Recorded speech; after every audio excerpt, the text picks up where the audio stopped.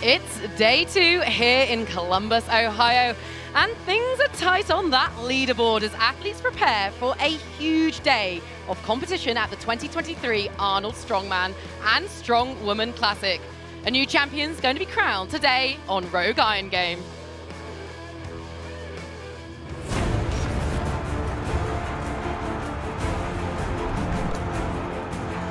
A new record and an event win for Tia Toomey.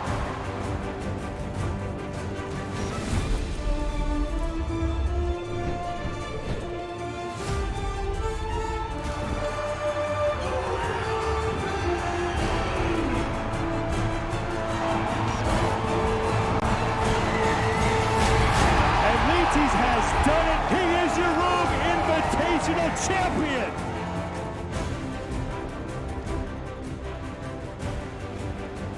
Hey everybody, welcome back to the Rogue Iron Game Death Show. Well, yesterday predictions were thrown out the window as Trey Mitchell and Inez Carrasquillo was in the driving seat after 2 scored events. But we've got a whole heap more coming up today and more opportunities to climb the overall. My name's Lauren Smith. This is Rogue Iron Game. And don't we have some excitement in store for you today at the Arnold Strongman and Strongwoman Classic. And there's lots of events coming up. The Rogue Iron Game show is going to be peppered throughout the day. But we're kicking things off with the Rogue Elephant Bar Deadlift. The Unspunnen Stone Throw comes at 1:20 p.m. and we're closing things out with the timber carry. The men is always going to precede the women. It's going to be a big old day of competition, and at the end of it all, we're going to be crowning some champions. I'm delighted to be joined on the desk by 2 men at the complete heart of the sport, Dr. Bill Crawford and former America's Strongest Man, Jerry Pritchett. Gents, great to have you alongside me.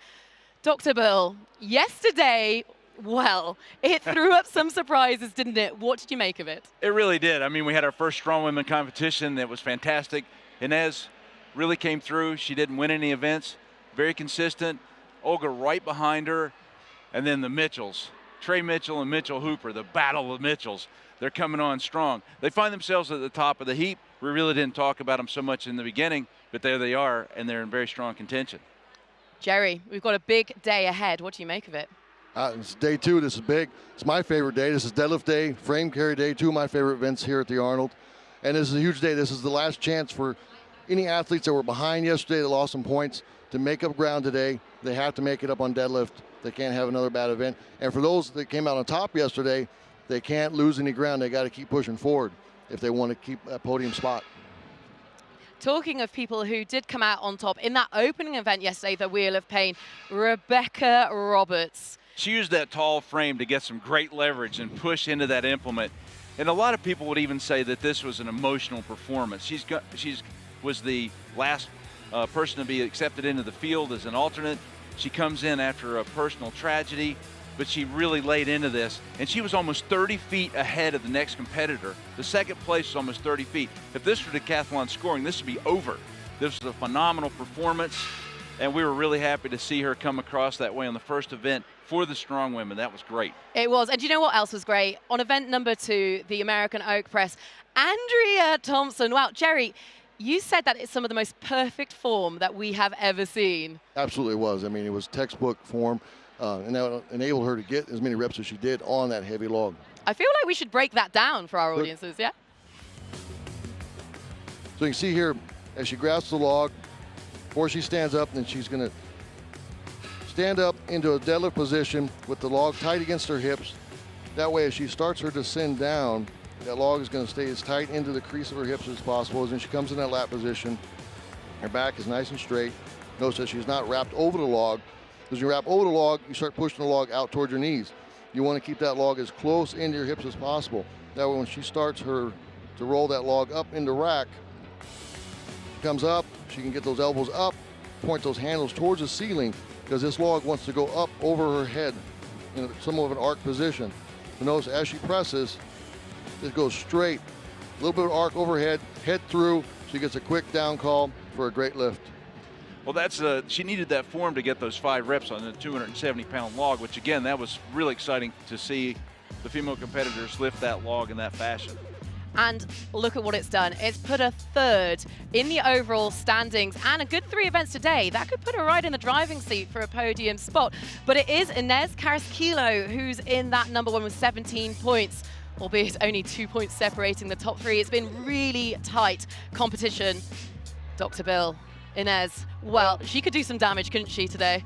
She could. Inez, what she needs to do is she needs to focus on the deadlift. I don't think her best is over 600 pounds. She needs to stay as close to 600 pounds as possible. There's going to be probably several lifters to get, several of the women to get over 600 pounds in the deadlift.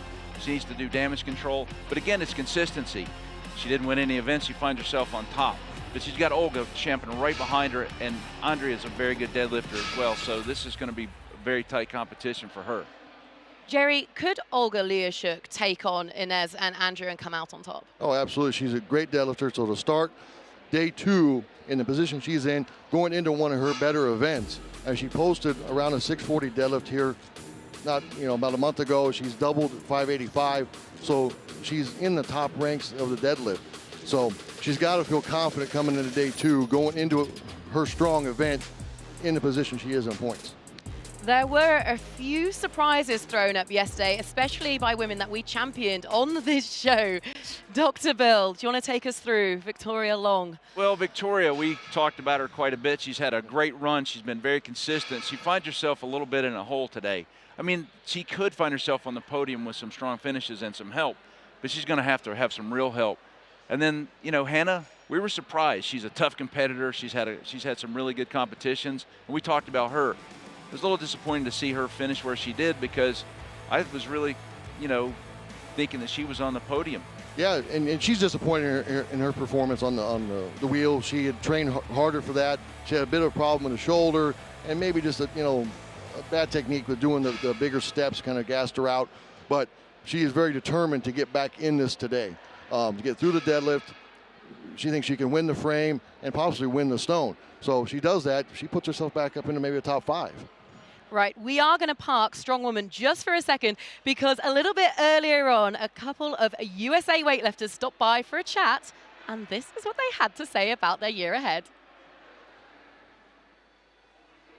Well, I am delighted to be joined by Mary Thiessen-Lappen and Matty Rogers, 2 Team USA weightlifters. I mean, Mary, coming back to the Arnold after last year's clean and jerk record, this place must hold just such a special place in your heart. Yes. Like I said, just walking in as a competitor last year versus coaching this year, it's a little bit different, but just kind of those chills thinking about what the crowd was last year and the record that I set, and had been kind of thinking about it for a couple of years. So it's pretty fun to come back and think about that again. Matty, what's your goals looking like for the season? I'm sure that the Olympics is in mind. Yeah, so the qualification just officially started at the end of last year. So we're just pushing right through that, and we have a pretty full year and first half of next year to finish that qualification. So just working towards that and trying to stay healthy. What does preparation look like? A lot of training, a lot of traveling.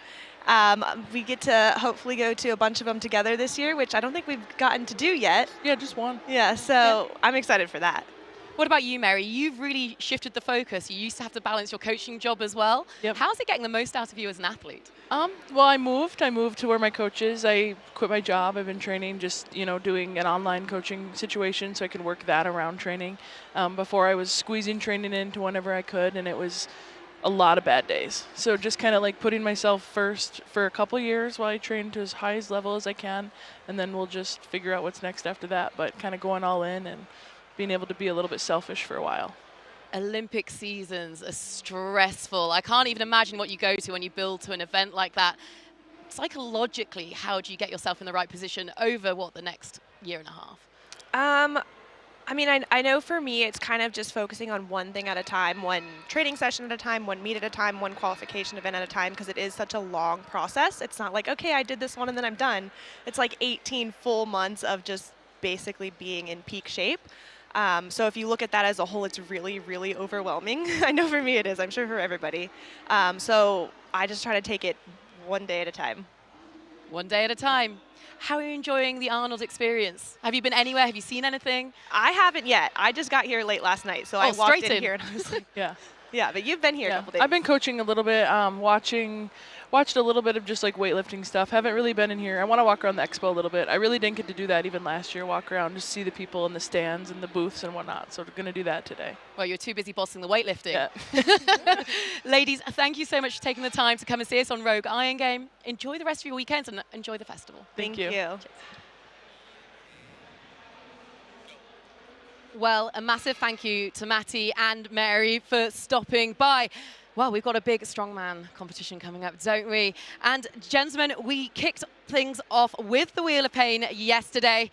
It was just one of those events, wasn't it? And, well, Mateusz Kieliszkowski, we bigged him up. We said that if he's back and he's fit, he could do some damage, and he really proved that on the opening event, Jerry. Oh, he absolutely did. And we knew that it was a great event for him coming into this. It's been a great event in the past, and he showed that again yesterday. Even though he wasn't happy with his performance, he thought he could have done better, but it was still more than enough to win yesterday.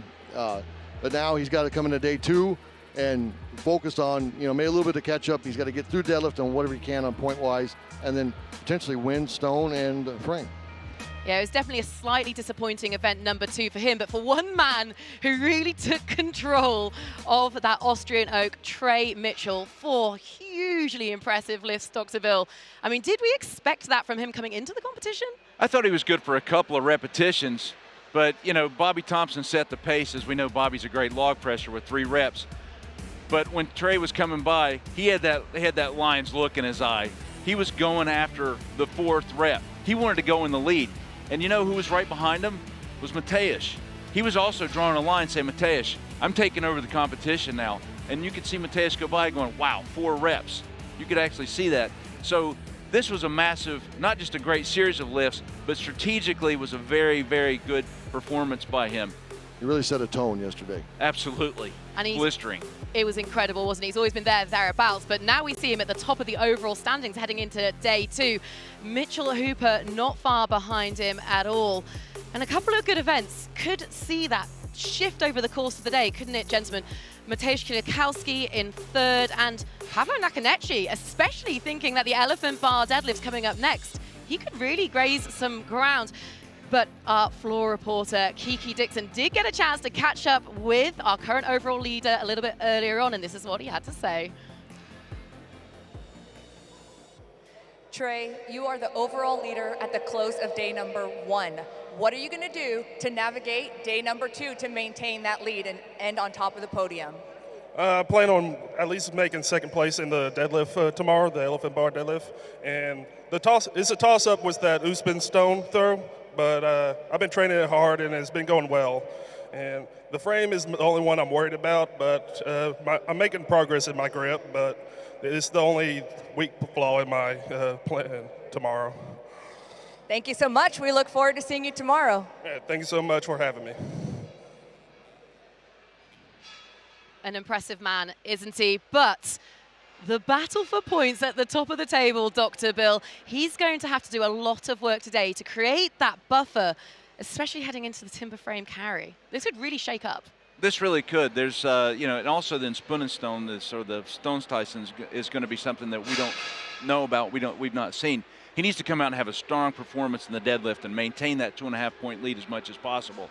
As he said, the deadlift is a good event for him, the Steinstossen, but then the frame carry. Last year, he didn't even pick it up, Jerry. He didn't get it up and get moving on it. So he's been working on that. Saw him this morning again. He says he's improved that, as he said with Kiki. But on the same side, anything can happen. We could find ourselves flipped upside down, and we've seen that on the last event of the frame carry, completely upside down before. It can definitely happen. Trey in the past, he's zeroed the frame. Now, back in August at the Shaw Classic, he completed the frame. It took him several drops, but he did complete it. So he's got to do that today. He's got to get to that frame. He can't afford 0. His 0 will not win this today. He has to finish that frame. So, well, one man who maybe kind of didn't quite live up to our expectation, and I hate that this is coming out of my mouth, but Tom Stoltman. I mean, he was another that we thought could come in and really kind of take control of this competition, and it just didn't happen. Well, surprised on the Wheel of Pain because that was a good event for him at the Invitational a couple of years ago where he had a very strong performance. But, it happens sometimes. This event can be fickle because if you don't have the you know, the leverage underneath the log that you want, that can affect it. It starts to slow down and it saps energy and it starts to work on you. You literally have time to think about what's happening to you as it's happening. And then coming out in the log, he did get a single log press, which was impressive for him, but he finds himself falling behind. It was just probably not what we expected, was it? And I mean, that's okay. He's still got a world's strongest man coming up. It's just, we just wanted to see a little bit more from him, really, wasn't it, Dr. Bill? Well, absolutely. I think with the time that he's got to improve on some events, I expect him to do pretty well on the deadlift, and he's a tall guy, so the Steins toss and the stone toss could be a good event for him. And then the frame carry, you know, where does he come through? I think today he potentially has a really good day. He's a good deadlifter. He's an over 900-pound deadlifter. He's pulled 920 on this bar before, I believe. He's good at the frame. Should be great at stone with his height. You know, and you know, day one, who knows? You know, some of these guys like him and his brother, they come over here across a flight.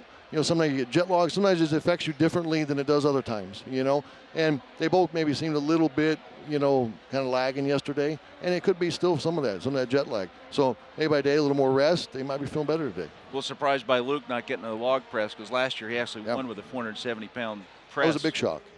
Well, we're going to hold on the strongman just for a second, and we're going to turn our attention to CrossFit, because we do have the 6-time fittest woman on earth in the studio right now here on Rogue Iron Game. She is such an impressive person, a 3-time Rogue Invitational winner, and she's currently taking some time away from the sport to start a family. I mean, every single CrossFit Games that she has been at, she has finished on the podium and never lower than 2nd place. A Commonwealth Games gold medalist, an Olympian, and we are delighted that she's taken the time out of her schedule to join us on Rogue Iron Game. Look at that, some really awesome moments from Tia Claire Toomey. And she joins me in studio now. Tia, it's literally awesome to see you and looking so well. Oh, thank you. I'm not even sure if you can see that, but how's the pregnancy going? How are you feeling? It's awesome. I mean, I don't want to boast too much, but I'm definitely having such a great experience and loving every single moment. I literally say to Shane, like, we don't want to wish this too fast, because we have no idea what we're about to endure, but this whole experience has just been so fun, and we're just so happy and so excited, and I just want to bottle it all up and just keep it like this forever. I am so glad that you're enjoying it so much. I mean, compared to your usual day-to-day that's always just been so training focused, how is this changing things up for you? It honestly has been an incredible guilt-free vacation, if you will. The fact that I get to walk into the gym and not focus about winning or my performance, and you know how I can get that 1% better every single day. I walk in there now, and there's definitely you know, a goal of just trying to stay healthy, move the body, and not put too much pressure or strain on the whole performance base. But it's been so enjoyable, and you know, I've just been trying to get all of our affairs in order, and you know, make sure that we're ready for the baby, and yeah, just enjoying life. I'm so glad. And inspirational as well. I mean, you're obviously inspiring as an athlete, but you've been taking on the open and you've been scaling. Suddenly, this whole new side to what you're doing as an athlete and how much you're reaching people. Does that ever hit home with you? I mean, when I walk around, you know, the event like this, and people are like, wow, it's so incredible what you're doing and stuff. And I'm like, oh, wow, thank you so much. You know, it's just so humbling to see that people are actually following along on my journey. You know, they're, you know, I guess encouraging me to keep going and doing the open. And I didn't intend to do the open, but I just thought, why not? Especially with this whole point system. And, you know, I mean, I haven't been able to do the muscle ups, and I haven't yet done this week's open workout. I'm going to go back to Rogue headquarters and do it. But we'll see if I can even snatch. Well, you might have a little baba in tow, but what are your plans for 2024 and beyond? Yeah, so I guess, one things that I want to focus on is just, making sure that the birth goes, I guess, as smoothly as possible. Not something that I've ever done before, so I just want to make sure that, that whole process is, executed right, and then recovery is number one key to setting me up for success. And what that looks like, I don't know. I don't know what type of recovery time I'll need. Obviously, that's just going to have to come after the whole experience. But, I definitely want to be getting back out on that competition floor as soon as possible. And we can't wait to see that. And we can't wait to see it as you as a mum. Thank you so much for stopping by on Rogue Iron Game. Well, again, enjoy the rest of your weekend. Now, when we're talking about people coming back to the sport, there is one man who recently announced in the build-up to the Arnold Strongman Classic that he'd be coming out of retirement. Well, that man is a man mountain, and, well, we are happy to have him home. I am announcing that I'm coming back. So this year I am training for squat, bench, and deadlift. And my goal this year is to break the all-time powerlifting world record raw held by Dan Bell. The record is 1,182.5 kilograms.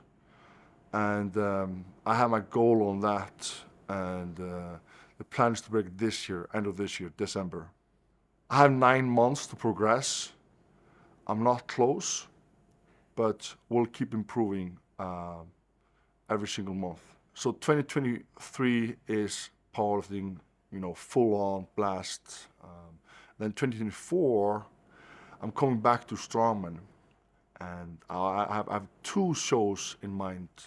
That's the Arnold Strongman Classic show here in Columbus, Ohio, and then Rogue Invitationals. And it's definitely not going to be a walk in the park like it never was. It was always a real fucking battle. But I'm ready to fight. I'm ready to fight, and I'm ready to give it my best and see where I stand among the guys today.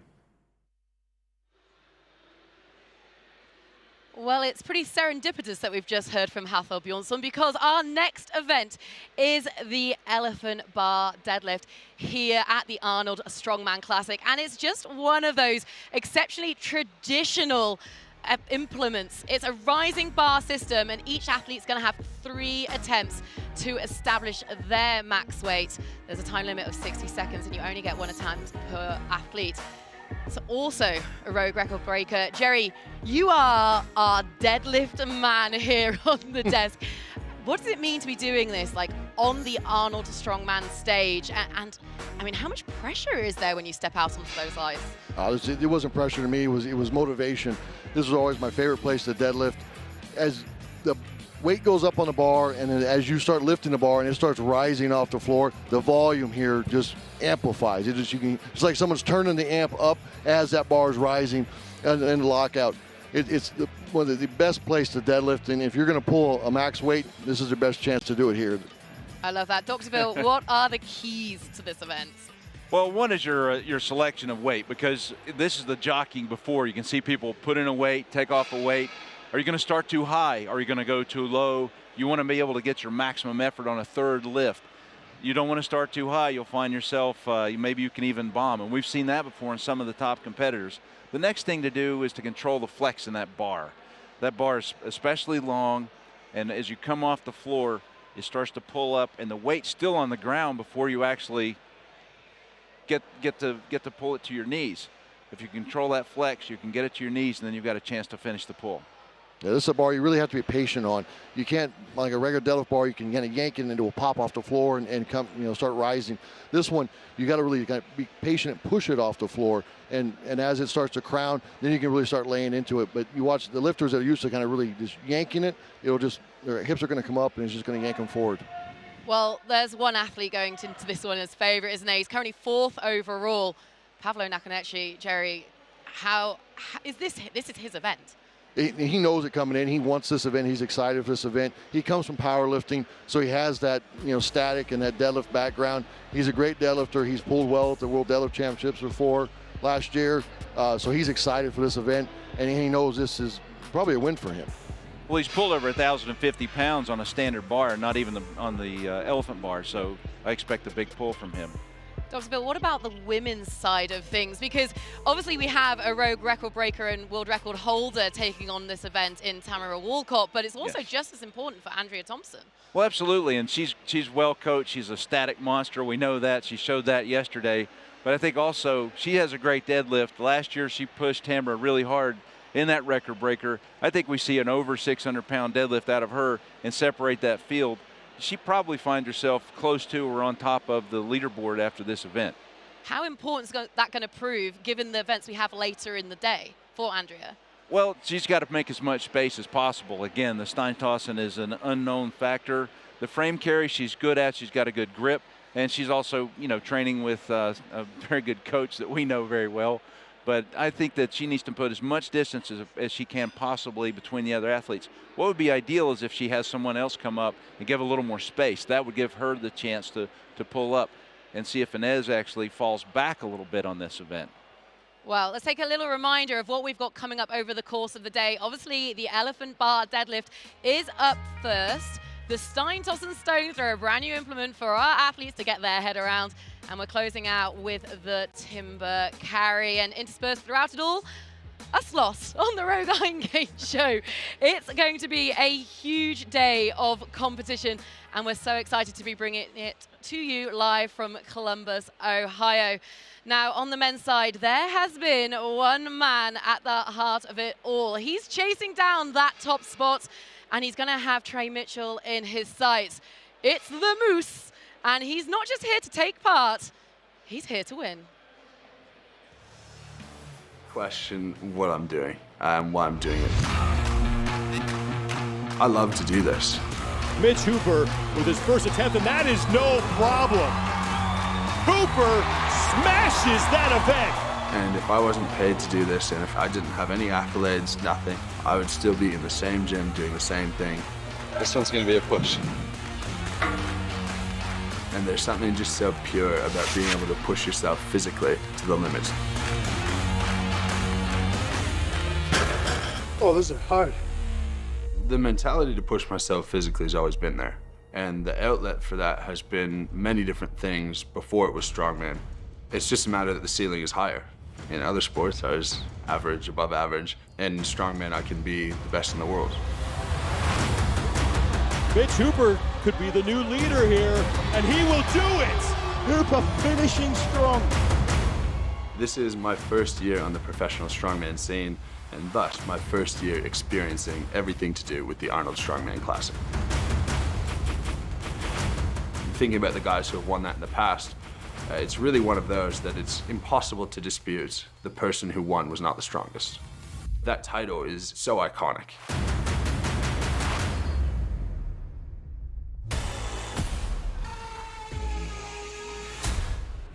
I don't have any glaring weaknesses.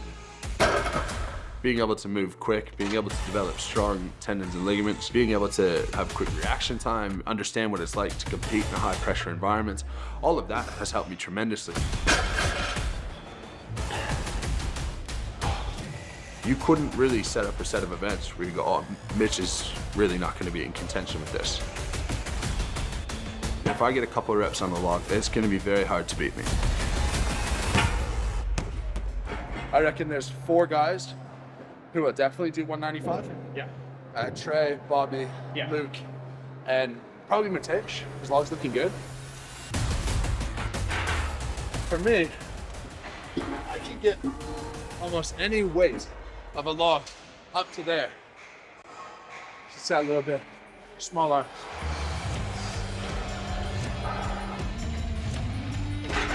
My general attitude towards professional responsibility when it comes to being a physical therapist is that if I ask you to push yourself in terms of resistance training, aerobic training, I had better have felt how that feels before.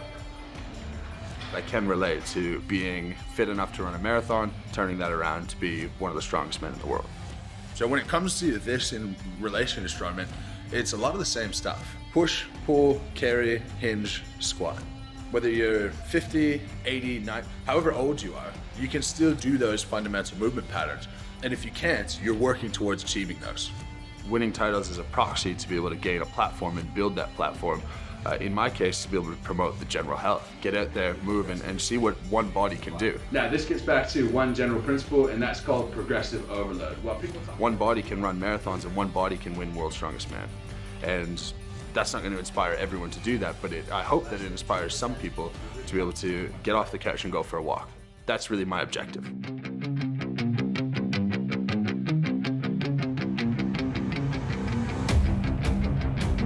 My athletic history helps me in a lot of ways. When it comes to things like Wheel of Pain, with a history in American football, I've literally been doing the Wheel of Pain for ages and ages, and now it's just putting it into an inanimate object rather than an opponent. And I can use my sports science background, take advantage of that to be able to get the most out of myself. There's something really primal about just knowing that you're physically capable more than other people. Just simply being able to look yourself in the mirror and say, I am better objectively than I was a month ago, a year ago, or even a day ago. It's so powerful.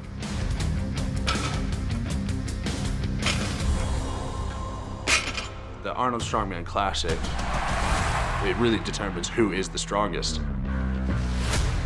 In a 5-event comp with 10 competitors, you might have the best log press, you might have the best deadlift, but you're slow in loading medley, or your grip has suffered.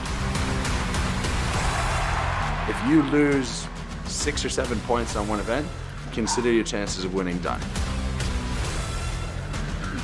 Come top 3 in everything, you'll win.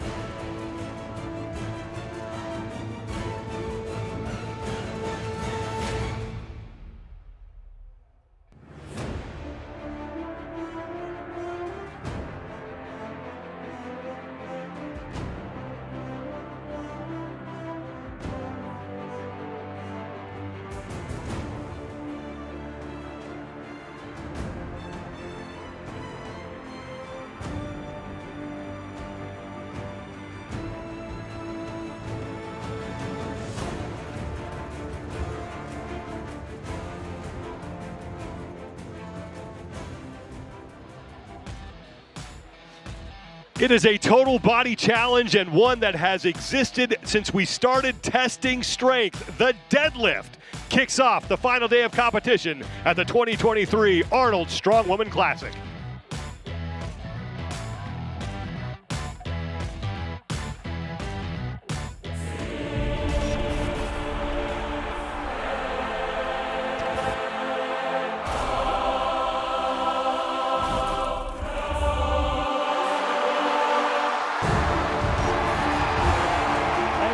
Has done it. He is your Rogue Invitational Champion.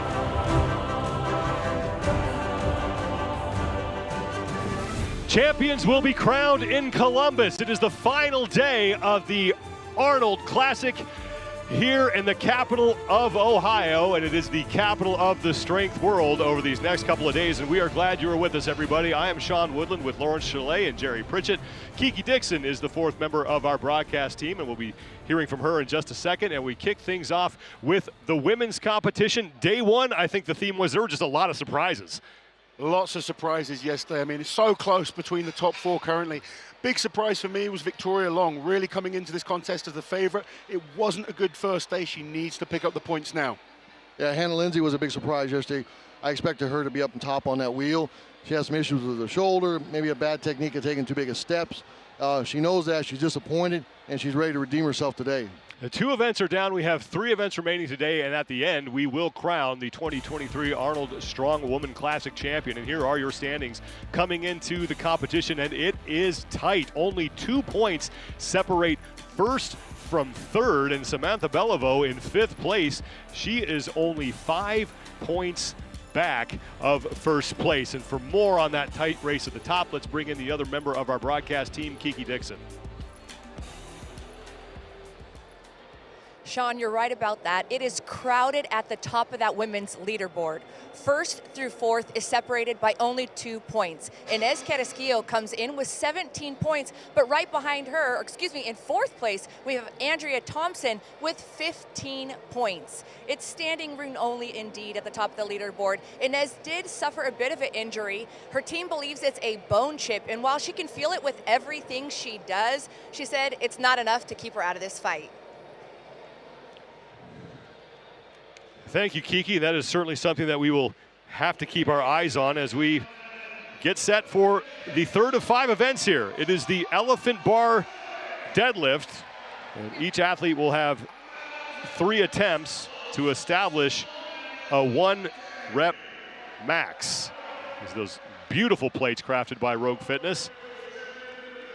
60 seconds will be the time limit on that lift, and there is money on the line for records that could be broken here. We'll get into that as we move through the event, but Lods, let's talk about the keys of the event presented by Beyond the Whiteboard. This is really a pure test of strength, all over body strength, but particularly the legs and back.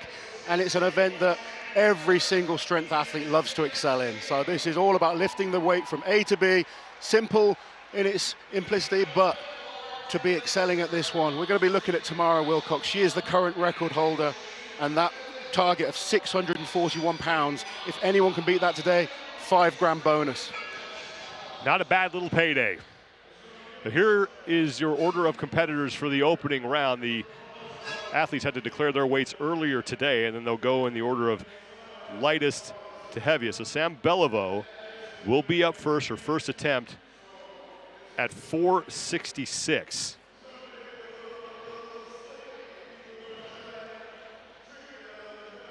That's a huge opener for women. I mean, think about that. I mean, if you go back a few years, I mean, that'll be a top lift for the women. Oh, the standard now, we keep saying it, but just the progress that we've seen over the last few years. It's exceptional. I mean, it's just, you think about it, I mean, it would have been a winning lift. And then let's remember with Sam, she's one of the lightest athletes competing as well. Sam Beliveau on day one had back-to-back 5th place finishes, 5th in the Wheel of Pain, and then 5th in the log lift. She was unable to lift the heavy log, but she did get 7 reps on the lighter one. Commandingly, too. Yeah, and she's always a fun athlete to watch. She's always having fun out there, big smile on her face, giving 100%. Because she really enjoys the sport. She enjoys competing. She's loving the crowd. I know she's so thankful to be out here on the stage It's just so great to see. These women have been working so hard for many years, and to finally be on this big stage means so much. What can Sam do with this opener? 466 pounds. Good lift. And that looked easy for Sam Beliveau. So 466 on her opening attempt is good. So lovely lift there from Sam, nice technique. So Jerry, you are one of the best we've ever seen on this event. What would you be looking at for your first attempt? You know, not in terms of weights, but as a strategy. You know, you want that third lift to be the biggest one. Are you just trying to build confidence, or are you trying to set a big number straight away and pick up points? You know, mine always how warm-ups went, you know, and this is day 2, you know, so things are different, you know, coming into this. If I felt good in warm-ups, I wanted a pretty decent opener to be at the latter end of it. That way, you know, you watch kind of guys go and you drop out and see where you're at. You know, if the times I was confident in my deadlift, I always had a pretty good opener here. So for people watching, just to kind of explain the rules of this event, this is a rising bar system, which means an athlete could potentially follow themselves if they're not such a confident deadlifter. You know, you got someone like Jerry in there who's going to come in much later. Some of the athletes, they're not so confident in their deadlift. This is a really interesting one for the athletes like Sam, who's not the biggest deadlifter in this lineup. How much of a break is she going to get between her second attempt? Yeah. And they have to be very smart, because you cannot waste a lift here. They got to get as much as they can and not waste a lift. So you can't get too greedy and get, you know, too big of a jump. So we've got Hannah Linzay coming out next, attempting 476 pounds. Yeah, Hannah Linzay, 9th place overall after 2 events. Her best finished was a 9th. And that was a real shock yesterday. You know, she came 3rd at the Arnolds last year. She wants to be showing what she's capable of. She's a great lifter. Just day 1 didn't go to plan. She needs to put that behind her now, start off the day focused on this deadlift. I think if she can get through deadlifts, it's not a great event for her, but it's not a bad event. If she can salvage some points, and then she's very confident on the stone and the frame, she could probably make up some ground there. 476 now for Hannah Linzay. And that is no problem. That's a good solid lift there. And that's what I would expect with this first lift. The first lift, you know, they're not going to the maximum weights that they're capable of. They're trying to put in a solid number, but build that confidence. This one really should be, I mean, when my deadlift was at its best, yeah, I was still open towards the end of this, but you still want it to be kind of your last warm-up, that first lift out there, because it's your first lift on the platform, on this bar, and it's all a little different than what you're touching in the back. Yeah, absolutely. When you go from that backstage lift, you know, there's no one watching you, there's different lights, you're on different flooring. You suddenly go out there onto the main arena, 2,000-3,000 people screaming at you, the lights are on you, however many people are watching at home, you know there's that pressure. And it is all about building that confidence. If that first lift feels good, then you have the confidence to go on and push a little bit harder on rep 2 and number 3. Donna Moore will be up next. Moore comes in tied for 6th with Victoria Long with 11 total points. She's had a great start to the competition, took 3rd in the Wheel of Pain. And Jerry, let's talk about that elephant bar, because it's something that I think that a lot of people who are used to deadlifting have never had their hands on. What's the difference between that and just lifting on your normal barbell? It's a lot different than what a normal deadlift bar that, you know, that Rogue that sells and you see in a powerlifting meet or in a powerlifting gym. It racks much different. It's got more flex. You have to be more patient on it. You have to really push the bar off the floor and be patient. So the deadlifters that are used to on a deadlift bar and just yanking that bar, you're going to see when they get heavier, the bar's going to pull them forward, their hips are going to shoot out, and they're going to be out of position to finish it. So you really got to be patient and really push that thing off the floor, and then really kind of lay in and just don't let off of it, and then it will come up. It gets the misconception that it's easier because it's long and has more flex. It's actually more difficult of a deadlift. Donna Moore is going to jump up to 506 for her opening attempt.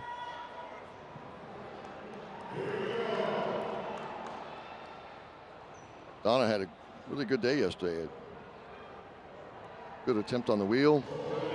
The Wheel of Pain was excellent yesterday, really impressive. Yeah, really great. I think her new form is really fit for that, you know, she's more fit than she was years ago. And come on, Donna. There we go. And 506 is good for Donna Moore. Solid lift there. A little bit sticky point around the knees, but once she got over those knees, very strong lockout. Kind of shifted a little bit. You know, it's coming up. Not sure if that was something in the hips or you have to maybe see a side view of that to see. Sometimes at this point, your event 3 in, they're long days here as well. So the athletes are sore and tired from day one. And sometimes the glutes are a little bit tight, the knees are sore, the back's sore, and you do just see people shift over to one side. It's not perfect technique at all, but when you're in competition, you can't hold back. Can't hold back, but you know, Laws, how much those heavy logs take out of your posterior. You know, so they're all hurting today coming in. Sam Beliveau is going to be up next for her second attempt. Now, this is exactly what you were talking about, Laws. Like, not a lot of rest for her now between her first and second attempts. Yeah, absolutely, and that's one of the disadvantages when you are one of the first to go on this type of event. You're not going to get the long rest periods that maybe some of the stronger deadlifters will get, that we'll see later on. She's got a pretty quick turnaround to come back out here for the... Let's take a look at her first attempt at 466 that she hit earlier to open things up, and it was an easy lift. Not a lot wrong with that. This should be another one. So Beliveau jumping up 40 pounds to 506 for her second of 3 attempts.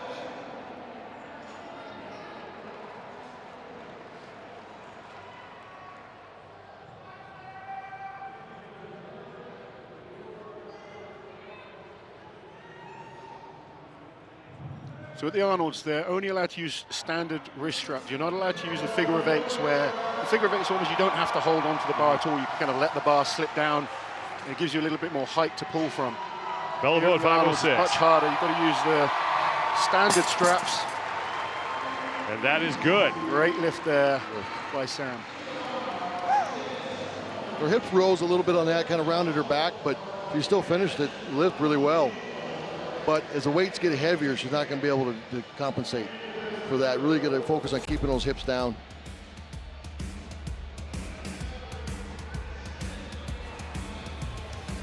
Just rose just enough. Just getting a little better position down the bottom where she can pull her shoulders back. She's going to need that for the lockout in the heavier in that third. We'll keep 506 on the bar, and Hannah Linzay's going to step up now for her second attempt.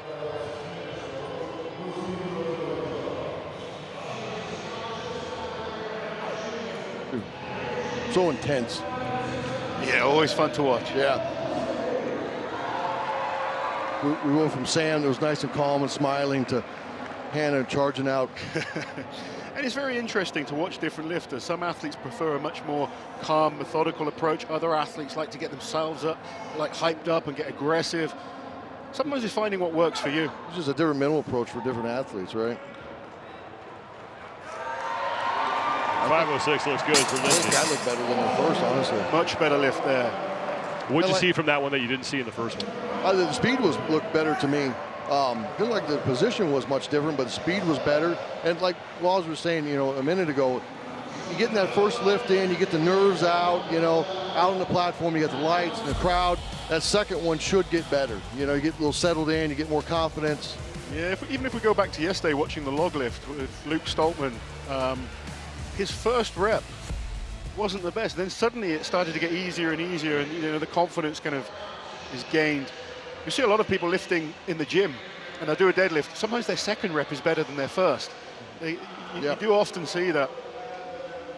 Donna Moore is going to be up next. She is going to raise the weight to 521. That's 236 kilos.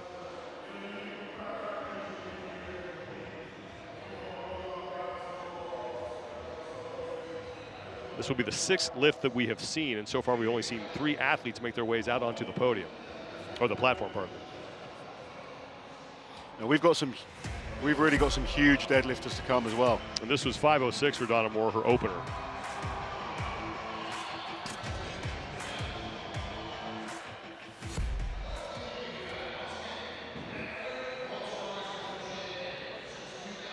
It's a good first lift. A little bit over the bar. She can stand there by pull her shoulders back a little bit and kind of twist those elbows so she's not, if you look, she's kind of tense on the biceps, kind of pulling on it. There's a way you kind of twist your palm into the bar. You can kind of rock your elbows back. It'll open, it'll straighten those biceps out. That way you kind of get out of that row position. Those arms are kind of cocked. That's a really bad position to be in on deadlift. Especially an athlete like Donna who's torn her bicep recently. Yeah. Wants to make sure those triceps are flexed, keep those arms fully locked out. Second attempt now for Donna Moore, 521 pounds, 236 kilos. Ideally with a deadlift, you're trying to combine the leg drive with the pull from the back. It's getting all those major muscle groups to work together. Yeah, I always try to change the deadlift. Everything goes over a pull and you kind of yank it. Is the first part is a push. You want to press it off the floor, and then you start pulling it to finish it to lock it out. A lot of times you tend to pull and yank. The shoulders come forward, the hips come up. Donna Moore will have that. She actually gains speed when she gets over her knees. She looks, once she goes over those knees, that lockout is looking really solid. Really strong. That one looks smoother than the first again, like Hannah. Puts Donna back into the lead there, 521 pounds. Take another look at Donna Moore at 521. Yeah, it's a good smooth lift, and like I was saying, her lockout strength is really strong. She gets over the knees and really gains speed. Sam Beliveau is going to come back out for her third and final attempt at 536 pounds, about 243 kilos. And you got to think, this is 3 quick lifts for Sam. I mean, almost going back to back with just one lift in between. We'll take a look back at her first 2 lifts. The first one was 466, the second 506, and she's about to make that 30-pound jump for her third and final lift. You know, Laws, there's really that kind of fine line on timing, right? Like, you don't want to go too quick, but you don't want to wait too long because you start getting cold. There's like a really fine line of timing between, and those don't always work out in competition. I remember watching you lift in the World Deadlift Championships. You were made to wait an awfully long time between attempts. And it's well, especially when you get into the big weights, it's so crucial on the timing. What kind of time do you find works best for you? Because obviously people in the gym, they can go at their own pace, but what's the perfect timing for someone like yourself? You know, if I can have between 5 to 8 minutes, I think it feels pretty good. Especially on the big lifts, obviously your warm-ups you can speed up a little bit, but I think the big lifts, I think that's a pretty good time before you start getting cold or stiff, and you're still hot, but calm down enough from the last one. I always find for myself, when you're approaching big weights, a lot of it is just mentally getting yourself ready. Yeah, you got to reset. Yeah. Because it takes a lot out of you. I mean, not only physically, mentally, because you got to go to that place to pull those big weights, and then so you really kind of got to come back, calm down, and then re-amp back up for that. And that's sometimes why the second rep is better than the first attempt by a lot of the athletes, because that first one, they try not to expend too much energy. Right. They try not to kind of celebrate too much, because that's draining as well. It's just about getting out there, getting used to the environment, get a good, solid, safe lift on the board, and then you start really kind of putting the pedal on the gas and coming back with the second and third attempt being your real big ones. Another interesting fact with this type of deadlift is the athletes are allowed to select their own weights. Some contests, the weights are selected in certain jumps, whereas this becomes a lot more technical, because if you're looking at different positions on the scoreboard, you might not think, okay, I'm going to go for the PB today. I'm going to focus on making sure I beat this one athlete. Or you might find an athlete takes a big risk to go for a big number, and you just try and beat their second lift in case they've missed that third lift. Yeah. There's a lot at play with this type of deadlift. A lot more tactical than just going out there and lifting. 5:36, final lift for Beliveau. That weight rooted to the ground there. She's had a quick turnaround, not a whole lot of rest here. Come on, Sam. One last effort. Big push. It's so rare to see someone come back and get it on a second attempt. But she's happy, she's smiling. As always, such a wonderful competitor to watch. 5:06 will be her final score. Still in it with a great deadlift, 5:06. That's still a huge number. You could see the reaction after the 5:06. She was happy with that. Yeah. So you knew that was a big lift for her. Yeah. So Beliveau is done. looks like Hannah Linzay is going to go for 541. And we'll take a look back at her first 2 attempts. 476 and 506 were both good. Let's see the focus and intensity. He's staring down that bar. Now, her second one gained speed over what her first one looked like. So she's had a little more time to rest than Sam did. So I expect her to crush this one. Yeah, based off those last lifts, I think she's more than capable of this. 541 pounds, 245 kilos will be her third and final attempt. There's just a lot of excitement out. Not only with the crowd, but with going against the other athletes on a deadlift like this. Like you and I, Laws, we had a great battle years ago at Giants. Yeah, we did. we tied with a 9:53, I believe. Yeah. Yeah. But it's just, you got to get that back and forth. One guy pulls it, I got to pull this too. It does. You end up getting to the point with, right, that guy did it, so I'm going to do it.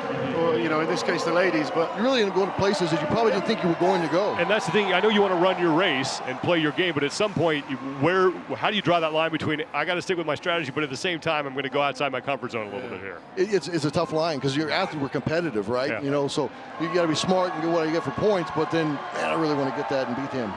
Here's Hannah Linzay at 541. Come on, Hannah. Yes. And that will count. Look at the effort there from Hannah Linzay. And the nosebleed. Takes us back to Shivlikov style deadlift. Yeah, she's excited.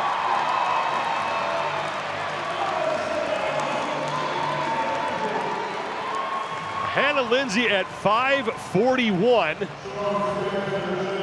She's so excited to be competing on this stage. She's very appreciative to be on this stage, as well as these other women. And so to see her get a huge lift, the crowd's reaction, that's really cool. Even Donna Moore there smiling at that one. Yeah. Now, Hannah Linzay just cut from a different cloth. She played goalie on the University of Louisiana Monroe soccer team. And if you've ever been around goalies, they're a little different sometimes. Yeah. As Laws was saying, Donna smiling right there. That's always been the coolest thing to me with strongman, strongwoman, right? We all want to try to beat each other. We all want to win. But we get just about as much excitement as watching one of our fellow competitors hit a big lift. You always wanted to beat them, but you want to beat them at their best. Yeah, exactly, yeah.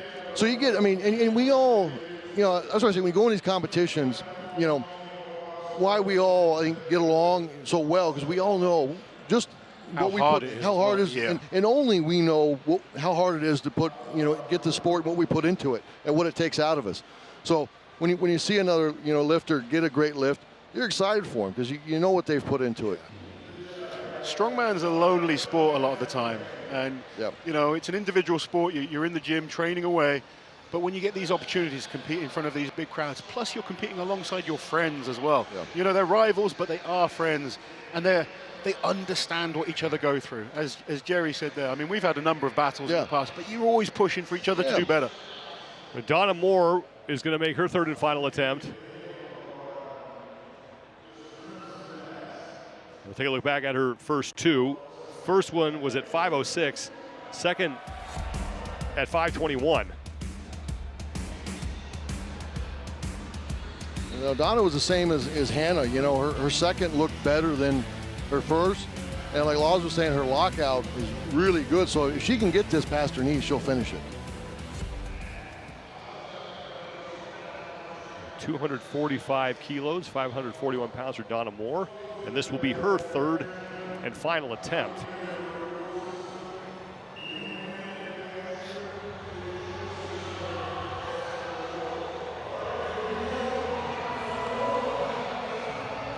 Let's go down and attack this.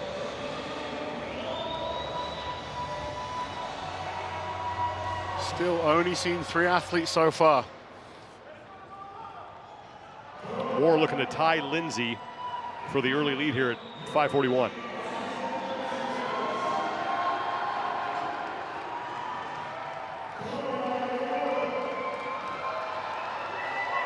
Donna straps herself into the bar. Brings the feet in. Now she's going to have to drive hard with the legs. Maintain that position. It needs to go over the knees. She's got it. Donna Moore has There it. it is. 5:41. And she worked hard for that. There was a point where it looked like maybe it wasn't going to Started go. to pause out, but It's funny with the deadlift. You get it to the point of 1 inch below the knees and 1 inch above the knees feels totally different.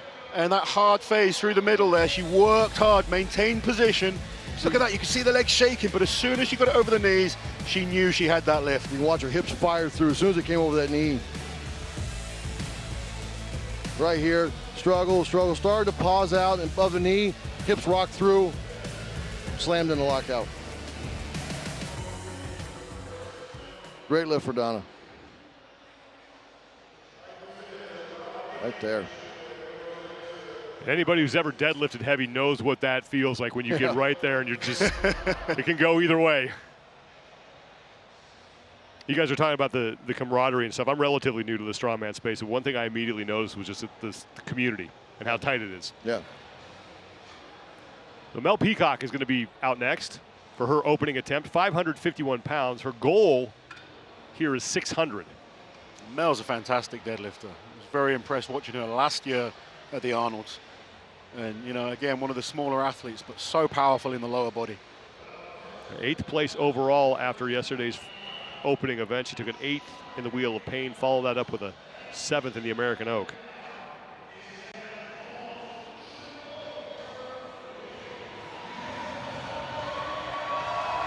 .551, 250 kilos.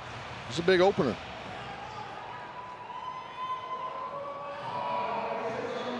Now as we start getting into the stronger deadlifters, openers are getting bigger, getting close to that 600 mark.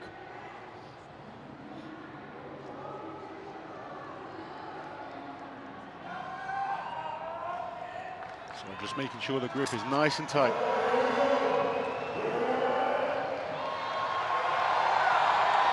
And that was a solid lift there.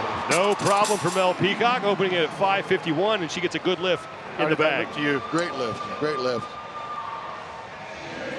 Dropped her hips stayed down, shoulders were back, upright. I mean, perfect.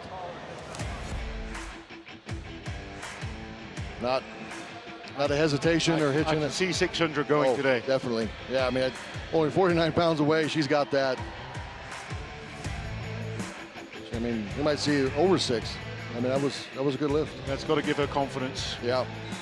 Yeah, on an opening lift too, when, you know, still the first time on that bar out here, and, you know, all the aspects of lights and crowd and the timing too. That's always the thing too, is you get psyched up to walk out, and then you still have to wait on the timing to when the bar is ready and you're called up. Here comes Rebecca Roberts for her opening attempt at 551. She won the Wheel of Pain yesterday with a mark of 92 feet 9 inches. That would have been good enough for 4th in the men's division. It was huge. I mean, she won by what, 30 feet? It was not even close. Such and a that one dominating looked easy. You know, she feels, you know, that she was maybe a little overlooked, that she shouldn't have been an alternate. And she came out yesterday and proved that she deserves to be here and should have been on the main list. Oh, 100% she deserved to be on that main list. And so I talked to her last night at the SPD dinner, and she was focused on having a great day today. Get up and deadlift, and she believes that she can win stone and frame. She's such a powerful athlete. There's still technical areas where she can improve in. Clean up, but yeah. So much power. So Olga Liaschuck is up next Strong. at 551. This will be her opening attempt. Now, Olga just a few weeks ago posted like a 638 deadlift in the gym. Yeah, she's looking stronger than ever on the deadlift right now. We might see her up around that record. 250 kilos, 551 pounds for Olga Liaschuck. And that is good. Good.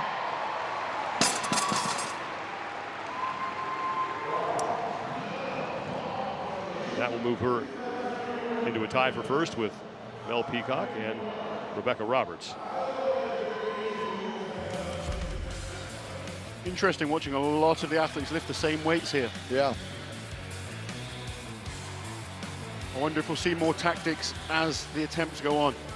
Yeah, definitely something you want to watch as you're going. I mean, you want to stay away from those ties. You don't want to split points, especially in an event like this where you have the opportunity not to, you know.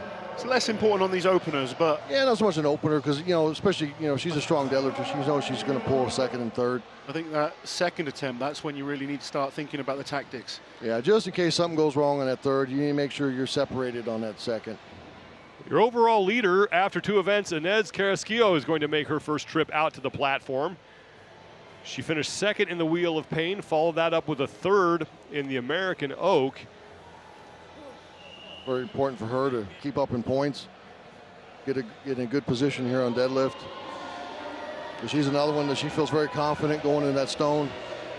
Yeah, she's a former athlete. She's a former shot putter, actually. So, you know, throwing is her bread and butter. And she's great at events like the frame. So if she can kind of stay in a good position after this deadlift, she's going to be very dangerous. 561 pounds for her opening attempt, 254 kilos.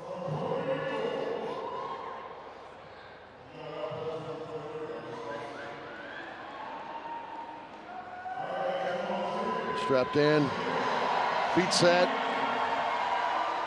rock back, drop the hips. And that is good. Good lift there. Lift. It was a heavy first lift. It was a heavy first lift. A little bit of a hiccup, hitch. But, you know, then too, you know, it's a first lift out there. The second one could go much smoother. Yeah, we've seen that already today. Yeah, we've seen that several times with, you know, a couple of the other girls.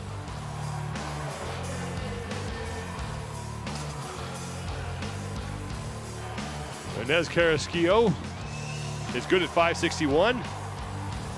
On her opening attempt, she has 2 remaining, and now Victoria Long will be the next woman out, and she will jump up to 566. It's so important for Victoria to start off today strongly.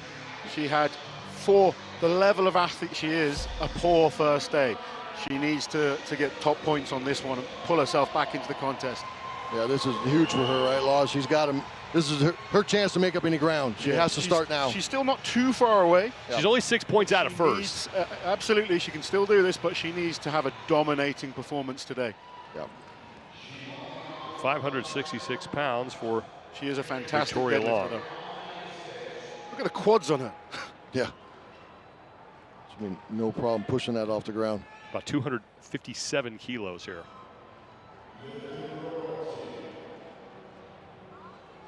I like the wide setup.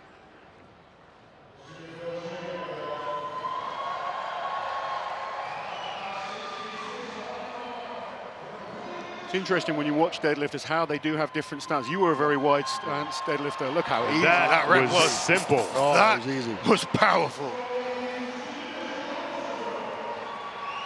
That was certainly the fastest of the last 3 we saw. That still looked like a warm-up right there. That was an easy warm-up, yeah. Yeah, she definitely used those legs to push that thing off the ground. And that's a really wide stance. Really well, wide. Very similar to the man stood next to me. Very wide. But it works. Yeah. And often that is what it's all about with a deadlift. You know, there's fundamentals that we try and teach to everyone, but foot stance, angles of the feet, they're all little kind of things that become important to the individual lifter. You know, coaching athletes, Laws, that, you know, everybody's leverages are going to be a little different, you know, so there's not like a textbook, this fits all. No, not at all. So you got to tweak different things for different athletes because their leverages, you know, are all different. Andrea Thompson will be up next. She is going to attempt 576 pounds, a little more than 261 kilos. Andrea, the former record holder on the elephant bar deadlift. She's in 3rd place overall coming into the day. She's only 2 points back of Kieliszkowski for the overall lead. Thompson was 6th in the Wheel of Pain, then won the American Oak. It was a strong event for her. Yeah, unbelievable on the Oak yesterday. She needs a big performance here on the deadlift. She's got to be excited coming in on for the day 2 on a good, you know, starting with a good event. That's always a confidence builder coming in. That you know you can get some good points. It has momentum after that event win to close out day number 1. Log. And now 576 pounds, 261 kilos for her opening lift.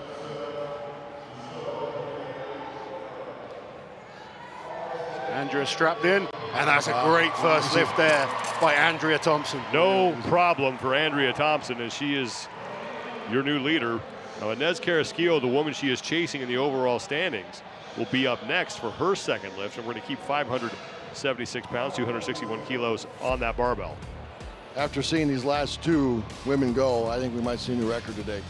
Well, we've seen two incredible lifters go, but we have the current world record holder coming up next in Tamara Wilcox, the powerlifting world champion. We might see a couple world records today. We could well do. This could be a very exciting deadlift competition. And if you're just joining us, if someone beats the record here, this is a Rogue Record Breakers event. That's $5,000. So 641 pounds is the record. I said Tamara will be coming out next. Tamara's still not coming out. Still not. What is she going to be opening with? Inez Carrasquillo is going to go for her second lift at 576. She hit 561 on her opening attempt.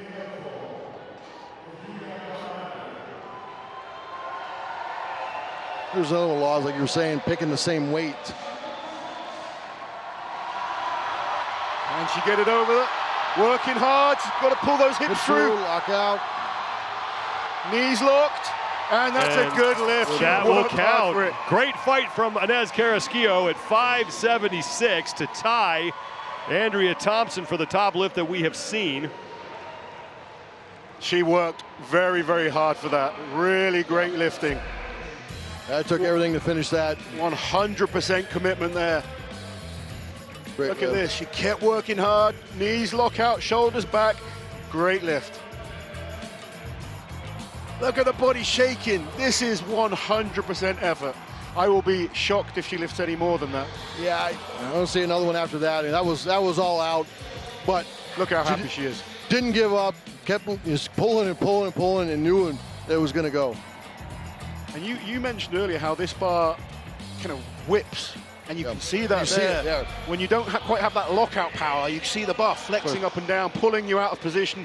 She worked so hard to lock that out. That was a great lift, great effort. And we're going to see that more and more, Laws, as the weight starts going up. That bar just starts coming alive. Mel Peacock is going to come back out onto the floor for her second attempt. 581 pounds, about 264 kilos here. Her opener was very easy. I would expect this to go just as well. Yeah, Mel's first lift, very strong. Big jump to 581. Mel Peacock has said her goal is to lift 600 pounds here at the Arnold. This will be the tell if it's on track. And 581 is good. Strong lift. So definitely worked harder for that one, but still a very solid lift. Slowed down a little bit, but still didn't have to hitch it, still pulled it straight in the lockout. Definitely still more there.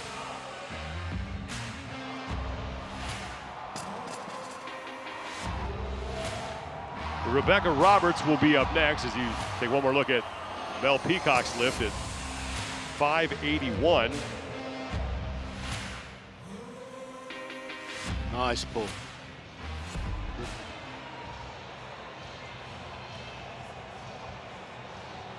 We have seen 9 of the 10 women lift so far. 3 are done, and now 6 have made their second attempt. And Thompson has yet to get on the floor. Tamara will. Pardon me, Wilcott. Sorry, my fault. Yeah, that's Tamara. Sorry.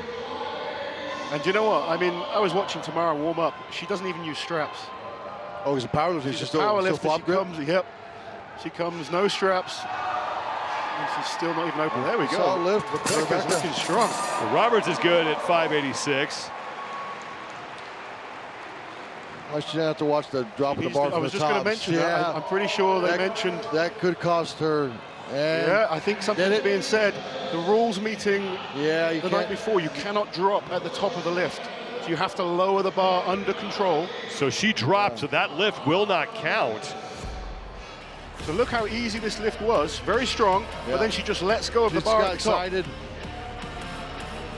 And unfortunately, we've seen that, Laws, right? I mean, Eddie Hall's done it. Eddie Hall's done it. You're in the moment. You're kind of happy with the lift. You're not thinking straight. So excited and And that's a tough break for Rebecca Roberts, because that would have been the top lift that we have seen so far. Yeah, that could affect her overall going into stone. So Inez Carrasquillo is back out. Now she's your overall leader coming into this event. And this will be her third and final attempt here at 586 pounds, almost 266 kilos on the barbell.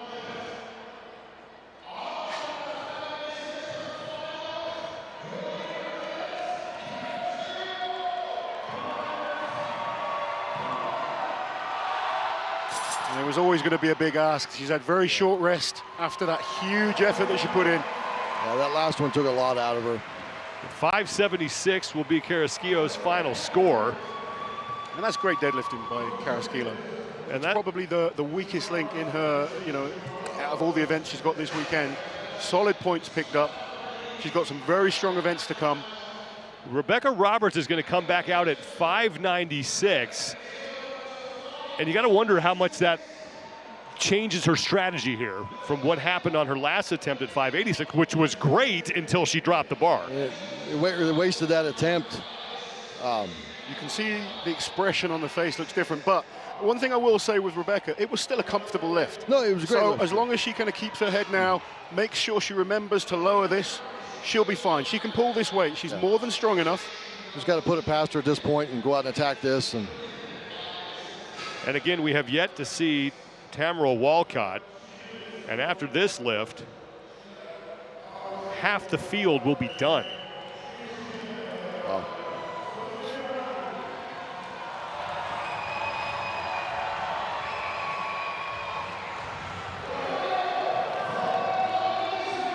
Come on, Rebecca, you need this.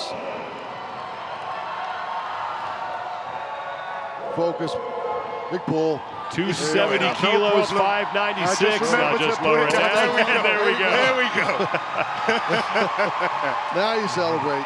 There you go. So 596 for Rebecca Roberts for her final score. It was still comfortable. I think there was more there. She's got more, yeah. Just a bit excited on that first one. Yeah. Yeah. As Jerry said, we've seen it before on the men's side. Sometimes it's just with the great emotions. Lifters, with great lifters, Yep. I mean, it happens. You get excited, and the first thing you want to do is celebrate. And you gotta realize the lift's not quite over yet. You got to lower it to the ground. I love the way she lowered that down. Well, we have a correction. That was actually a 601-pound lift, 273 kilos. That's a great lift. That's a huge lift. Great lift for her. So Tamara Walcott will finally make her first appearance, and she is going to open with 601 pounds, 273 kilos for your current world record holder. And this is the event she's been looking forward to. Completely new to Strongwoman, but she is one of the best deadlifters on the planet and the current elephant bar deadlift world record holder.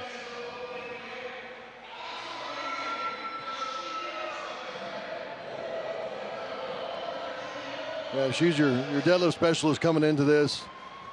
And obviously with this opener, you expect to see a big number out of her today.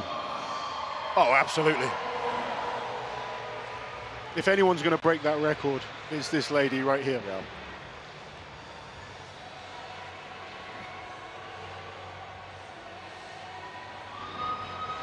Walcott making her first ever appearance at a Strongwoman competition. We've seen her in the Rogue Record Breakers. Last year is when she set that record at 641, but this is the first time she's competed in a contest, and what a way to make your debut at the first ever Arnold Strongwoman Classic.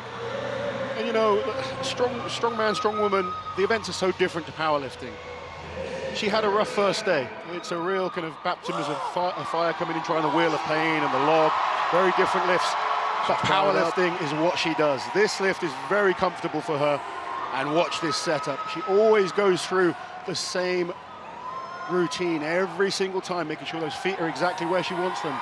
Creating torque through her body, so she's getting those glutes involved, the quads, the back. And as you mentioned, no straps. No straps. And that looks easy for Walcott. And that is just incredible deadlifting right there. She still has 2 lifts remaining, and again, half the field has already finished here. You can tell just on her setup on when she just grabbed the bar the first time, she yanked it off the ground. I mean, So much power there. I love watching her deadlift. She goes through this same routine every single time. You know, she did a little bit on log. She stepped into like that little bit of that same setup. Unfortunately, log and deadlift are very different, but yeah, you know, that was just beautiful to watch.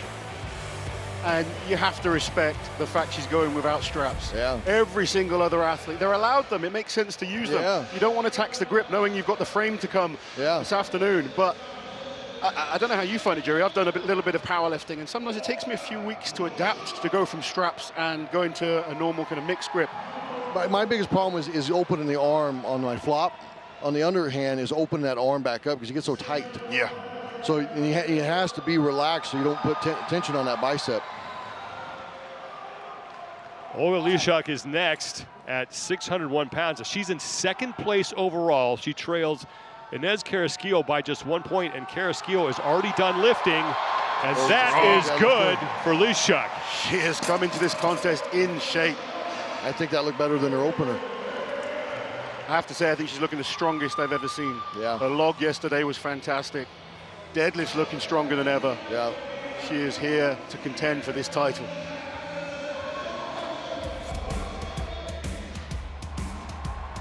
Great pull. This is going to be an interesting battle. These top few women. Yeah. What we're going to end up with in these top deadlifts here. We still got, you know, second and thirds, and you know, for several of these women. So we're not close to the top yet. Mel Peacock is going to come out for the third and final time. 6:01. Here's her 600 she wanted. 273 kilos. Let's get behind her. This is a massive lift. You know, Lars, when you have that number in your head, you know, you put everything into it, that focus of what you want, you know. Yeah. Get the crowd behind her. Oh, Mel, you got this.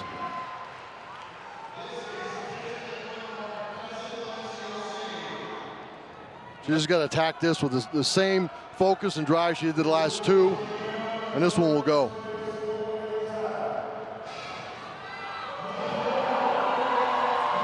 Final lift for Mel Peacock, 6:01. Come on, Mel. Come on. Come on, get it over those knees. Oh. Just a few pounds too many. Still has time, but that was a lot of energy expended. Second attempt at 6:01. The crowd are trying to lift her. It's so rare that you see someone manage to lift it after that first effort. But still, great lifting from Mel Peacock, the lightest athlete out of our top deadlifters right there. So now half the field is finished.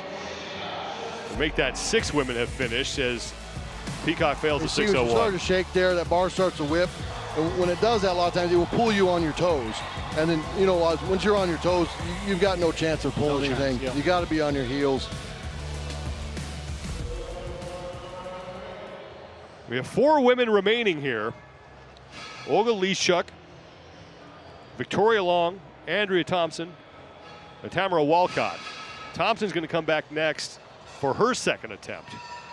Andrea had a very easy opener. Her opener was excellent. She's looking really good. This is an important lift, though, for Andrea. She's Thompson's going to jump on up. The full competition. Pardon me, Thompson's going to jump up to 621 pounds. It's 282 kilos. So this is close to the most she's ever lifted on this bar. Former record holder. And her first lift was at 576. That was such a quick lift, that was.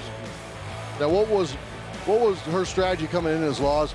Was she going to kind of go up on the second to a range where she knows she's comfortable and then kind of go for broke on the third, or? She's really trying to focus on the whole contest. She's looking at the athletes that are closest to her, so the likes of Olga, the likes of Rebecca, the likes of Inez. Yeah. She needs to try and beat those athletes. Stay up on points. She doesn't need to worry about Tamara and Victoria so much, although Victoria, if she wins this, is going to suddenly be a threat. So I just know how, because I know she's had this record before. How bad does she want it back? You know, you can talk strategy beforehand. I know. But then an athlete gets out there and that competitive environment kicks in. If she makes this look good, she will push. It depends how this lift goes for her, but based on her first lift, she's looking I expect really this one to strong. go well. This is lift number 2, 621 pounds, 282 kilos for Thompson. Third place overall. She's got very strong legs, very powerful at lockout. She needs this lift, and that was easy. Oh, that was easy. No problem for Thompson. I see a record. I see a new record there. Well, Victoria Long is going to be the next woman out, and she is going to lift 631 pounds, so we're 10 pounds away from the record, and Walcott has only made one lift. Yeah. I see a record there, and her possibly taking 5K back home. That was a fantastic lift. That was right a great there. lift. I mean, not a hesitation at all. I mean, it looked just as easy as the opener. She's even shocked herself. You can see by the little smug smile on her as she smirk. walks away. She was like, "Oh, it's feeling good today." Yeah. Well, this is a good day. Those are the greatest feelings. Yeah. How When you turn up to competition and that bar just feels light, that is the best feeling, and you know you've done everything right leading up to the contest. Because believe me, and Jerry will tell you as well, it doesn't always feel like that. Yeah. You'll be having gym sessions that feel poor. You the confidence can kind of get knocked sometimes. Yeah. Well, especially given what they did yesterday, for it to feel that way, I mean, that has to be a huge confidence boost. Exactly, yeah. I really thought that the Wheel of Pain would bring the numbers down. It doesn't seem to be affecting our ladies. No. They are looking extremely strong. And as Jerry has said, we could see one, if not a number of athletes break the current record. We really could see multiple world records here. Here comes Victoria Long trying to get the crowd behind her. 631 pounds, 286 kilos. She knows she has to have these points to get back in this. Yeah. And based off her opener as well, I'm expecting this to go. She looks so strong. Very easy.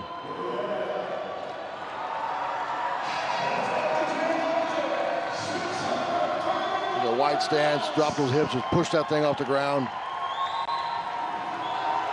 Oh, yeah. And that is easy for Victoria Long. That's going to be a battle. Who wants that record? That record is going. It's going. and not even at the fact that they want the world record, just to who's going to win the contest. Yeah. The record's going to go by default. You know, because they're looking so strong. And this is what I love, when a record happens naturally in competition, rather than like forcing it. Yeah, I mean, it's literally going to happen just to decide a winner. It's going to happen. Yeah. Because Victoria needs as many points as she can. Andrea wants as many points as she can. And these athletes all make each other raise their level. You know, we spoke about it earlier with us battling it out. You know, you pushed me to hit a PB that day back in the Giants Live. Yeah. But, you know, and we're seeing that today. Normally these athletes would have won already with this type of weight. Yeah. But they're all improving all the time. It makes you realize, well, if she's done it, I'm going to do it. And they kind of believe, and they improve every single year.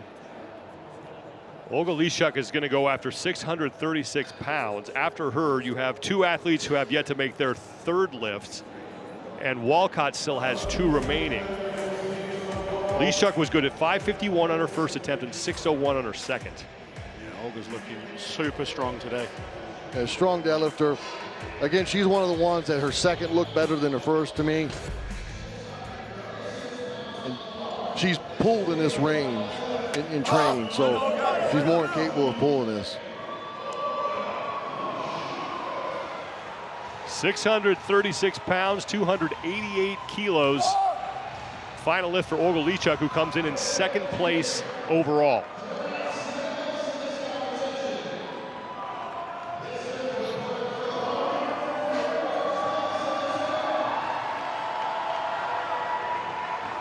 This has been an incredible deadlift contest so far. Olga pulling 636 pounds. Come on, Olga. Dig in. Go, finish it. She gets it over those knees. She's going to pull through. She's got this. Wow. And that is good. 636 to close out for Olga Liaschuck, and she is fired up after that lift. Olga picking her numbers perfectly there, I think. Yeah, I think she picked it perfectly. I mean, not only she had much more than that in her, so she stayed under the record to be safe, to make sure she got that lift. And she's hoping that the others will now push a little bit too hard, aiming for that record. And if they do fail it, she'll sneak in above them in points. Yeah. And that can happen. Oh, it can. So, you know, sometimes you get those lifts, you feel a little overconfident, and you make it too big of a jump, you know. This is where you got to be very smart, and you got to really be honest with your body and listen to your body. And you've also got to remember there is still 2 more events to come in this contest. Yeah, you don't want to put yourself in a position either where you tweak something and then you cost yourself those next 2 events. Tamara Walcott is going to be up next. 646 will be her attempt. This will be a record. It will break the record she set last year. This is only her 2nd attempt. I was just going to say, this is a record and it's her 2nd attempt. Yeah. And we still have 2 lifters in the wings. 293 kilos. The sport of strongwoman is just going through the roof right now. The fact that these athletes are here on the Arnold stage, so exciting. They are bringing their A game. 3 athletes that are going to be attempting a world record right now, starting with Tamara Wilcox, the current record holder. This is the 2nd attempt. There's that set of laws. Again, no straps. Time. Just wearing the wrist wrap to help the grip. For a new record. Oh, can the grip hold on? She can't quite lock it out. It's not quite there. She was so powerful off the floor. It's as if the glutes just weren't firing to kind of get that lockout. It looked like it was on an underhand side, and that's why one of the reasons we wear straps, not necessarily because of grip issues. The lockout is just better double over. Yes. You know, and I think with straps double over, that lock would have went. The other thing, in terms of being a strength athlete, if you are allowed to use straps, you really should. Why not use them? You kind of should learn to use them, even if you have a phenomenal grip, because you can pull. Like when you get to a lift like that, where you're fighting hard, eventually your grip will give out. Whereas with the straps, you're not worried about your grip, and then you can just keep fighting to lock out. You could see that underarm was just. Well, that lockout is just so much better with an overhand than that underhand. You're kind of really you're fighting yourself, pulling it up with the flop grip. And also knowing that you have the frame to come as well. You want your grip to be fresh. Andrea Thompson will be out next. Her 3rd and final lift, 646, will stay on the bar. She hits this. She will be the new record holder. Here we go. Come on, Andrea. You've got this. 293 kilos. She has looked super strong on her first 2 attempts today. She's definitely got this. The way that last one went.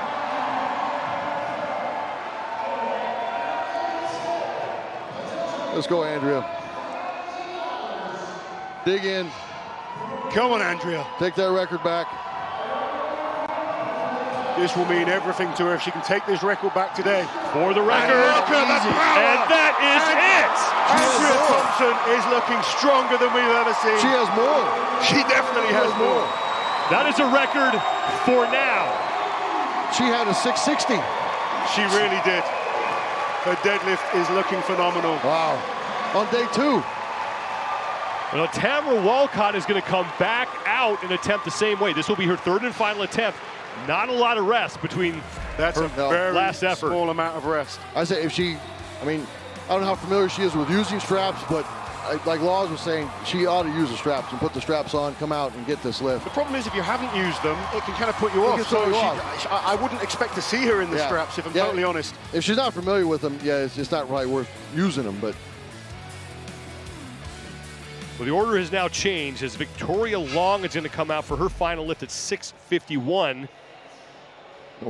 Anything that's coming off the ground now is going to be a record. We're just chipping now. The fact that we're going to a 651 means we cannot bring the weight down. So Tamara is either pulling out or she's going to go heavier. She's have to go heavier, But this will give her a little bit more rest if she wants to come out and have that 3rd attempt. We know she's strong enough. It's now about can she recover in time? Can she hold on to the bar? And she was so close at 646. Now this is big points, Laws. If Victoria pulls this, not only do you get the record, but for the overall, this potentially puts her back into a good position going into Stone. Yeah, she really needs the win here. And she has to take the risk for going for the record and going for the win. You know, yesterday was a poor day for her. Andrea's done perfectly well what she needs to do in terms of the overall. Well, Andrea was in a position where she needed a good performance, but it needed to be smart too, because she couldn't lose anything. Yeah. Victoria's like kind of coming in on today as almost an underdog where she's got to go for broke. She's got to go for broke and try and win every single event. Yeah. Tied for 6th place with 11 points with Donna Moore. Finished 7th in the Wheel of Pain, did Victoria Long, then 4th in the American Oak. She's only 6 points back of Inez Carrasquillo, and Carrasquillo finished a long time ago. Yeah. And the way her last 2 deadlifts have looked, this one's going to go very Absolutely, easy, she's looked super powerful. 651, 295 kilos for a new record for Victoria Long. All right, let's see it, Victoria. Just put yourself back in contention.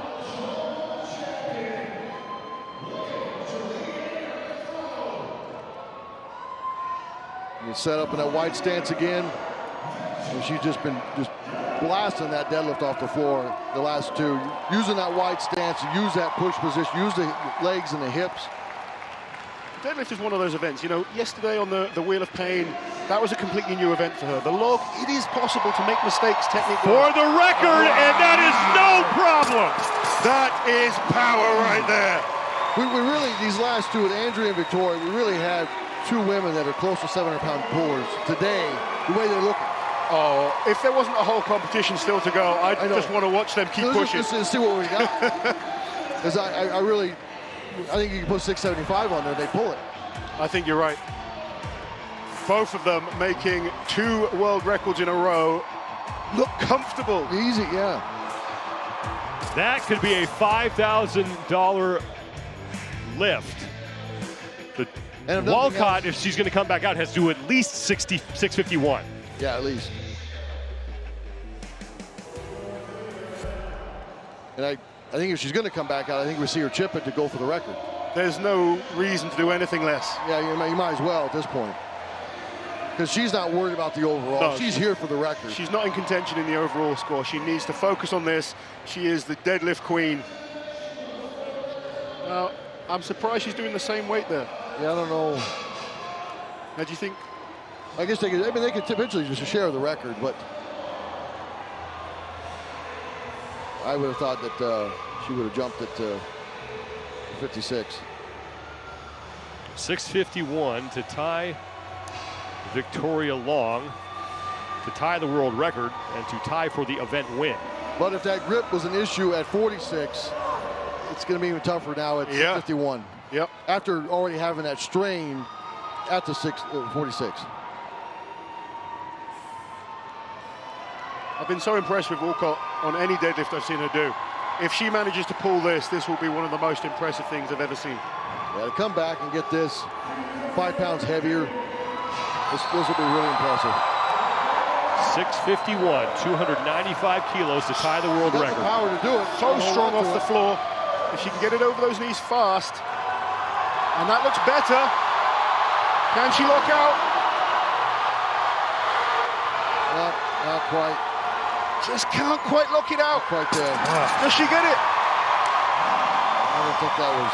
I don't know. Can't see. We did not see the judge's signal, but based on the reaction. I mean, it was a hell of an effort, but I don't know. I don't think that was locked out. I don't think it was. And it looks like they're going to give it to her. We'll take another look. See those knees kind of unlocking and locking. They weren't quite locked out. I never really saw control. I'd like to see it from the side, potentially. If you look at the bottom of your screen, you can see the judge's hand with the down signal. It leaves your view. So it looks like this lift is going to count for Walcott. Let's see this angle here. Just really, it wasn't any control. Is that good? Did she get the referee down signal? Maybe she did. That was close. I don't know. That looked like the shoulder still might have been forward because it never really stops. This is a good angle here. You can see how she's jacking that bar up, and Jerry was talking about how those weights start to kind of pull you back down. Hips don't quite look locked. The hips still look out on that one. But they've given her the lift by the looks of things. Well, the good news for Victoria Long is that is exactly the result she needed to catapult herself up the overall standings. As we have 2 women lift 651 pounds. Wow. The only thing on that is Victoria would have hoped to won that outright and not have to share points. Yeah, if she has shared points, it actually works out better for Andrea. It does, yeah. She'll only have lost half a point on. Yeah. There we go. Victoria Long and Tamara Walcott both pulling 651 pounds. And Andrea Thompson also went ahead of the record, 646.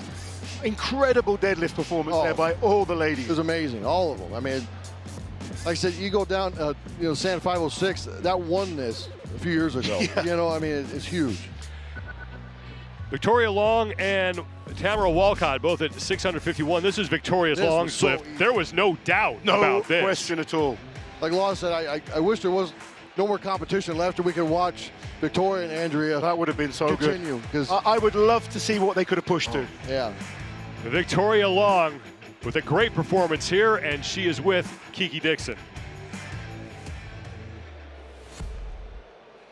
Victoria, after a disappointing day one yesterday, to be able to come into day two and get redemption like this, how good does that feel? Absolutely incredible.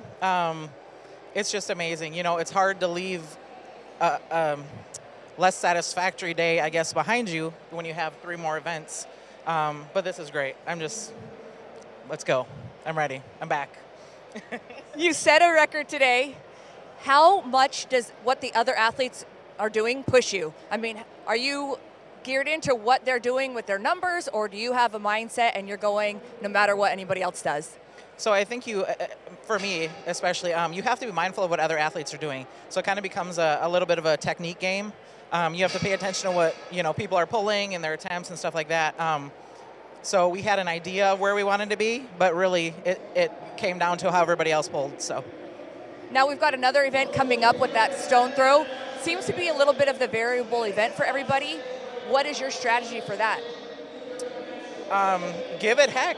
I mean, that's one of those events that is going to be a little bit awkward for everybody, I think. So we're just going to have to see what happens. Congratulations on your world record. Thank you so much. Victoria Long and Tamara Walcott, both with lifts of 651 pounds. We now have 3 events down for the women. We have 2 remaining. What are you the most excited about seeing now as we play out the rest of the day here on the women's side? Well, that was incredibly exciting. I think both of us really enjoyed that one. It was so good to see. The next event is the really interesting one. This is one that we have no experience to look back on and see what athletes have done before. Deadlifting we know, log lifting we know, but we have never seen this type of throw. So this could be really exciting and still open up the whole contest. Yeah, all we can do is speculate and guess who might be good, but we don't even know what technique's going to work yet or anything. So this is going to be interesting, and this could go anywhere right now, because, I mean, we could get a big surprise of someone jumping in here that excels at this event. Obviously we're looking at Andrea and Victoria now, maybe there's a battle here these last 2 events, who's going to win it, but who knows, but they can't afford to have a bad event on this, so they've got to figure it out fast. We mentioned Victoria Long. She is a world record holder, as is Tamara Walcott. She also hit 651 pounds, had a little bit tougher of a time with it than did Victoria Long, but in the end, she does get the down signal from the judge. That lift counts. She came in as the world record holder, but adds 10 pounds to that total.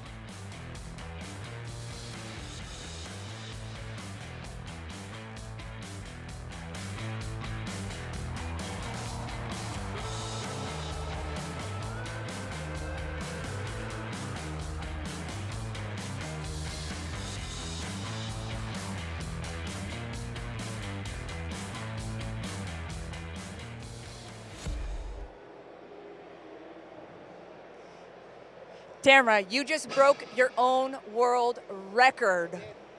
I did. I broke my own world record. Here again. You did it last year, right, for the Rogue Record Breakers. Now you're on the main stage with the Arnold Strongman Classic. How much did that crowd and the other athletes impact what you did out here today? Oh my God, the crowd definitely brought the energy. The other athletes came out swinging, so I definitely had to pull out all the stops. It just made the energy that much greater, just seeing these women coming out here and leaving it all on the stage, and that's what we're here for.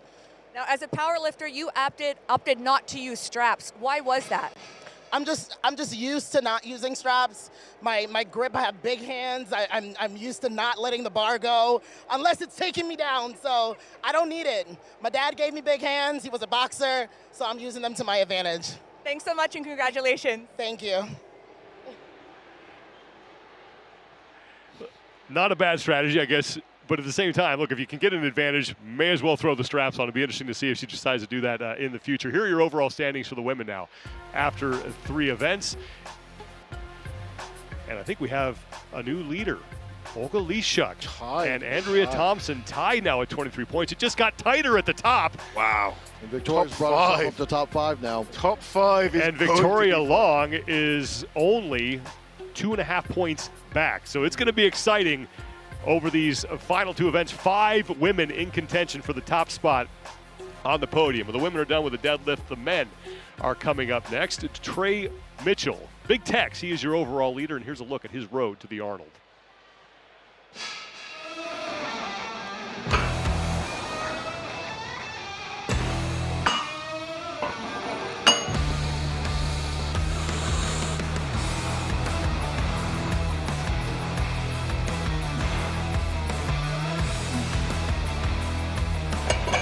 That's my first log. I made this in high school, like back in my senior year, shop class. We had a big section of 10-inch piping, and everybody was cutting off little chunks to make grills. I got started competing in strongman in high school, and was like, you know what, I'm gonna actually make a log out of it. Competed in my first World Strongest Man competition, you know, just training on this one, getting strong on log, you know.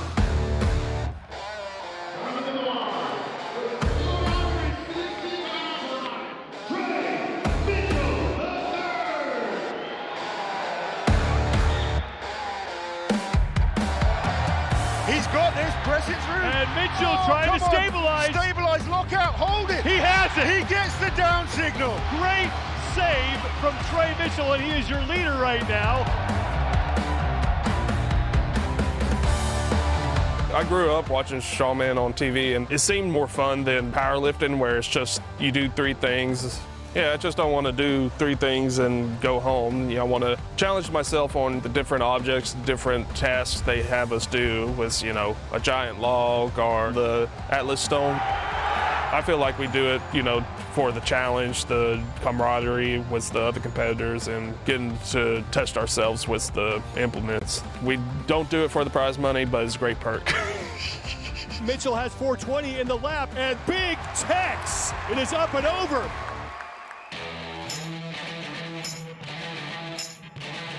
My dad grew up on this little acreage we have here in Lumberton, Texas. As soon as I was old enough, he had me doing chores around the yard, mowing the grass, feeding the animals. We have a storm and a bunch of tree limbs fall down. My dad said, go out there and pick up those tree limbs. I'm just a little kid, and tree limb, you know, about this big around and struggling to drag it. He's like, all right, Dad said so might as well try it.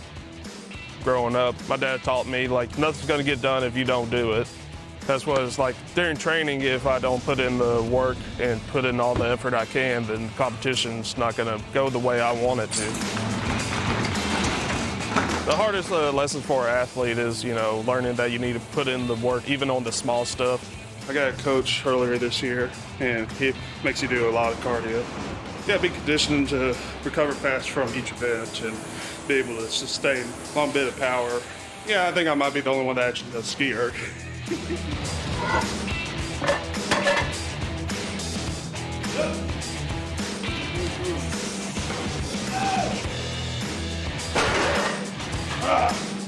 The gym I train in is basically a shed behind the church I attend. I was training in my backyard, and it started raining really heavy for weeks on end, and I can't train in the mud. It's like I started slowly bringing over some weights and a little bit of equipment and just keeping it in the corner. Slowly just grew into this monstrosity. The Arnold Australia 2018, that was my very first pro show, very first international show. Strongman is one of the more physically demanding strength sports. It demands high work capacity. You lift odd objects, you get to challenge yourself in the wider spectrum. This for the lead. Come on, Trey. And he gets it. The Arnold Classic is one of the major competitions for strongman. Mostly static, a really heavy show. You won't see a whole lot of reps. This will be my 2nd year competing in the main show. We got the max elephant bar deadlift, really long barbell, give it more of a challenge. The frame carry, compared to last year, like I just need to perform a lot better. I Felt good. We got the Austrian Oak, 440 pounds, clean and press each rep. Log is one of my favorite events, really good at it. The stone throw is going to be an interesting event. This is the first time they're having it. I'm trying as many different ways I can to see what works best for me. Wheel of Pain, really heavy leg drive, quad burner. Not many people can go all out. Just got to push through your mental toughness too to keep going for like a whole minute. I love Strongman because it's a challenge and there's an obvious goal that I can work to, and I see my progress going as I get stronger, as I perform better in competitions. This is not just physically demanding, but mentally demanding, how far you can push yourself. I want to see what my body is capable of doing.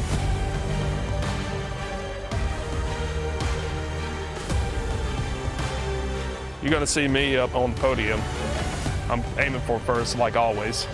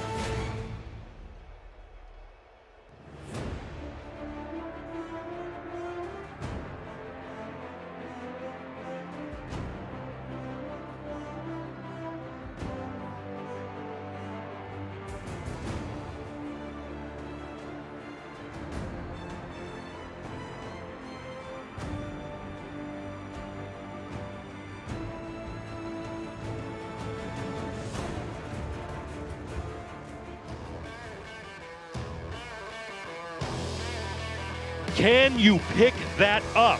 It's one of the first questions ever asked in the world of strength, and nothing answers it like our next test.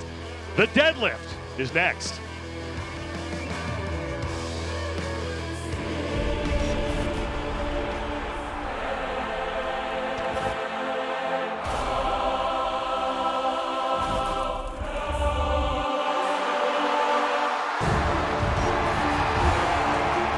Has done it. He is your Rogue Invitational champion.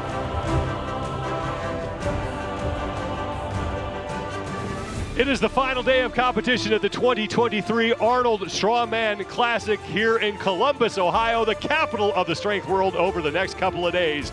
And champions will be crowned this evening. Thank you so much for being with us, everybody. I'm Sean Woodland with Lawrence Chalet, Jerry Pritchett as well, and we have Kiki Dixon out there on the competition floor, and we'll be talking to her in just a second. On the men's side, coming in, one of the big stories was Mateusz Kieliszkowski. Have not seen him in competition for a while. Right now he's in third place, but this is a damage control event for him. Absolutely. I mean, he started the competition perfectly. The log didn't go as well as maybe he would expect, and this is the one event he's going to be most worried about. So he really needs to dig deep and just do, pick off a few points. That would be good for him with two good events to finish off the day. Yeah, exactly. It's all about damage control. Like Law said, if he can get ahead of a couple other athletes, so he doesn't take dead last, will help him, because he potentially win the last two events. Here are your overall standings coming into the day. Kieliszkowski currently sits in third with 14.5 points. It's Trey Mitchell and Mitchell Hooper right now fighting for the top spot in the overall standings. And for more on that battle, here's Kiki Dixon. The big question is, which Mitchell wants it more? Trey Mitchell is going to have to be looking over his shoulder because Hooper is looking to finish this event in second. His strategy, I asked him, he said, well, it's to buddy up real close to Trey Mitchell. Thank you, Kiki. That will be a fun battle to watch here. In the elephant bar deadlift, each athlete will have 3 attempts to establish a 1-rep max, and this is a Rogue Record Breakers event. $5,000 on the line to anybody who breaks the current record of 1,046 pounds, and the weight on the bar can only go up. Keys to this event are presented by Beyond the Whiteboard. Laz, what are you looking for? Yeah. We've said before, this is just the purest test of strength. Lift the heaviest weight from A to B. They need to bend down and stand up with the weight. It's all about leg and back strength. And this is a real bragging event as well for these guys. Whoever lifts the most on this one loves to walk away, regardless of the rest of the competition. 10 men are in this competition, the 2023 Arnold Strongman Classic, and Mitchell Hooper in the middle of your screen, second place overall, and Mateusz Kieliszkowski on the right side. Good to see him back in competition, but as we mentioned, this will be a damage control event for him. Trey Mitchell, left side of your screen, your overall leader coming into the day. The last time we got to see him compete on a big stage, he was at the Rogue Invitational, finishing second. We will see if he will be able to hold on to that top spot in the standings after this event. And Mateusz Kieliszkowski is going to be the first man out. His starting weight, 776 pounds. And we were talking before we came on here, this is a known weakness for him. And I think a lot of people might be thinking, why is he not better at this point? Yeah, it's always been a question because he's such a great stone lifter. Like Loss, we were talking, he's great at frame, a heavy frame, picking frame up. He's got good grip. I think it's just an event he doesn't like. He doesn't like to train it. And he just hasn't maybe found a setup that suits him the best, because he's strong enough. He should be a good event for him. He's got good leverages. The other issue he's got right now is he's coming back from a torn lat as well, which it is mentally hard more than anything. Physically, his body is recovered, but mentally those scars are still there. And, talking to him backstage, he's genuinely worried about it. And when you've got those thoughts in your head, you don't commit and, really attack the bar as say you would previous to the injuries. Yeah, he's really got to get back to trusting his body, and because you can't have that in the back of your mind. You got to trust your body so you can just go. 776 pounds, 352 kilos for the Polish Terminator, and that looks good. Very good. Great start for him. My first thought watching that was pretty comfortable. That was good. You know, yeah. He's clearly capable of more than maybe he thinks right now. Yeah.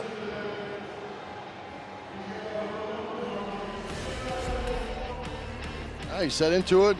You got nice, no hiccups. There was no area where the bar slowed down at all. Really strong through the lockout.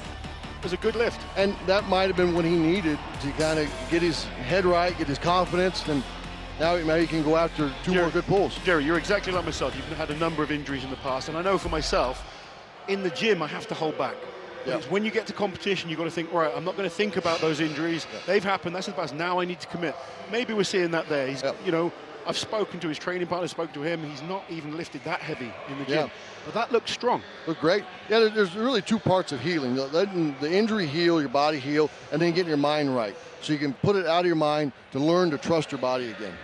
The elephant bar is different than the standard barbell that many people use in the gym. It is 9.5 feet long, and it took 2 months to design and manufacture. And as we've talked about, the main thing is you'll see as we progress through this event is a whip on it as it bounces up and down as you progress through the lift. And now is when we're really going to start to see it with the men. You know, as the number goes up, this thing has different, you know, series of that whip. You'll see it react different, you know, like how it just did at the 760. When we get into 800s, the low 9s, and once we get up in the upper 9s over 1,000, that bar comes alive. It not only shakes up and down, but it also shakes side to side.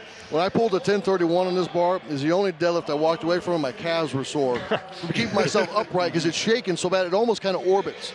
So it's trying to pull you forward, so you're constantly firing to keep everything upright. Every single muscle fiber in their body is kind of working to stabilize that weight. Kevin Ferris will be the next man out. He's going to open at 801 pounds. That's 363 kilos. Kevin's a strong deadlifter. I think this is a comfortable opener for him.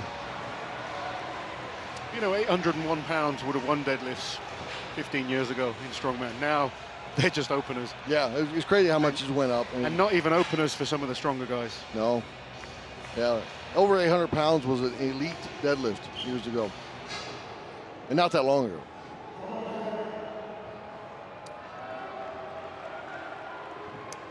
First attempt of 3 for Kevin Ferris at 801.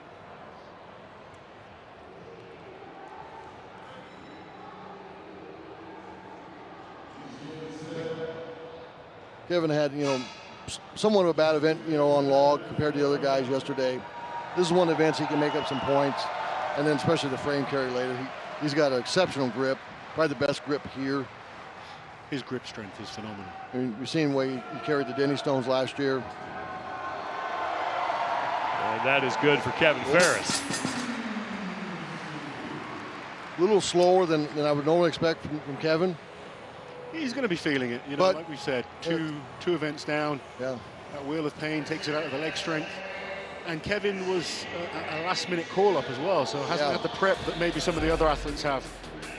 Yeah, he said, you know, he wasn't training to peak for this. He's been training for World's Strongest Man that's still, you know, a month and a half out. So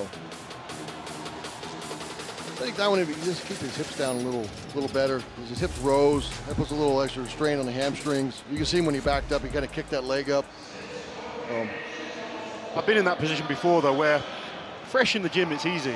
Yeah. But deep into a competition where those quads are hurting, taken out, the hamstrings are burning, the glutes aren't firing. Exactly.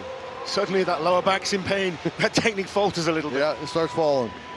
The Stoltman brothers will be the next two out. Tom Stoltman is going to go first at 801, and then Luke is going to come out and attempt the same weight. So 363 kilos remains on the bar. Being warmed up, you know, still being stiff, not be able to get your hips down in position as well.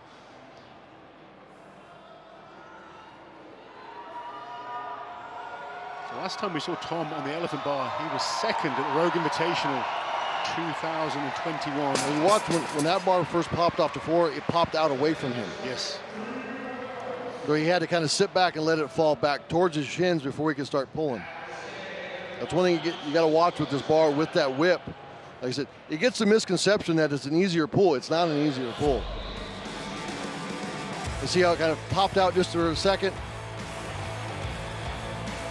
It was light enough where he could still overcompensate from it. Yeah, see where it kind of popped away from the shins? Wow. Heavier weight, you can't manage that because your hips shoot out and you're not going to pull a stiff leg. You can see there really clearly. Yep. Rather than that bar traveling up in a straight line, it kind of pops out in front of him. That puts more stress on the lower back. It forces the hips to shoot up. Yep. I would say his shoulders were probably a little over the bar, didn't help, because that bar is going to follow the path of your shoulders. Here comes Luke Stoltman, who comes in 9th place overall. Luke was absolutely devastated after the log yesterday. You know, everyone knows how good Luke is. We don't need to explain that to people. He's one of the greatest log lifters we've ever seen. And when an event like that doesn't go to plan, it's always disappointing. But it's a new day. He needs to forget about yesterday, focus on getting points on this event. Deadlift's one of those events that he's been steadily improving over the years. Let's see how the opener looks. 8:01 for Luke Stoltman is no problem. It's good. Looks strong. Strong. And I give Luke a lot of credit, despite the fact that we know he was disappointed from that performance yesterday. He spent a lot of time here after things had shut down, talking with the fans, taking pictures. He's always great about that. He's one of the guys that he'll stay until the last fans here, taking pictures, and you know he knows that's a big part of our sport is having the fan base that we have. Luke's always a great character and just a good person to be around, and he comes from that generation of, you know, where we were competing in front of nobody, so he appreciates all the fans here supporting him. He's been able to give up working, you know, he focuses on strongman full time now, and without the fans that just doesn't happen. No. So, you know, we have to be thankful for them, and both Stoltmans know that. Yeah. Tom Evans is going to be out next, and Evans comes in 8th place overall, and he had a big lift yesterday on the Austrian Oak, able to get 1 rep on that heavy log. It was able to get him into 5th place in that event. I've been super impressed with Tom Evans. You know, Here is that lift. It's so hard and daunting coming into a contest like this where you're up against 9 of the most elite athletes on the planet, and he's holding his own really, really well. And that was good enough for a 5th place finish in that event. And now he's going to attempt 806 pounds. That's 365 kilos.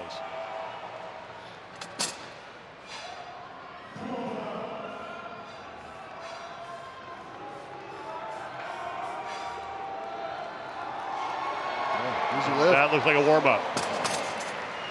Great lift. Good lift. I tell you, these guys got to have some great lifts because they got a lot to live up to after that women's deadlift competition. They really do, don't they? They've got a lot to live up to right now. That is a tough act to follow for sure. That was a fast lift there by Tom. Very well. Strong lockout, that's good. The speed off the floor.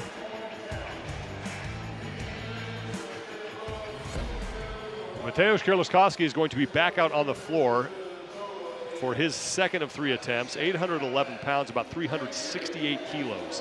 Now he has to have this, yeah, and because he got to hope to get between some of these guys that are on the lighter end of the openers. He needs these points. He needs as many points as he can salvage here. He's pulled around 880 on this bar before. Yeah. He knows he's capable, but he's just lacking that confidence. You got to trust that lat and just lay into it because you can't have any hesitation. You can't. You know, you got to trust your body. There can't be any hesitation. See that scar on his tricep there. Yeah. He's got a few war wounds now. Still only 29 years old. He's been on the podium 3 times at the Arnolds before. I think the most important thing for Kieliszkowski this week is to get through this contest and build that confidence. If he can get through this, solid position, like we said, he's got 2 good events to come still. Could finish in a strong position overall. And then if he can build on that into future contests, we may see him back to his best. Yeah, he needs not to beat himself up mentally over it, you know, because he can do that sometimes. He gets really hard on himself, which we all can do. We've all been there, yeah. He's just got to be happy, have a show back, have a good performance, and, you know, and just move on healthy. That was a good lift. Yeah, nice solid lift again. Good lift. 8:11 on the board now for Mateusz Kieliszkowski, his 2nd of 3 lifts. I just want to see that, you know, you can see in his face at the moment. There's a little worry on the pull, yeah. He's not confident at all. Like he's kind of waiting, anticipating that lat to feel something, you know. I mean, we even saw it on the Wheel of Pain. He put in a great distance, and he was disappointed because it wasn't as good as maybe he's done in the past. I know for myself, sometimes you've got to forget what you've done in the past and rebuild and just focus on, okay, that's where I was. Now I'm coming back from injury. I've got to rebuild again from scratch and try and use the confidence. Okay, he pulled 800 pounds now, try and do a little bit more. And then next competition you come to, build on it again. He's still so talented on certain events that he puts himself in a position where he's dangerous. And if he can keep making those little improvements, build that confidence, we will see him back to his best. He's only 29 years old. We're still waiting on who is going to be next. There's a chance that Mateusz does come out again for his third and final lift. If not him, it looks like it will be Tom Stoltman, who is going to go for 841. So Stoltman will be the next man out at 841 pounds. And being Tom taking an 841 second, he's got to tell you, he's not feeling. I was going to say, you know, like when we saw him last time on the Elephant Bar at the Rogue, he was in second place to the incredible JF Caron, who we all know is a fantastic deadlifter. You've had some great battles with him. Yeah.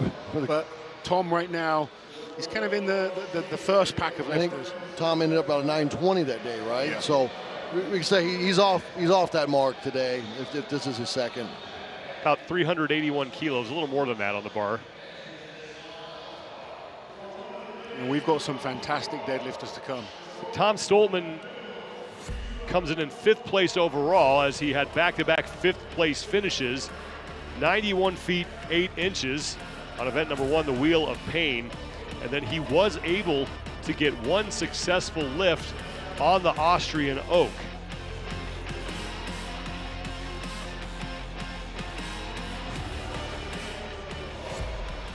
And now he steps up for his second attempt of event 3 of 5 here. 841 pounds, 381 kilos. So one thing Jerry mentioned on his first pull was how the bar kind of pulled away from him. Let's see if he corrects that, improves the line. He's got to get his shoulders right top dead center of that bar. There it goes. Oh, it's not feeling it. You know, I think in training he mentioned he was possibly having an issue with a hip that might be bothering today. After the log yesterday, log really put a lot of strain on that. So if he's feeling that pinch in that hip on that would, you know. But this could be really big for Mateusz. Yes. You know, if we get a couple other guys that can go out early, these would be big points for him. He needs this. Well, Kieliszkowski is going to be the next man out. This will be his third and final lift. He is declared at 846 pounds. That is 384 kilos.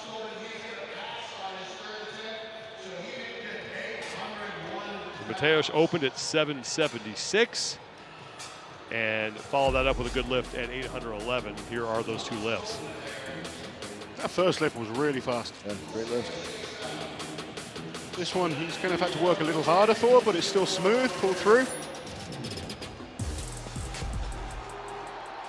Now this one, Laws, he's really got to put it out of his mind. He's got to attack this one. Yeah. He has to have it. That last one, he's still being a little bit ginger in terms of the amount of effort he's putting in. He's got to be able to block out those negative thoughts and commit.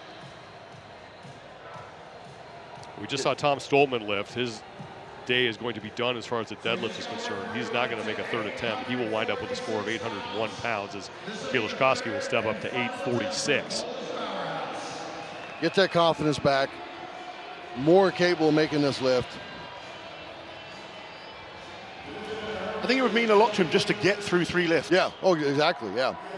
Be a great confidence builder moving on.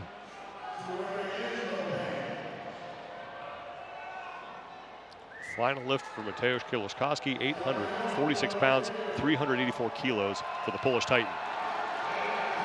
Dig in, you gotta have this. Just as a fan, you kind of want to see him back to his best. We've got so many great athletes right now.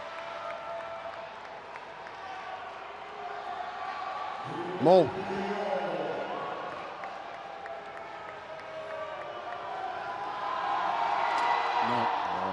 You could see he just didn't commit as well, like you said. Yeah, well, you see when you spend that much time down there waiting, you start second guess yourself and thinking, and it doesn't get much better from there.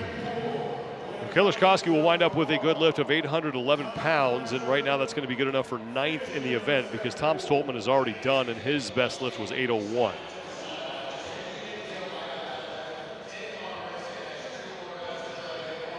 Luke Stoltman will be our next man up at 851. Looked like he was kind of pointing to his stomach pinch. I know, different than years past, the way it used to be on the elephant bar, we weren't allowed briefs or anything. Now they're allowed briefs. A lot of sometimes you get down in a position with a belt and briefs, you can get that pinch and get in a really uncomfortable position. They can actually do you sometimes more harm than good if you're not comfortable. I was impressed with Luke's first lift. Looked strong, confident. Luke Stoltman made 801 on his opening attempt. He's got such humongous legs, Luke. Oh. Get a big push off the floor with those legs. And now 851 pounds, 386 kilos for Luke Stoltman.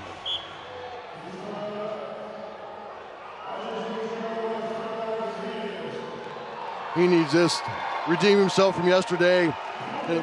Help his mindset, his confidence. Yep. Then he was really down on himself after log yesterday. It becomes a pride thing, for yourself. You always had to do well at deadlift because people expect it of you. We expect it of Luke on the log, but you have to block it out. These things happen, and now good pull. Popped off the ground, good lockout. Good lift there by Luke Stoltman. Good. 851 pounds for Luke Stoltman, 386 kilos on his second attempt. He likes it, and so does the crowd. Just never know what's going to happen. In what world does Luke Stoltman place higher on a deadlift than he does on a log lift? I know. He is through 2 of his 3 attempts. And traditionally, it's him on log, and then Tom's behind him, and then they go to deadlift. Tom's ahead of him, and now they're swapped. I know.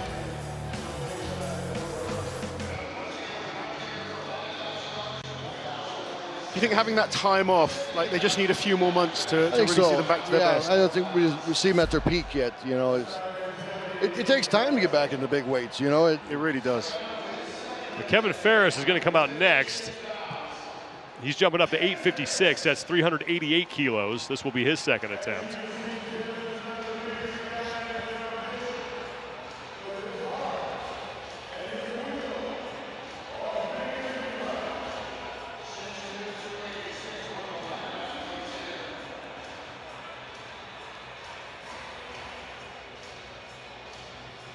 Ferris making his first appearance here at the Arnold Strongman Classic.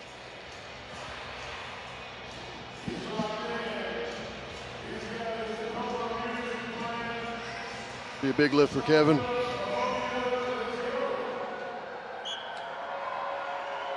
Still 5 lifters that haven't appeared yet. They've seen their openers yet.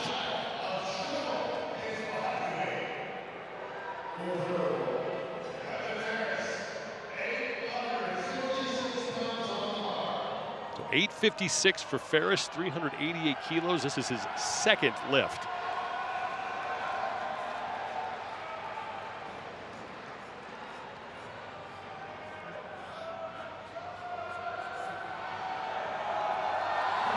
Come on, Kevin, work. Oh, easy. Great lift. Strong lockout. He'll gain speed up past his knees. Nice technique there as well.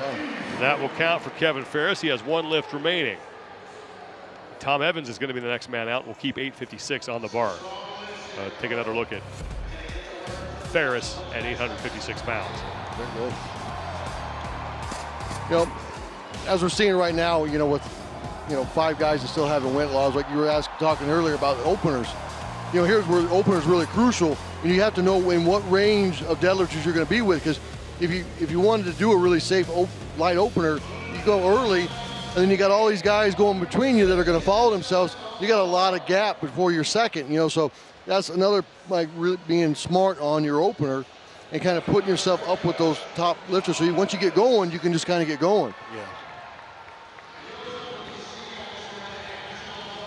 Here comes Tom Evans at 856 pounds. His opening lift was at 806, so a 50-pound jump here. Strong 806. Very strong, yeah, really nice opener by Tom. 50 pounds is kind of like what you'd expect in terms of the jump. Way the 806 looked, I would expect a 50-pound jump. And then this one would tell if he's, if he's got another 25-pound jump in him, 388 kilos on the bar for Evans.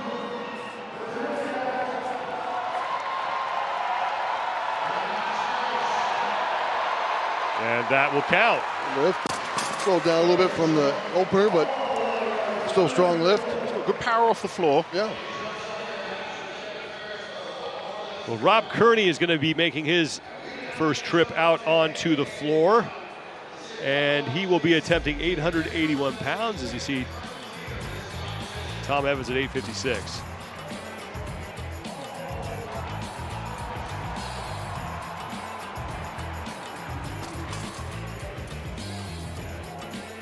Interesting thing with Rob Kearney, I always love watching Rob. He was incredible at the squat last year. He's kind of developed a technique that you kind of class as a hitch. Yeah. But he does it on purpose. Yeah, it's done, most people will hitch when it's heavy because they're forced to hitch. Yeah. Whereas he does it in training, it's just a way that works for him. He's really just built it in, where he kind of stops and does that ramp, to push his quads through. And it actually keeps a lot more stress on the quads rather than the hamstrings and glutes. Well, we're waiting to see what Tom Evans wants to do, because he may want to go out and make his final attempt, because remember, the weight cannot go back down, and Kearney is going to come out and lift 881. Yeah, the way that looked, he might want to take something a little less than the 881. There's a discussion happening right now between Evans' coach and the officials to try to figure out if Tom is going to go back out and make another attempt before we go up to 881. I think looking at it, I'd be looking at 15 to 25 pound jump. Yeah, so. Let's take another look at your overall standings coming into the day. 2 events yesterday. We have 3 today. And if your name is Mitchell, you had a very good day 1. Trey Mitchell Hooper. Unbelievable yesterday. He's kind of reminding me more and more of Zydrunas Savickas. He kind of floats around now as well, but he's just got that aura and self-confidence. His log lifting yesterday, unbelievable. And Pavlo Nakonechnyy there in 4th place is a man we're going to want to keep an eye on as we move through this event. He has yet to lift. So Rob Kearney will be the next man out, but it's likely we will see Evans taking the floor again very soon. The 881 will be the opening lift for Kearney, almost 400 kilos.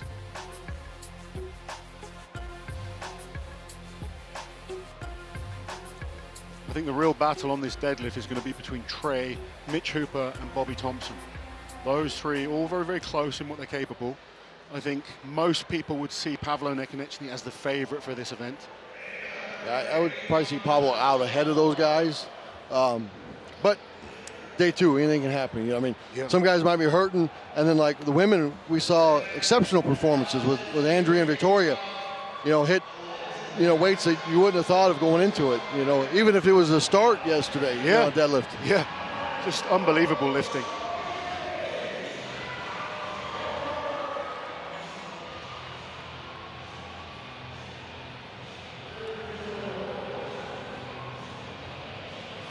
Rob Kearney, 7th place overall. We're coming off a 4th place finish in the Austrian Oak last night. Was able to get 2 successful reps on that implement, and now opening up at 881 pounds. 400 kilos as an opener. Here's that technique you're talking about, Laws. And it just kind of stopped on the quads and pushes through. But it works for him. Yeah, he's really just built it in. It's not allowed in powerlifting, but in strongman, it's about moving the weight from A to B. And Rob has developed it from his coach, actually, Derek Poundstone, former winner of the Arnold Classic, someone else that used the same type of technique. What advantage does that give a guy like Rob? Rob is, the reason he does it, he's weaker in the glutes and hamstrings. So normally you teach someone to hinge through the hips on a deadlift. What Rob does is push the knees forwards and use the quads to kind of lock that weight out. Yeah, if you don't have as strong a lockout as some others, it kind of helps, helps that lockout by stopping there, and then he can kind of push that quad through. But it's dangerous as well, having that much weight just kind of crushing down on your legs. It's not a comfortable position to be in. But Trey Mitchell on the quad tendons will be up next. He's also going to go after 881. This is his first attempt. He is your overall leader After day number 1, he was second in the Wheel of Pain and first in the Austrian Oak. I love watching Trey. Just goes about his business. He's such a strong man and just improving all the time. He's constantly getting better, especially the last couple of years. He's really excelled. He has to be a threat in any contest now. He's really coming to his own.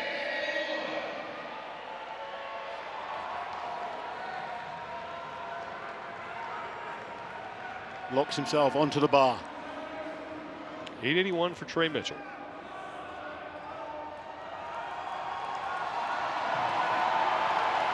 A good solid lift there. A little more restrained than I would expected, but I'd agree with you there. But we did see that on the women's side with a couple of lifters. That those openers, and you know, who knows? The last time, you know, he's timed his opener or his last attempt in the back. You know, sometimes you miss the timing. You know, thinking that you're pacing the competition and then it slows down. So maybe you had a little more downtime than he needed. So he's a little cold. You always can't judge that opener.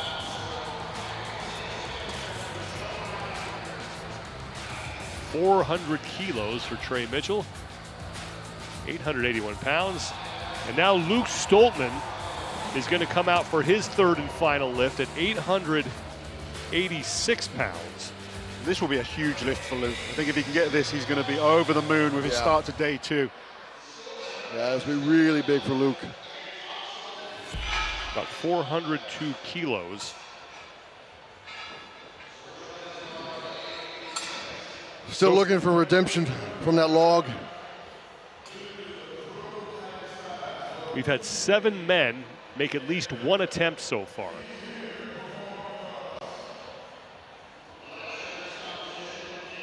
Stoltman was good at 801 and then followed that up with a good lift at 851 pounds.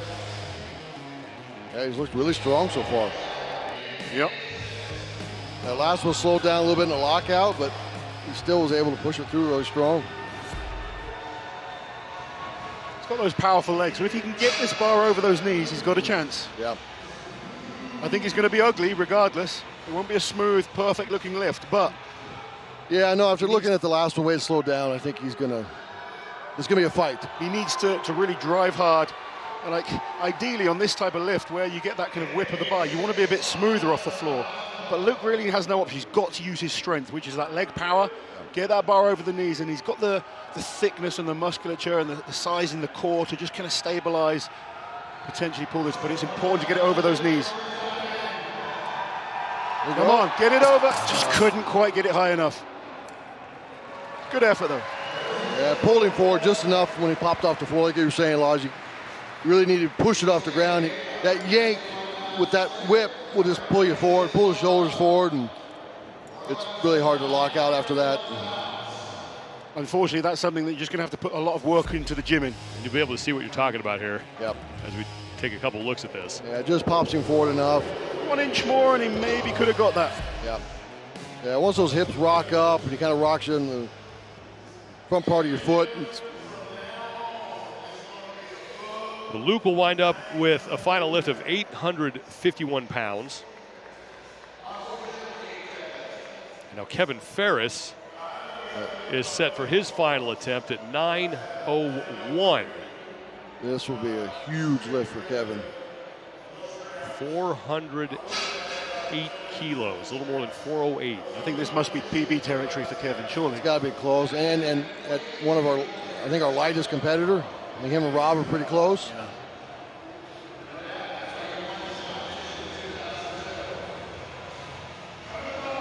And for just getting the call up a week and a half ago.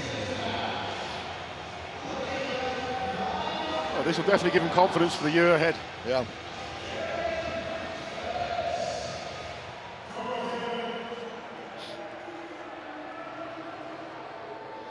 Kevin's best finish was an 8th in the Wheel of Pain. He pushed it 76 feet 11 inches yesterday.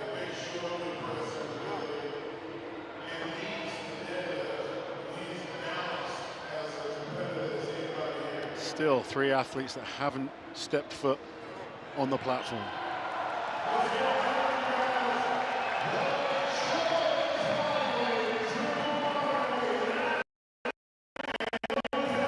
901 pounds, 408 kilos for Kevin Ferris. This is his third and final attempt.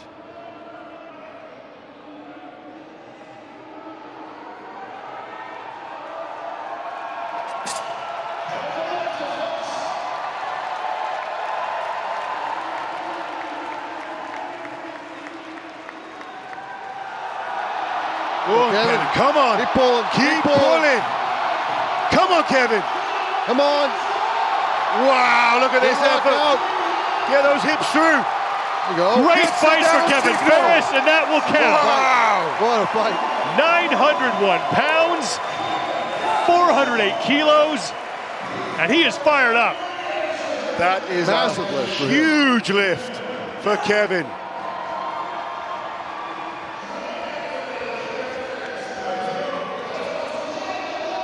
What a battle from Kevin Ferris.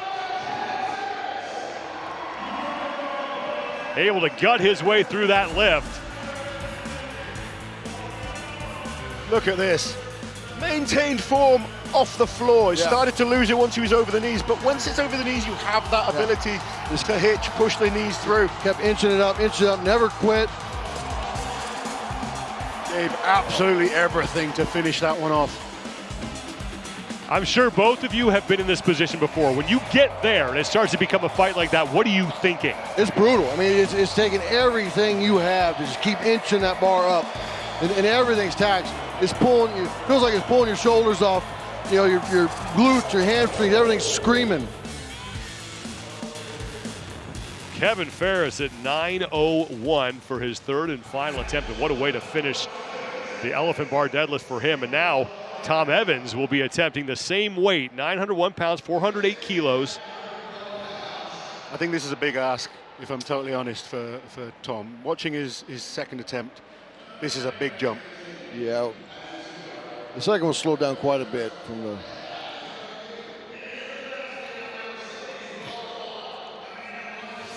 Tom opened at 8:06. And that 8:06 was lovely, really fast, really explosive. And then he made a 50-pound jump to 8:56 here. This one really slowed down, had to kind of push quads, push it through. The one thing I noticed on that, he's still strong off the floor, but it's the lockout that really slowed down. Yep. But Kevin just proved it can be done. Kevin was unbelievable there. If he can get it above the knees and just don't give up.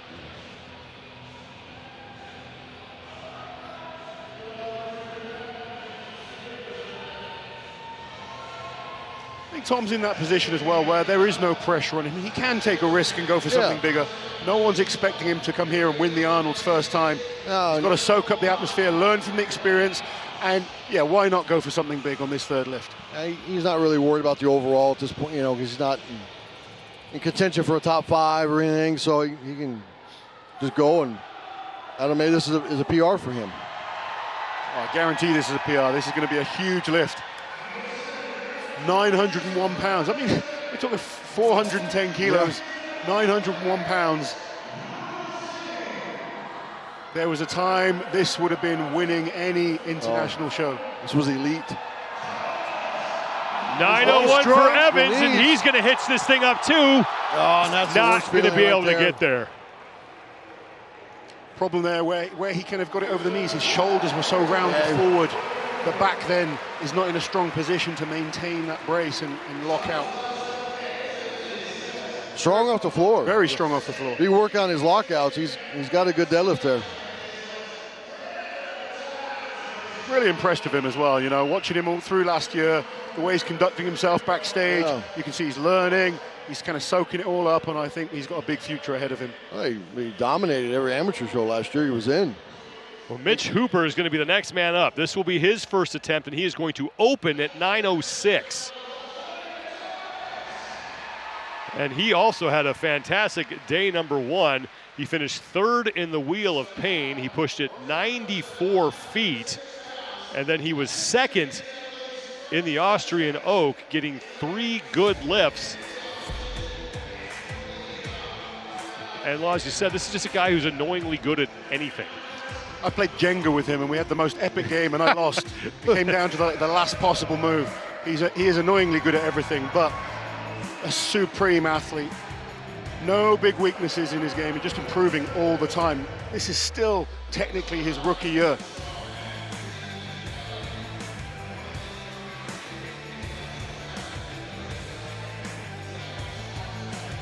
Great result for him yesterday to put himself in second place overall. He's only 2.5 points back of Trey Mitchell coming into the day for the top spot. Now, And Mitchell already has one lift under his belt. These two athletes, I think, on this one. Whoever comes out on top after the deadlift is going to be in a really nice position. It's potentially more important for Trey that he beats Mitch Hooper on the deadlift, because there is still that one possible weak event based off what he did last year in another contest. These are your standings coming into the day. Trey Mitchell has the lead after that first and second place finish for a total of 19 points. Mitch Hooper 2.5 back of him. Mateusz Kieliszkowski, who is all done here. So he's going to drop out of that third place spot, and we have yet to see Pavlo Nakonechnyy and Bobby Thompson lift. So Mateusz and Tom both being bottom of the table, they're going to drop down. Pavlo Nakonechnyy, we know, is a monstrous deadlifter. Bobby Thompson still yet to lift. And now Mitch Hooper approaching the bar for the first time, 906 pounds.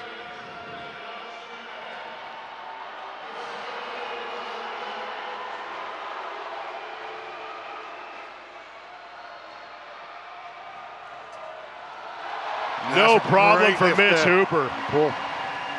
He's been looking stronger than ever in training. And he's going to be very pleased with that opener. 906 puts him as your current leader. He has 2 lifts remaining.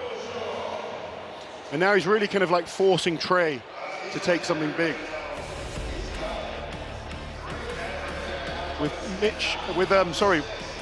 Bobby Thompson could be a real question mark on this event. He could cause both these athletes problems, especially if he gets between them. Yeah.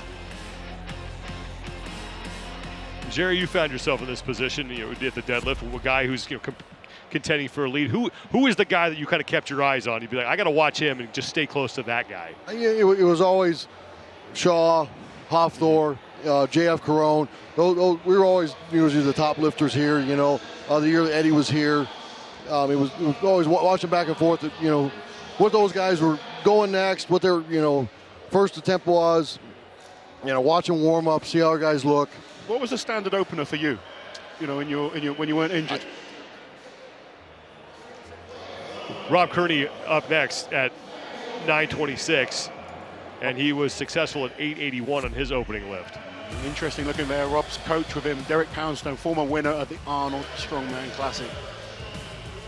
But we can get back to that. What was your sort of ideal opener? A few years I opened around 921, and then the one year I came in, I opened at 960. Okay. That's just Jerry flexing over here. Like Jerry Pritchett, one of the best ever at the deadlift in the strongman. The 926 will be the second attempt here for Rob Kearney. That's 420 kilos.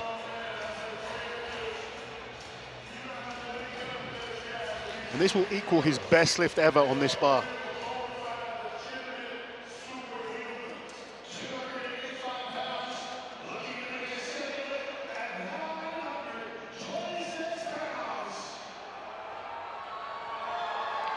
Look for that hitch here. Oh, that's definitely happening. Oh, yeah. As soon as it comes above the knees, you'll see him rock back. That quad push. You get it over? Yes, he does. And you know what? He'll pull it from here. He's just so good. There it is. Over the knees. 926 is good for Rob Kearney, and he has 1 lift remaining. It's looking strong. Rob has kind of really peaked well for this contest. Struggled with injuries, illnesses over the last few years, but he's coming back into great form now. I was thinking over the knees, this one looks smoother than the opener. Yeah. He even relaxes the arms in that position, which is just you wouldn't teach someone to deadlift like this. But it works effectively for Rob. 926 just sitting there on the quads. You can see the arms relax, then he locks again, and he pulls. It's like you're having a rest halfway through the lift. Yeah. But you've got 926 pounds crushing Not down much on of a your rest, legs. I wouldn't want to rest in that position, but. Pavlo Nakonechnyy is going to be the next man out. This will be his first attempt, and he is increasing the weight to 931 pounds, so 422 kilos now. This is on someone the bar. I've really enjoyed watching deadlift over the last couple of years. The widest back you've ever seen. Really, really good technical lifter when it comes to the deadlift. We talk about his technique on other lifts where he can improve on, but his technique on deadlifting is very, very good. Pavlo Nakonechnyy coming in 4th place overall, 3 points back of Kieliszkowski for 3rd, and he's going to be able to erase that here in one event because Kieliszkowski is already done. He's going to take 9th place as Kieliszkowski. So Nakonechnyy looking to put himself inside the top 3 here. He had a 4th place finish in the Wheel of Pain and a 5th in the Austrian Oak.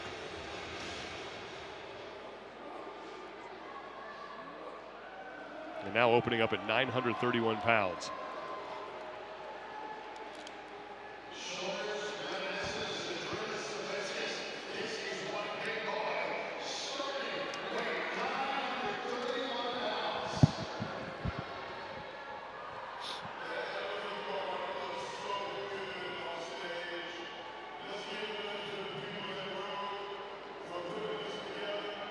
He gets strapped in first, then pull his feet into position.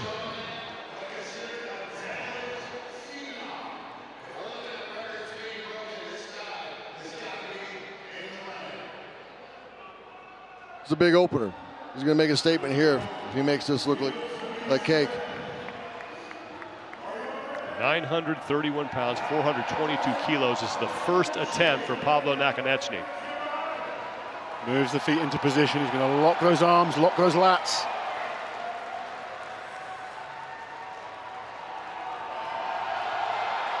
Whoa! Ooh. And now ramped up a little there. Nakonechnyy missing his opening lift. That is a shock right there. Yeah. It almost looked like he didn't commit to the lift. Yeah. Kind of just tried to pull it really smoothly, like it was a warm-up lift or something. Yeah, I was waiting on his setup for like kind of one final like really pull in tight, and then all of a sudden he kind of started pulling, and there was no drive through the floor like that push. Yeah, I never really saw him really tense up to pull. I don't know if it's just cramp or he's maybe felt like a pull in the hamstring or something. Pulled that leg up right away. You know, that bar can do it because it shakes so much, and you can't, it's hard to see all of it, you know, but it don't take much to pop you through your toes, and you know, the hamstring's loaded. Yeah. You know, and then on already fatigued hamstrings from yesterday on the log, it doesn't take much to strain a hamstring. No.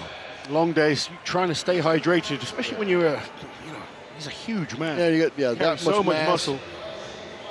Bobby Thompson will be the final man to make his first attempt, and he is going to open at 9:36. But getting back to Pavlo, and assuming he's going to make another lift, it's probably going to come pretty quickly here. Yeah, that's not what Pavlo wanted. You know, we were talking about him potentially contending for that 3rd place spot. Well, Bobby did not get off to the best start yesterday. He finished last in the Wheel of Pain, only pushed at 59 feet 5 inches, but got back on track in the Austrian Oak. 3 good lifts, should have been 4, as he was perilously close to blocking that 4th one out. Physically, he did 4, so his body right now is feeling 4. He's but a he got great credit for deadlifter, 3. He loves the static power events. He's a good deadlifter. Deadlift's improving all the time. 936 pounds, more than 424 kilos on the bar for Bobby Thompson.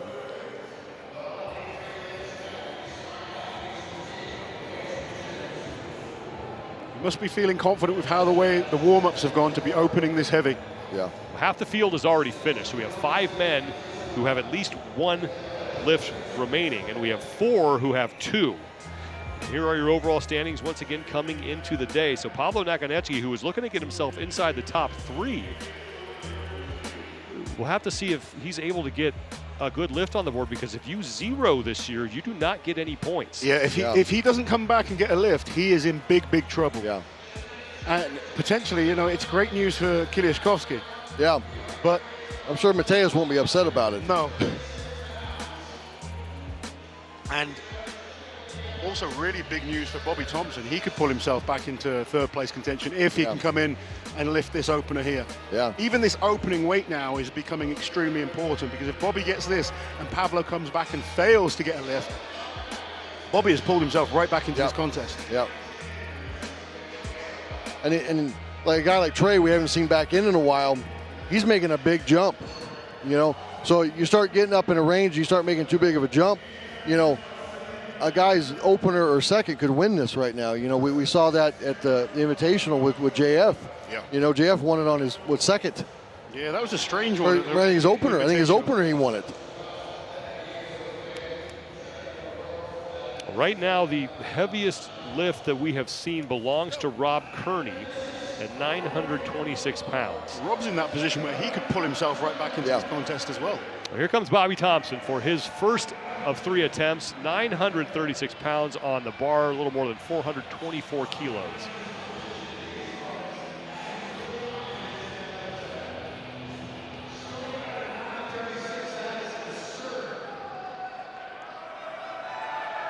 Let's see what kind of shape Bobby Thompson is in on the deadlift.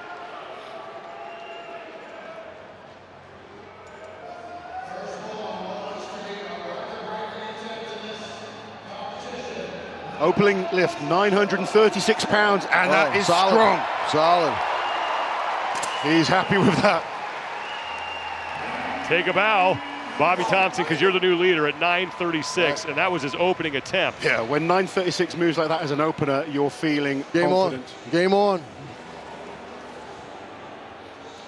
Pavlo Nakonechnyy is going to come back out and attempt 936, so 5 pounds heavier than what he did in his opener. So we take one more look at Bobby Thompson.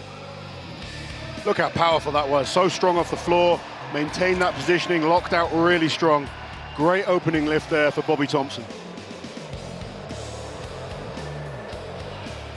Made sure the shoulders were pulled back, knees locked through solidly. Solid lift.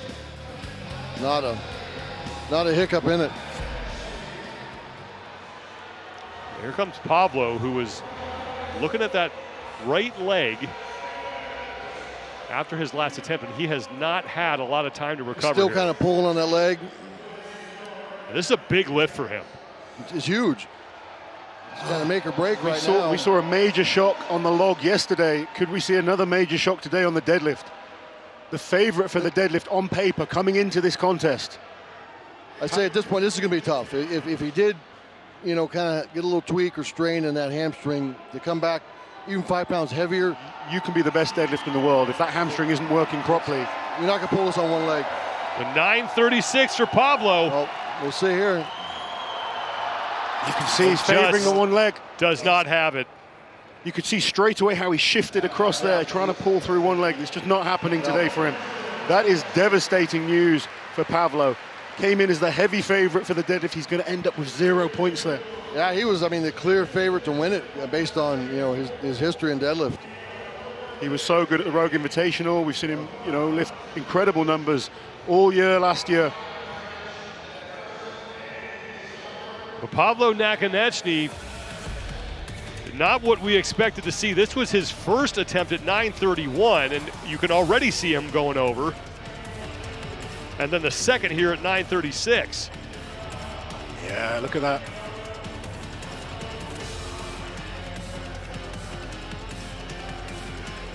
Yeah, you tell that one hurt. You've been in this situation. You pulled your hamstring, torn your hamstring, deadlifting on this bar. It's such a disappointing position to be in because you train so hard for these shows. The first year that the big money on the 500 kilos, I came in feeling really strong. I believe I opened up at like 981, completely smoked it, and I went straight after 1031 because I was headed for the 500. The bar bobbled coming up off the floor and pulled me forward, popped the hamstring, and then I remember watching it. It's all over. Well, Pavlo is not going to make a third attempt. That's the difference on that bar. You know, it's different than a regular deadlift bar. If you're not used to it, it will get you. This is the second attempt for Trey Mitchell now as he goes up to 941 pounds. He has to have this because he needs these points. This is a big jump as well on his opener. It's a huge jump. almost 427 kilos for your overall leader coming into the day. Let's go, Trey. You got to go after it. You got to have this. This is an important one for Trey. Gets this, it is game on. He is one of 4 men remaining here. He gets this, he really puts pressure on Hooper. Absolutely. Come on, Trey. Drop those hips. Push that off the floor. Come on. Wide stance, uses that leg power. Driving hard, he's There you pulling go. through smoothly. Finish it. Can he lock it out? Finish Got to it. work hard. Finish He's it. got to pull those hips through. There you go. Trey Mitchell And he gets it. gets Down there. signal. Huge. Big fight for Big Tex, and that is a big weight. 941 goes up for Trey Mitchell. That took a lot out of him, but he finished it. That is He a needed it. champion performance right there. He knew how important that was. He had to have it. He had to give everything. I don't see him coming back lifting more. No, I think that's it. That was important. It's got him big points and put a lot of pressure now on Mitchell Hooper. Yeah. And Mitch knows it with the smile on his face there. And what a great on, fight. right. As you mentioned, a champion's performance here, just gutting through Look at this thing. He gave everything. He That was look stuck right there, like, I cannot fail this. This cannot be a failure. I have to get this. Yeah. He knew it. Failure was not an option, No, and not he at knew all. it. He still has 1 attempt remaining. I don't think there's another one there. I think he'd be smart just to call it and save it for the other 2 events. As rough as that one was.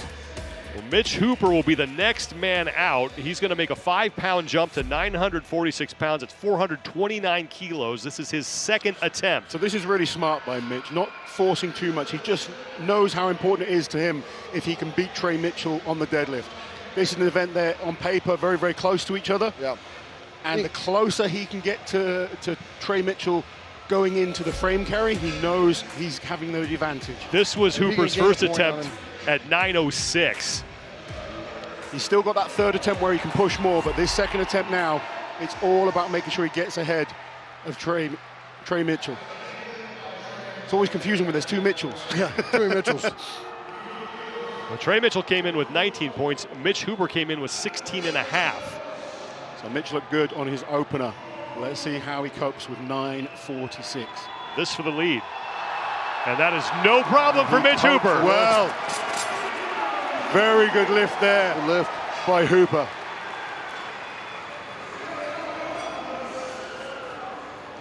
Rob Kearney, Trey Mitchell, and Mitch Hooper all have 1 attempt remaining. Bobby Thompson has 2. Those are your 4 men still alive right now. Phenomenal on that first lift.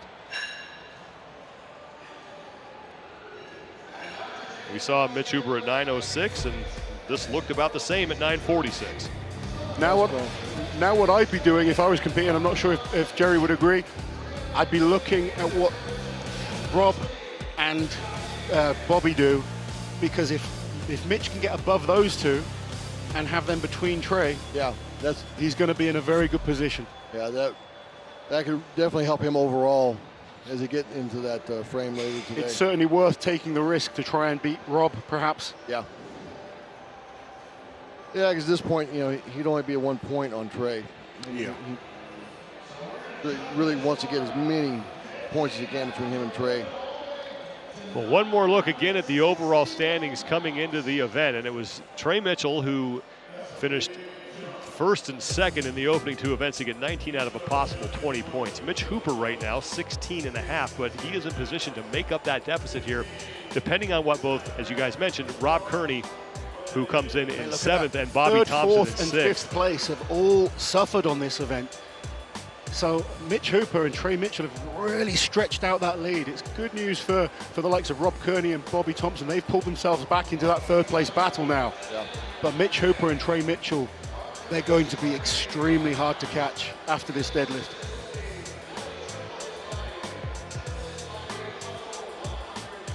There is that 9.5 foot long elephant bar. Such a gorgeous looking piece of kit. And it's going to be Rob Kearney who will be up next for his final attempt at 961 pounds. That's almost 436 kilos. He opened at 881 and then followed that up with a good lift at 926. How do you feel about the athletes being allowed to use the briefs this year? Personally, I don't like it, because they're going after records that were done without briefs. Yeah. So to me, it ought to be a different set of records, honestly. I agree.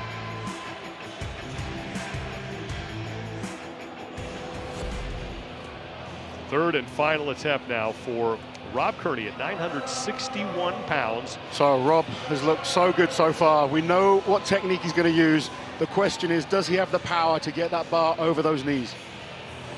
Looking for a top 4 finish in this event. It seemed like the last two, if it's over the knees, it's going to go up. Crowd are responding. They want to see this lift go up. Rob Kearney really showing that he belongs here today. Final attempt for Rob Kearney. Come on, Rob. Oh, get it there. Come on, Rob. Well, she's a little bit higher. Just an inch too low at the moment. There we go. That's better. And he will get there. Rob Kearney at 961. Rob Kearney with the good lift.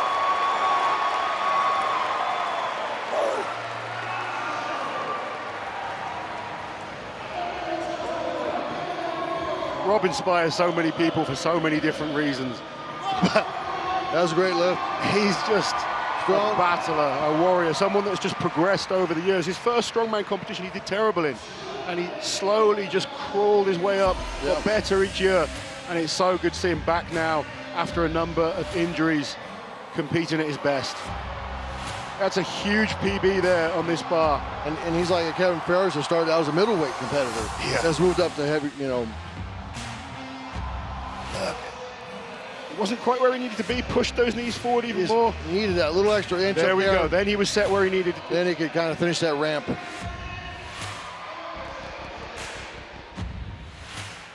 Strong lift. Good fight.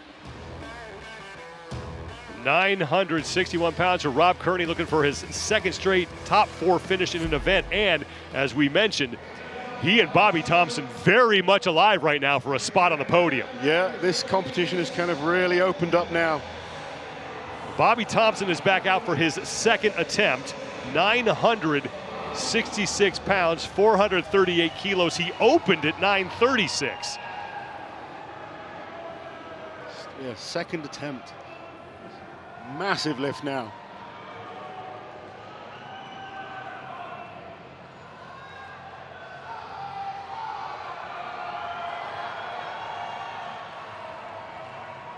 So his first lift was extremely good. Let's see how this moves. It's going up, he's blocking out strong. And that is good for Bobby Thompson, 966 to put himself in the lead. Worked hard for it, but he kept pulling nice and smoothly all the way through. Completely different styles to the likes of Rob Kearney that we just watched, but both effective at the end of the day. And we're down to 3 men left. Trey Mitchell, Mitch Hooper, and Bobby Thompson all have 1 lift remaining. I'm interested to see what Trey decides to go for on his third attempt. Here's Bobby Thompson at 966. Solid pull.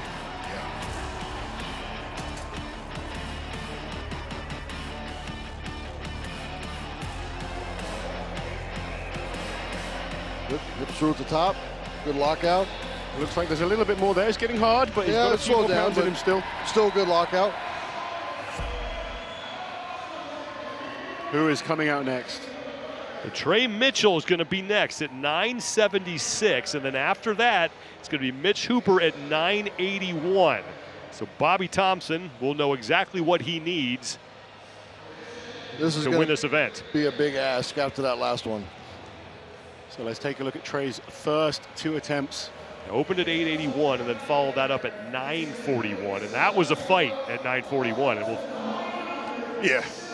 see that again here.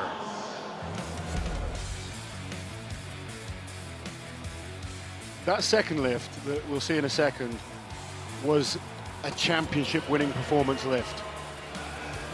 I can't see him coming and getting this lift after that effort that was put in to lift number 2. Look at this. Look at the strain on the face. Took so much out of him. You can see how much that bar whips.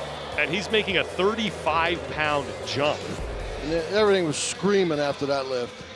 443 kilos about.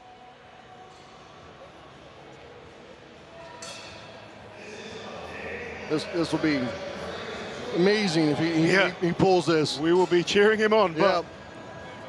Which I'd love to see him pull it. He needs it. A current leader. And he is one of those guys that he could come out and surprise you, you know. And he does it all the time. He did a log yesterday. All the time. You know, the Rogue Invitational, he was unbelievable. Shore Classic last year, unbelievable. He's just got that ability to switch it on competition day. He just knows, well, I just need a little more today, and he'll turn it up. You know, he's just got that ability.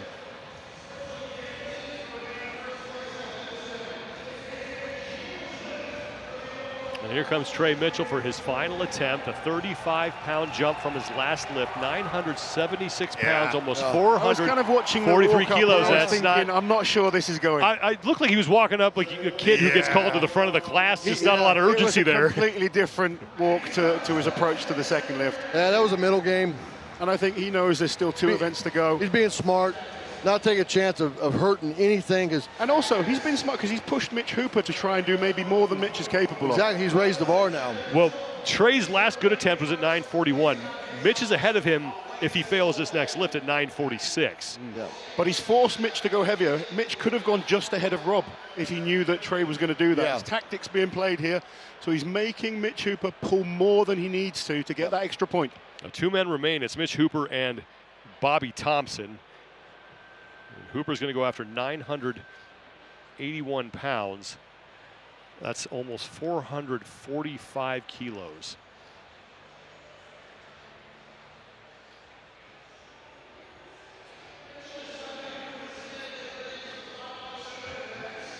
And once again, your overall standings coming into the day. 5 total events.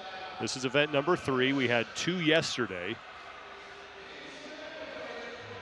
And it was Trey Mitchell who had a great day 1 for the first and the second to give him 19 points, and then Mitch Hooper comes in with 16.5.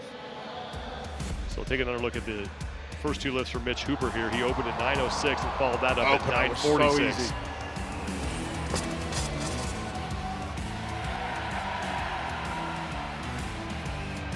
That was really 946.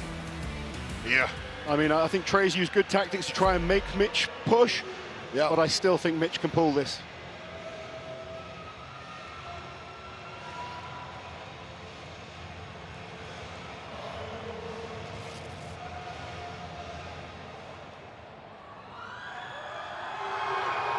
Here comes Mitch Hooper. 3rd and final attempt. Here's where the crowd can help you. Yes, he's responding to the crowd. He wants them making the noise. I don't think we can class Mitch as like the shy and retiring type. He enjoys the crowd cheering him on. He had a lot of fun with the fans at the Rogue Invitational. He was having a blast down there. Feed off that energy. We will see if it will pay off for Mitch Hooper at 981 pounds, 445 kilos to put himself in the lead. Go on, Mitch, keep pulling, keep pulling, keep pulling. And he has it. 981 for Mitch Hooper. And he maintained his form there. Yeah. I think a lot of people were expecting him to have to hitch. He kept pulling through smoothly. Straight through. Mitch Hooper with a massive lift. In terms of the whole competition, that is a massive lift. He's got an extra point on his biggest rival. Yep. Closing that gap in the overall score. We only have 1 lifter left to go. Well, Bobby Thompson will be the last man out as you take one more look at Mitch Hooper's effort at 981. Very good lift there. Great lift.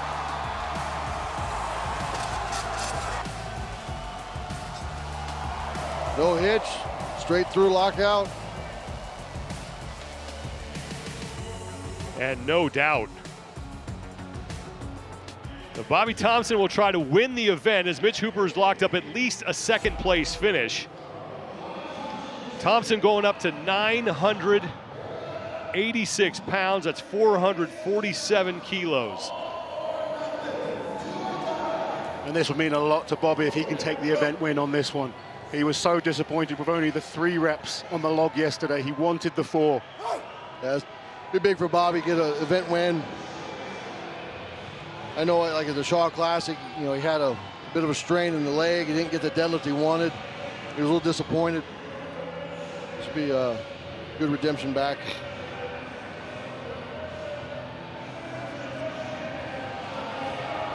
Thompson dead last in the wheel of pain, but then those 3 good lifts on the Austrian Oak got him into second place in that event, and now Bobby looking to get the response. Looking for the event win. Well.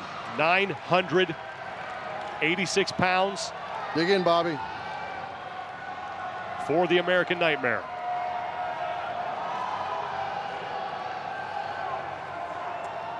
Bobby Thompson sets himself up. For the win. Big pull, strong off the ground. Come on, Bobby, finish it, Bobby. Finish it. He needs to keep working. Can he lock out? Hip through, hip through. Good. Give the win to Bobby Thompson. He gets the lift. 986. Huge lift there for Bobby Thompson.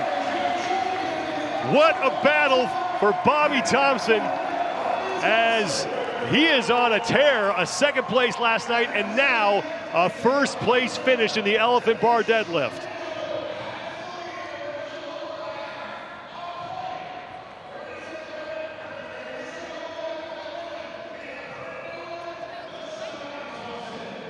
Let's take another look at Bobby Thompson's lift for the victory.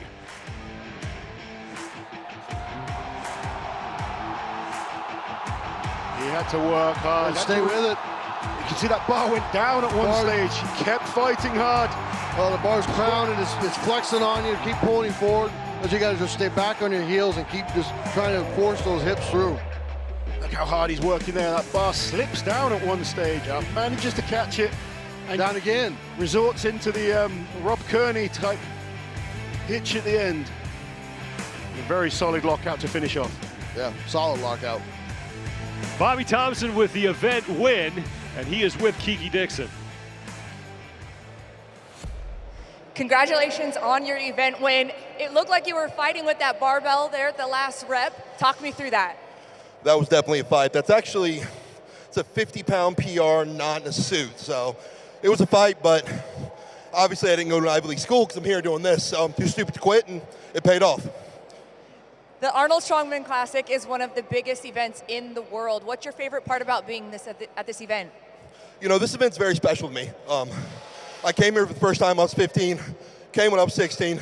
They said I wasn't coming back till I was on stage. This is my 4th time on an Arnold stage, so this is home. Thank you so much, and congratulations on that PR and winning your event. Thank you very much. Bobby Thompson, his second straight finish inside the top 2, 986 pounds to best of Mitch Hooper by 5. Rob Kearney gets in between Mitch and Trey Mitchell, so that's big for Mitchell Hooper. And then Kevin Ferris rounding out the top 5 with a 901-pound lift. But there's Pavlo Nakonechnyy. He zeros. And Mateusz Kieliszkowski is going to fall in the top 3. 2 events remaining. It's going to be a blast to watch this thing play out now over the rest of the day here. The battle now for 3rd place is going to be exceptional, but still that battle for 1 and 2. They've kind of stretched away from the chasing pack there, but that was big for Mitch Hooper. He's gained 2 points on Trey. 2 events to go. The next event is the lottery. We don't know what's going to happen with this next one. There's all to still fight for. What impressed you the most about what you just saw? Those last 2 deadlifts. I mean, to finish the way they did on day 2, beat up and tired, you know, and still pull some really great deadlifts. It was really impressive. You know, some big surprises in there. You know, with Pablo, hopefully, you know, the hamstring's not too bad going into the next 2 events. He can recover, but impressive performances. Here are your overall standings now with just 2 events remaining as we are more than halfway through the 2023 Arnold Strongman Classic. And it is Trey Mitchell who's seen his lead get shaved to now a half point over Mitch Hooper. Bobby Thompson is now in 3rd place. He's 2 points up on Kieliszkowski, who is in 4th. And Rob Kearney now inside the top 5. 2 events remain here. We are going to step aside, but the Rogue Iron Game with Lawrence Smith and Dr. Bill Crawford is coming up next. Stay with us, everybody, as our coverage continues here from Columbus, Ohio.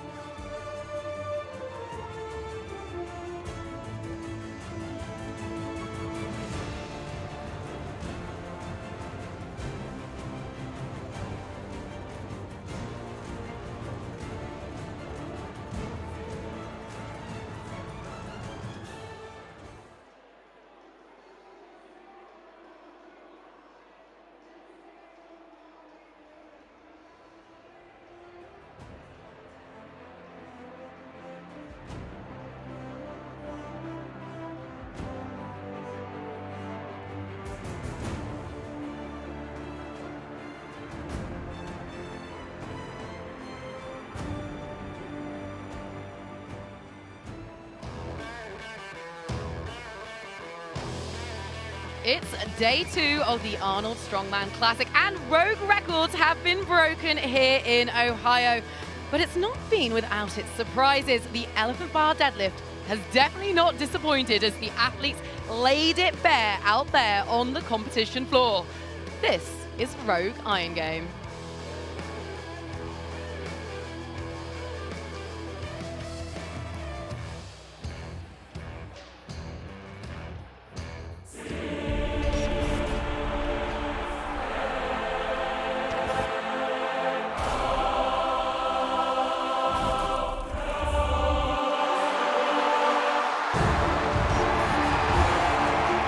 Has done it. He is your Rogue Invitational Champion.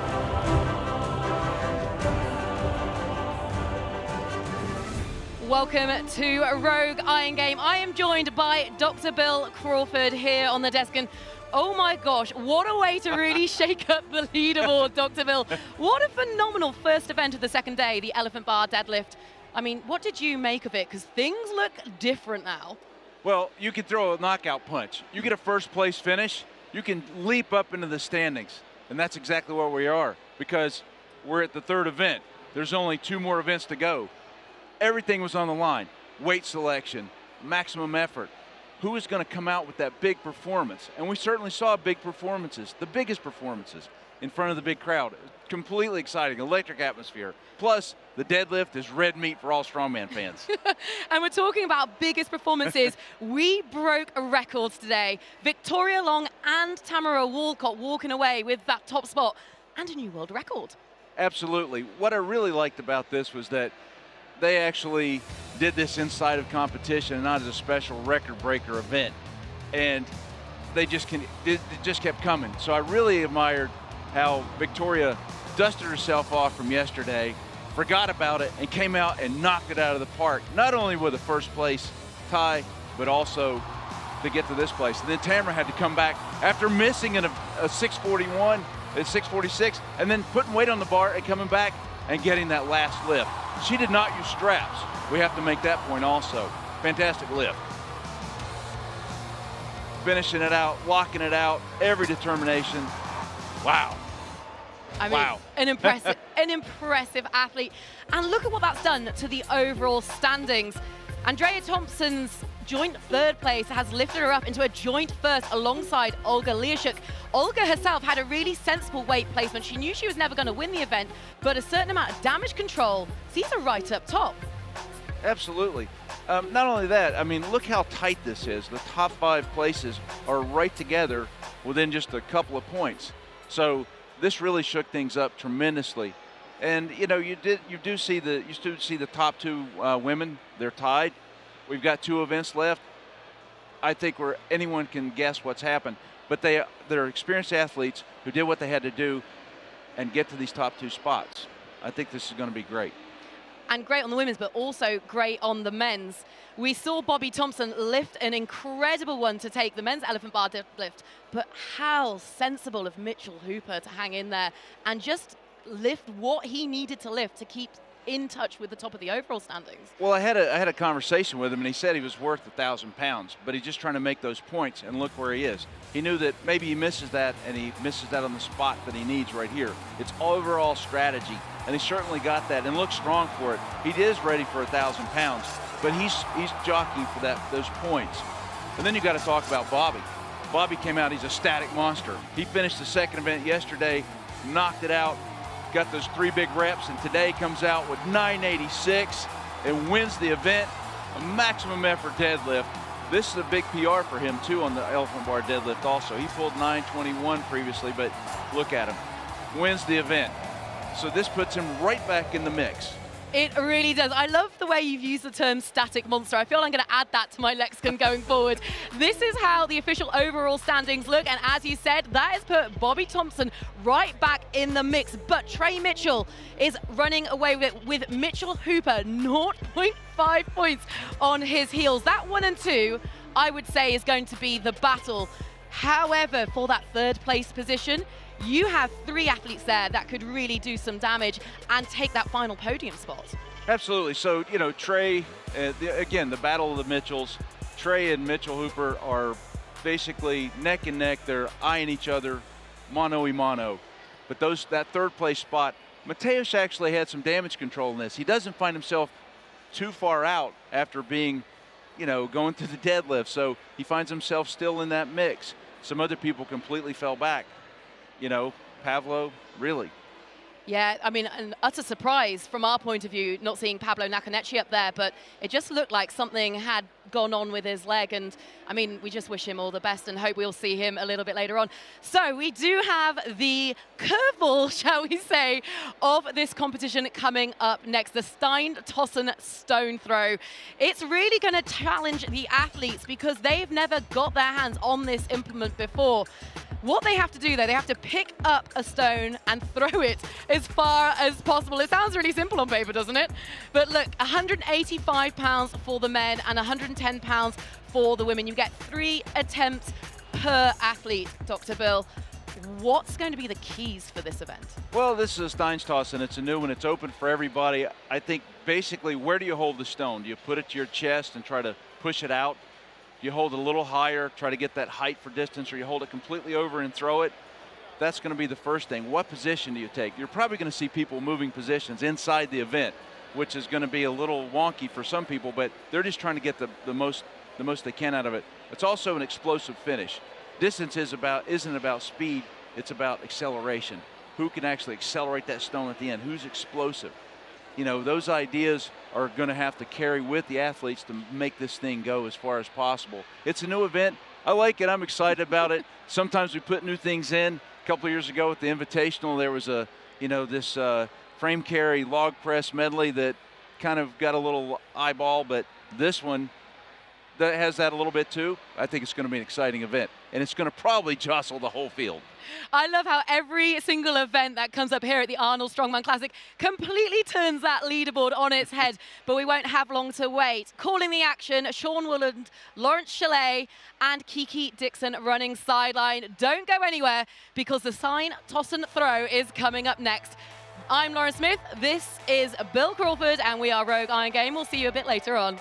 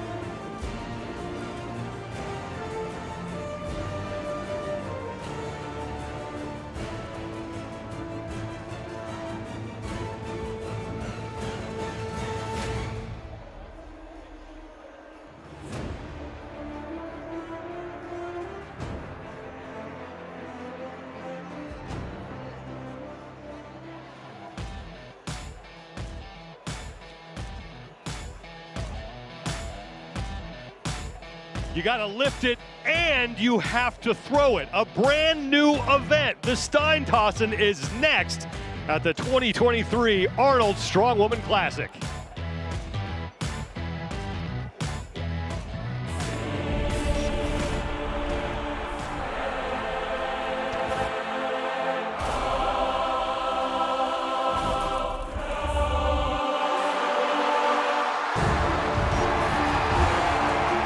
Has done it. He is your Rogue Invitational Champion. 3 events are down, 2 events remain, and we will crown a champion at the 2023 Arnold Strongwoman Classic here on Saturday from Columbus, Ohio. Thank you so much for staying with us today, everybody. I'm Sean Woodland with Lauren Chalet and Jerry Pritchett. Kiki Dixon is out on the competition floor. We'll be checking in with her in a second. We get ready for the Steintossen, and this is a totally unknown event here. Yeah, absolutely new one. New to Jerry and myself, new to the athletes. We're going to see different types of techniques being used, and it really is the unknown in this competition. And really going to be, all of us are going to be learning this for the first time as these athletes go. They've all tried to train it and try to figure it out the best they think, you know. I guarantee some of those techniques are probably changing backstage now as they're warming up. And then as they go, we're going to kind of see what works best and what doesn't. Well, after 3 events, things got even tighter on top of the overall standings, and we have a new leader coming into this event. Olga Liaschuck is tied with Andrea Thompson at 23 points, as only 2.5 points separate Liaschuck from Victoria Long. And for more, let's go to Kiki Dixon.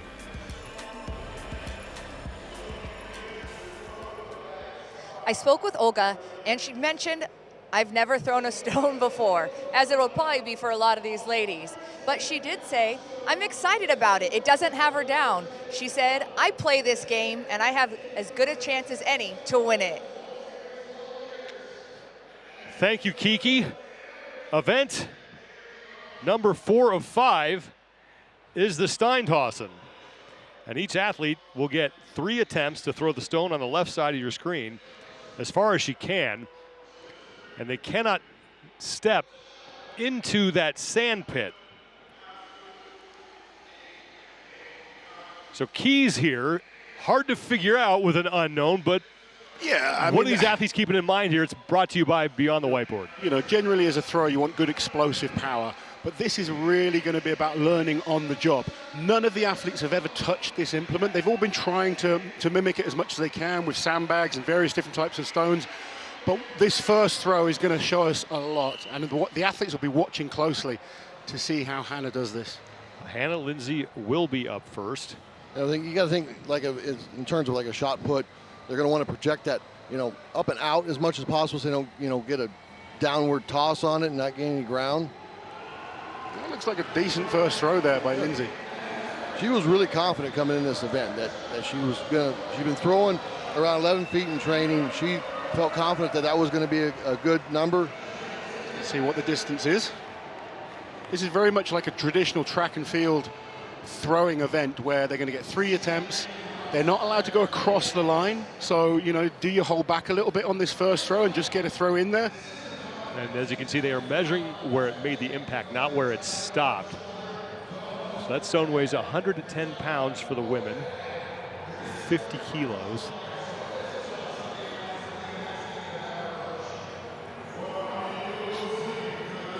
She starts in that overhead position, which kind of what we thought might be the technique to go with.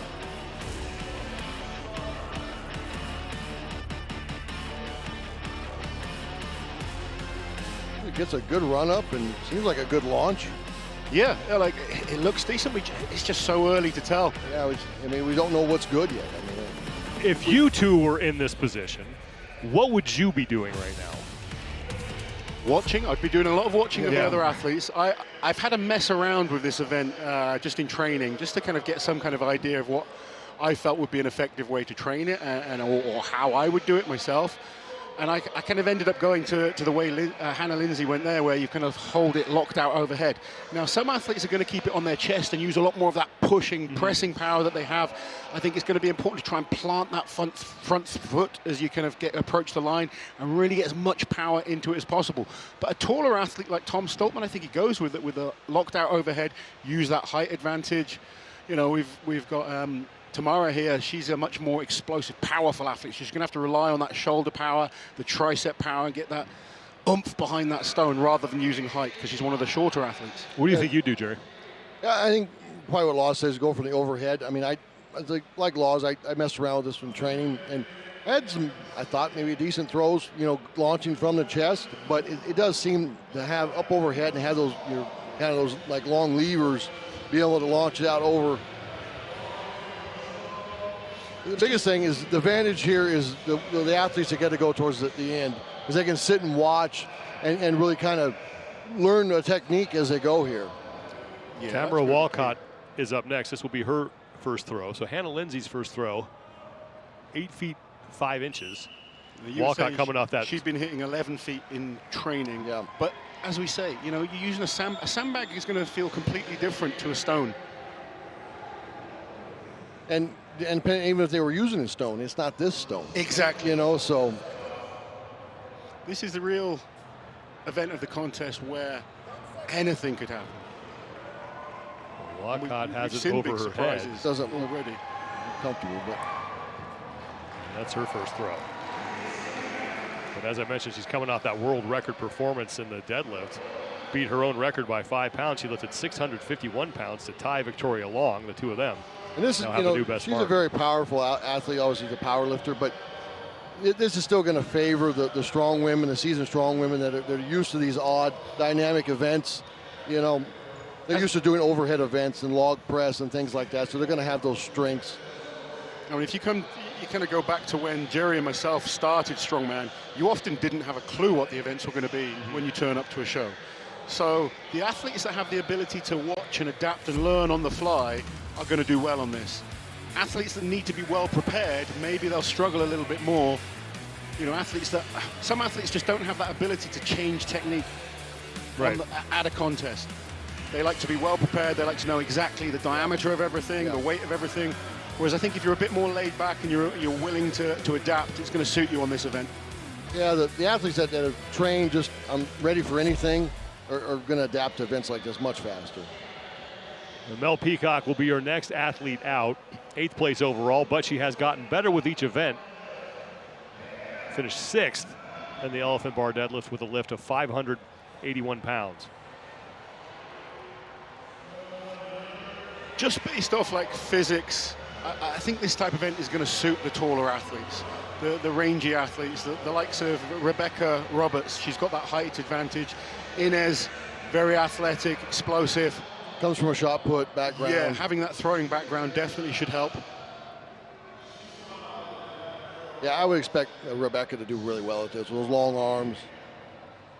And she's just so strong and everything. Yeah. You know. 8 feet 5 inches from Hannah Linzay is still your top throw here, as Mel Peacock will be the 3rd woman out.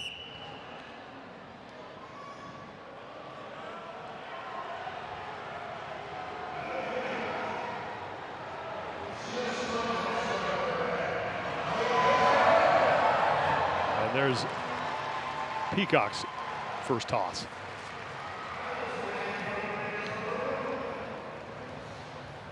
So from the first 3 throws that we've seen so far, Hannah Linzay clearly in the lead. And that black mark on the side of that sandpit will show you how far the top throw is. And so far, the 3 athletes we've seen have all gone with that overhead technique.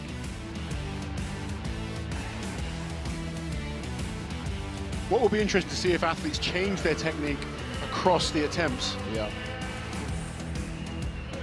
And a lot of times you'll see someone come out and do something different that works really well, and then all of a sudden everyone after that starts trying the same thing. You see it changed up, yeah. Yeah, if you see someone that's got really good shoulder power that comes out and just launches from the chest, you might see some go, well, maybe we're going to try this. Yeah. You know? I mean, like I said, I think the taller athletes have the advantage, but if you if you can force that stone hard with that tricep power, the shoulder power that some of the athletes have, maybe. Someone like Bobby, you know, he might generate a lot of power from his chest and launch it out. Mel Peacock's throw is 6 feet 9 inches as Sam Beliveau steps up for her first attempt. Beliveau 7th place overall. She had back-to-back 5th place finishes to start day 1 and then a 10th in the elephant bar deadlift. Looking to get back on track here.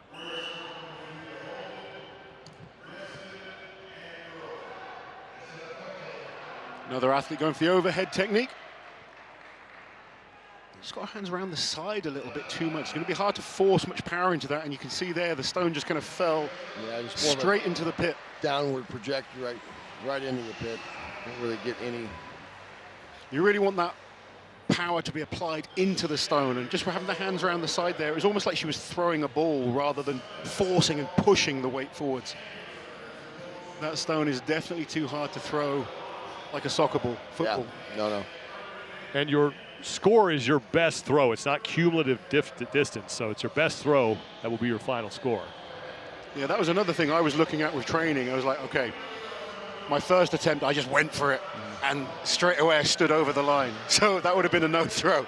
So then I would have to focus on a safer second throw. I think a lot of the ladies right now are just trying to get that confidence. Completely new event, as we keep saying. 7 feet 5 inches for Sam Beliveau, and not a bad effort considering, as you mentioned, the hands on the side there. She's actually got a good distance there. Good long levers though, long arms. 4 women have thrown. We have 6 remaining.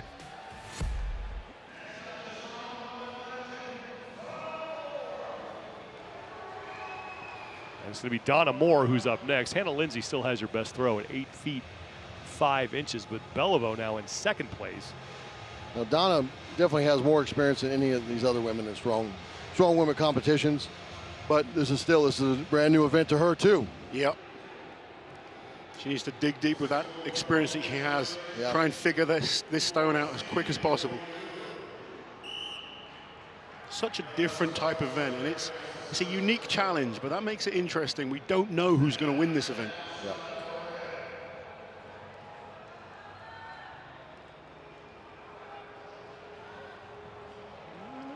It's going to be a solid effort from Donna Moore. Oh. Depending on where that initially made impact, it looks like from that angle it's going to be close. Turned on the release. That was, I don't know if that was unintentional or just the way it came off, but almost like it gained her some. Interesting to see the official distance on that throw.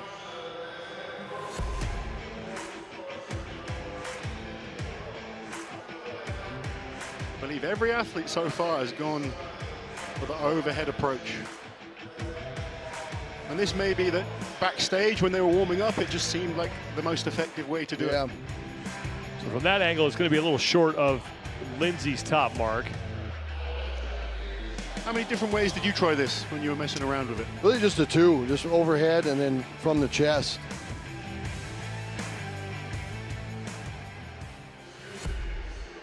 It's so heavy, you really don't have too many options, you know.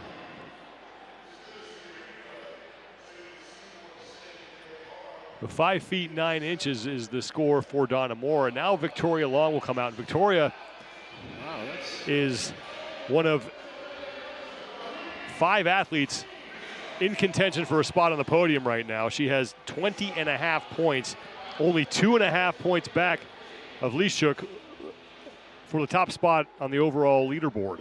Yeah, she really put herself back in contention with that deadlift. Yeah. You've got to continue to do so on the stone. Absolutely. She didn't have the day 1 that she wanted, but she started day 2 strong. Let's see what she's like at this one. One of the taller athletes. And that looks good. Oh, that is going to demolish Lindsay's distance. So that will be the new top mark for Victoria Long. We'll just await the official measurement. She's clearly had a good night's sleep and come back a different athlete today. Yeah. That was really fast run up, good launch.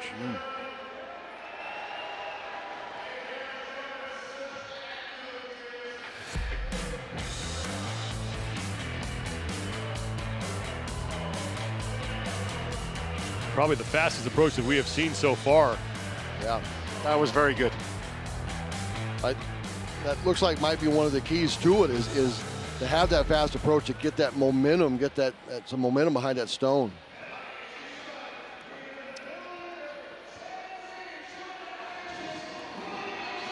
Now we're going to be able to see how the height comes into play. Rebecca Roberts with 21 points, tied for third with Inez Carrasquillo. Roberts had a great start, won the Wheel of Pain, 92 feet 9 inches. One of the performances of the weekend so far. Rebecca is 6'3", 6'4". She's a very, very tall lady. Long 10 arms. feet 2 inches is now the top score from Victoria Long. The Welsh Wonder Woman, Rebecca Roberts, who got here as an alternate and now in contention not only for a podium, but possibly the overall win. And she really wanted to prove that she should have been on the list here, not coming here as an alternate. And I think she's proven that already. She did that out of the gate yesterday. Let's see how she does. Look how high that stone is. Just let it drop a little too soon, I think. Yeah. And really had to slow down getting to that barrier. Yeah. It may have lost some momentum, but that's a good throw for her. Yeah, it was really good, just a good timing on, the quickness of the run up, but be able to time it where you don't start to lose the stone and stumble. And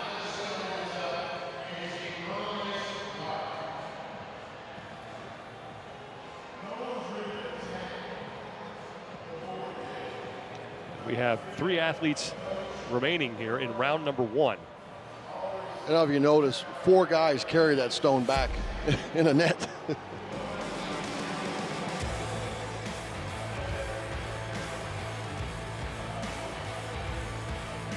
I really think if she could have kept it up high and not, because she dropped it and she squatted down, I think if she could have just stayed with that height, I think she could have got a better toss there. I'd agree. I think she can definitely come back and add a good amount of distance to that first throw. I don't know if the stone maybe started to slip, and that's why she kind of brought it down to catch it, and I'm not sure what happened, if that was the plan, but. Inez Carrasquillo up next. Here's our shot putter. Yeah, let's see what the experienced thrower can do. See if this carries over. Finished second in the Wheel of Pain, a third in the American Oak, and then a 7th, her first finish outside the top 3 in the Elephant Bar Deadlift. 21 total points, only 2 points out of first. Rebecca Roberts' distance good enough for third currently. So she's got a good start. Now let's see what Inez can do. 10 feet 2 inches from Victoria Long is the mark to beat. Good, powerful throw. That is a solid throw. Just stopped herself going over the marker. And they measure to the initial impact point. And it looks like they're going to count that as a no lift because she may have made contact with the front of the sand pit. It was really close. She was trying to catch herself. She has so much momentum on that run up. But she still has 2 attempts remaining here. You see a replay on this throw? I think that's just where that timing is going to come in, and on that run up, and where do you stop? Because you always want to stop as far out as you can to get the distance, but not put yourself in a position of She puts going herself over. under a little bit of pressure now because she knows she needs to make sure this second lift is safe. Has to be good, yeah. And let's keep an eye on her feet as she finishes this throw. She's in a nice position. Worked out well.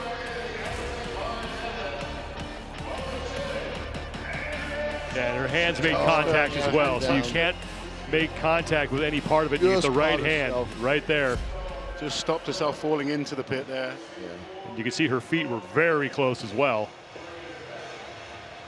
But something that you don't really think about as we get into this event, now that becomes a key here that the athletes are going to have to deal with. Andrea Thompson will be up next. Well, and we get into, when you're fighting for an overall spot, you can't have any mistakes. We had Rebecca's early dropping that deadlift, getting excited. That could come back to haunt her later. Yeah. And that's got to be frustrating because it's not a strength or performance issue. It's just I just did something. Yeah, and that's why this wrong. event is so much of a lottery, because they've not got the experience on it, and it's one of those. A mistake is easy to make. Right. Do you push too hard? Do you take the risk and really commit to get as close to that line as possible, apply as much power as you can, with the risk of then having to fall over the line?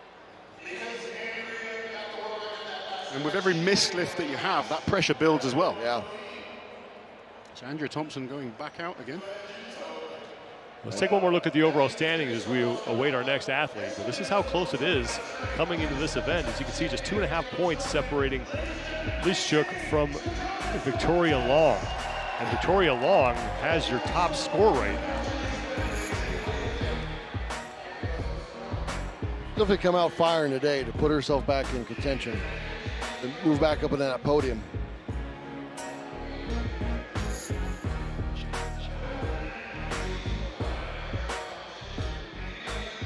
Go. I like all the guys and hope that the strongest will win today and no injuries. And we'll see. It's very hard to predict who will win. So many good athletes. And greatest athlete ever at this contest, 8-time champion of the Arnold Strongman Classic, the one and only Zydrunas Savickas. Yeah. Saw half Thor here yesterday saying that he's going to try and come back for his title next year. And Savickas, and now Olga Liaschuck is going to be next.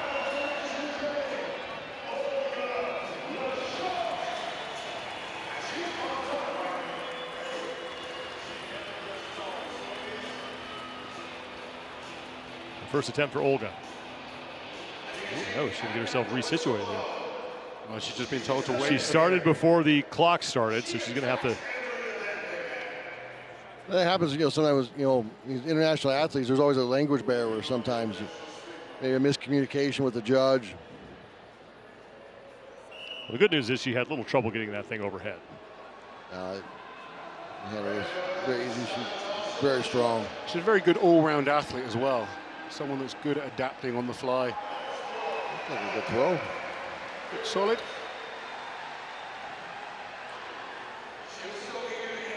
Andrea Thompson is the only woman left to go here.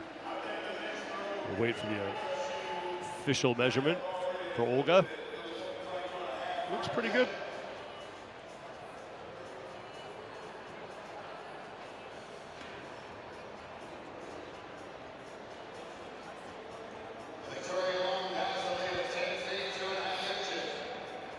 Should put herself at least in the top 5 here. After one round, we just have one athlete to go, so another look at her first run.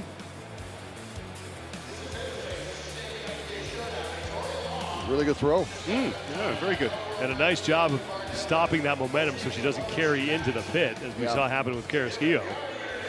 Yeah, we see now that's a big key is making sure that timing, you do not waste a throw by going over that. And if you look at the sandpit there, that line by the E of Rogue, that is the mark that denotes the leading distance right now, as Andrea Thompson will be the last woman to go here in round 1. Andrea extremely strong in her shoulders and her overhead. Just how she can use that to throw the stone. Yeah, she's one of the shorter athletes in this lineup, so she's going to have to rely on that power that she has.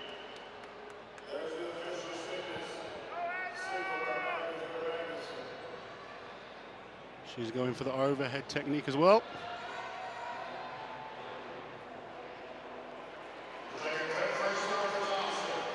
And a good opening throw for Andrea Thompson.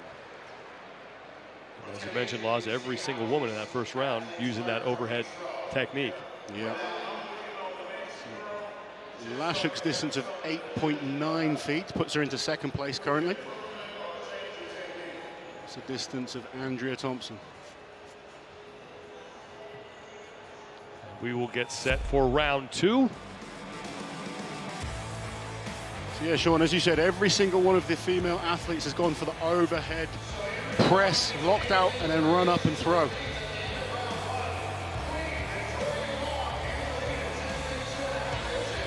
Andrea requiring those triceps to force that stone as far as possible. And Hannah Linzay will be the first woman up in round 2. What did she learn from that first throw that she can improve on? Really better that mark.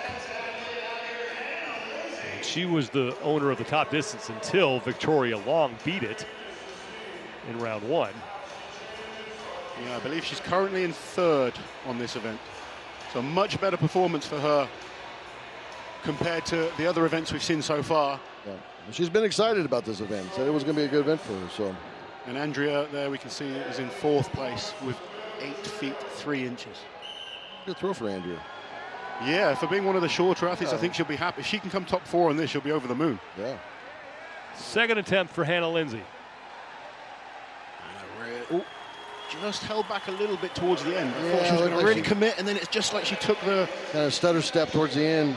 And did not make contact with the sand pit. So Magnus Magnusson give her the thumbs up. He was looking right at her feet. And we'll await the measurement. And it is your best throw of the 3 is your top score. This is not for cumulative distance.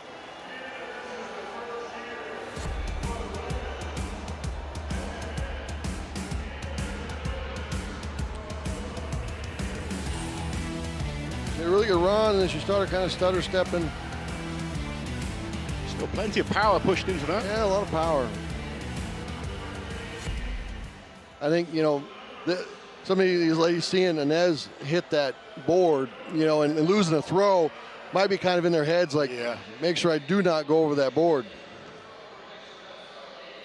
I don't know what you'd be thinking, Jerry. For myself, I'd be thinking, if I've got that first lift in and it's, you know, 3rd place, the second lift I'm going for. I'm going to commit and take a risk. Oh, yeah. Because you've already put in a solid performance. Absolutely. If you feel like you got a solid one in already, yeah, you might as well start taking that gamble and go, just go for it. Get whatever you can. Tamara Walcott will be up next for her second of 3 throws. In her first ever Strongwoman competition. Last throw was 6 feet 1 inch.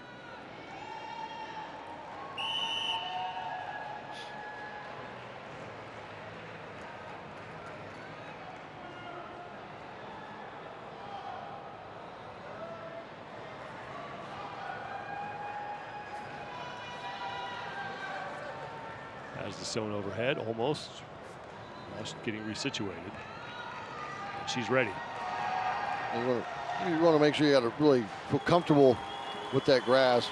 Just kind of lower it down. And changing up the technique there. Change it up halfway through. Maybe better off just kind of holding it at the chest right from the start. Yeah, and then require, you know, utilizing that pressing power that she has from bench pressing. Well, and then she could keep the momentum going because she kind of had the stutter step as she lowered it down and lose some of that momentum. It's quite a big cumbersome stone as well. So for a lot of these ladies, they won't even be able to see what they're doing if they kind of have it on the chest. So yeah, that's probably one of the reasons as well that the majority of them are going for the overhead pressed out technique. Yep.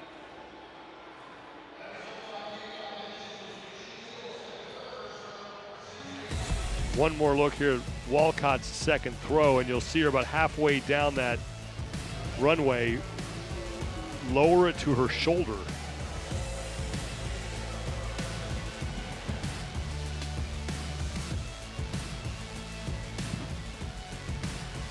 She almost looked like she kind of twisted too, and more so threw from the right hand, which I think it's just too heavy for that. You really need to be square and put as much power from both hands. Now Mel Peacock will come up. Her first throw was 6 feet 9 inches. She has improved with every event here at the Arnold Strongwoman Classic. An 8th, a 7th, and then a 6th in the deadlift.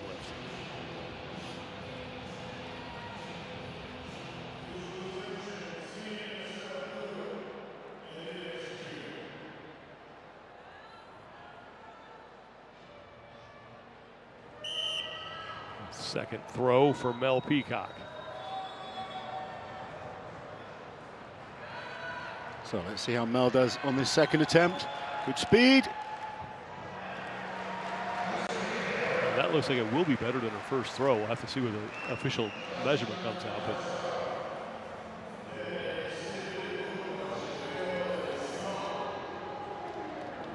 it's hard to tell straight away how well a throw is.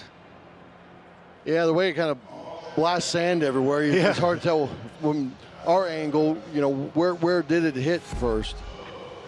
Here we go, this side angle should show us. Good, solid run up. That looks pretty decent, to be fair. Yeah, close.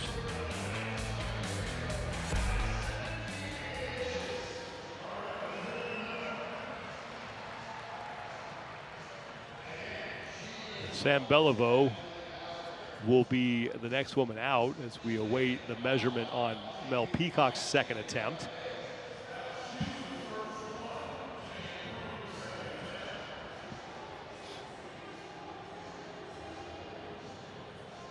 Seen so many different types of throwing events in Strongman before. This is completely the first time we've ever seen one like this.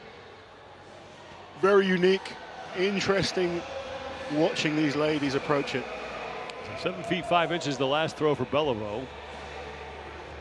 You can see just when they come out, they don't have the confidence that maybe they have when they come out to a deadlift or a log or an event that they're very familiar with. You can see there's nerves on their faces. You can see that. Well, still that question of like question marks. What am I doing? What am I doing It does seem a little bit like that.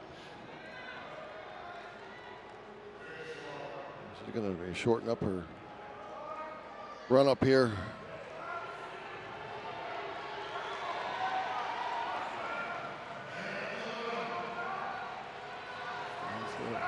And her foot made contact. Her left foot did make contact there. And the referee's just telling her. Magnus is letting her know. And interesting, she's wearing lifters. If you ever try to run in those things, it's not very easy. Yeah, I don't know that's the footwear I would choose for. What footwear would you go for? What's that? What footwear would you go for? I know it's always a question people ask, because I find with different events, a lot of the time it comes down to personal preference. Yeah, oh yeah. What you're more comfortable with.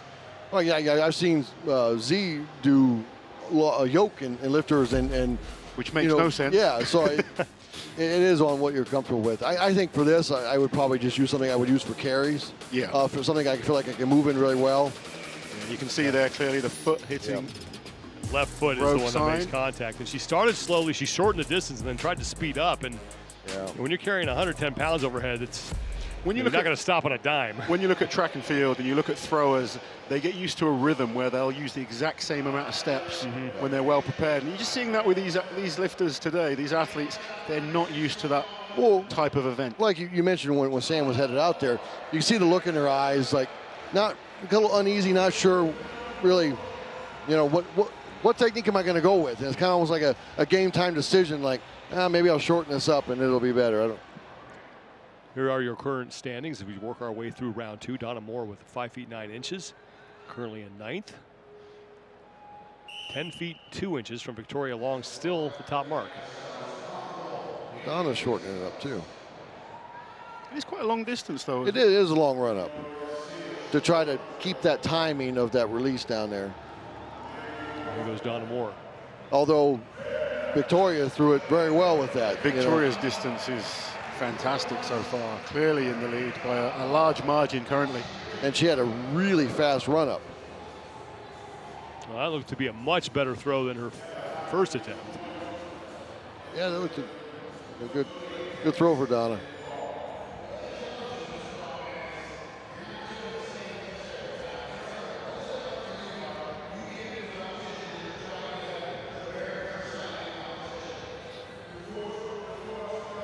We will get reset for our current leader, Victoria Long. So Victoria's in a great position. She knows she's currently in first place. She can just take a risk on this one. Yeah. Try and put something that's going to give her a huge lead. And if it doesn't pay off, it doesn't matter. She's still currently in first place. She already has a great throw. Here's Donna's second throw. Yeah, much better throw there than her first attempt.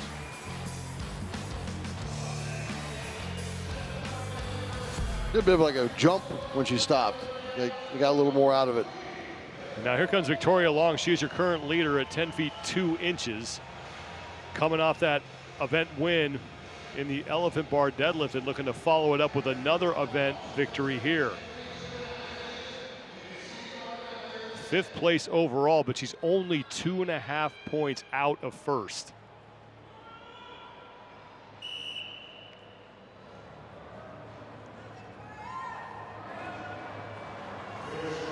What can she do with this second attempt? Amazing first throw. Big, powerful throw again. Wow. And judging by the reaction, that is going to be her new top mark. That looked huge.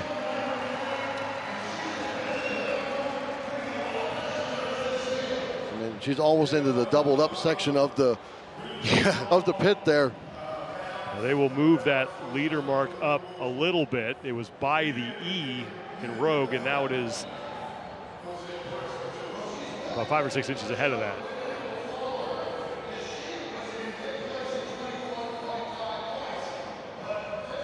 Second attempt for Victoria Long as she builds on her lead.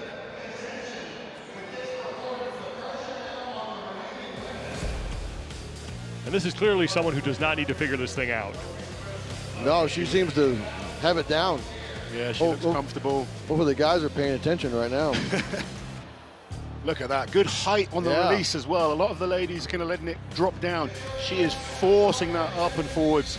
10 feet 10 inches as she adds 8 inches to her best throw. But Kiki Dixon has been backstage with the women as they're warming up. Kiki, what have you been able to see down there? Sean, I'm back here in the athlete waiting area, and there are monitors showing the live action. And I can tell you that every athlete and their coach and their friends' eyes are glued to it during the attempts. After each throw, there's a lot of discussion on what they saw, what looks like it's working, and what's not. The camaraderie is apparent as they exchange ideas and thoughts on what adjustments they might make for their next attempt. They all seem to be unified in their desire to not only help themselves, but also each other succeed at this new event. Back to you guys.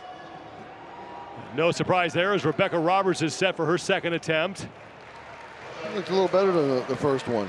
Yeah. Kinda kept it up high. And see that from the side would be good. What this one is. But yeah, it looks decent.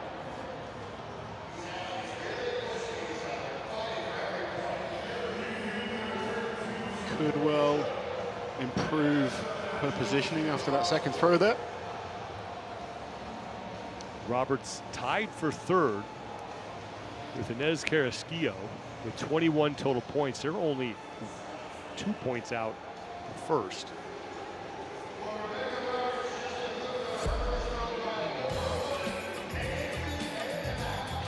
Yeah, that was a very good throw too. I would say that's got to be better than the first.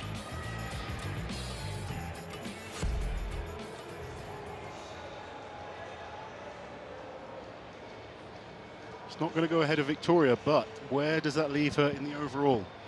She wants to continue to add up those points going into the final event.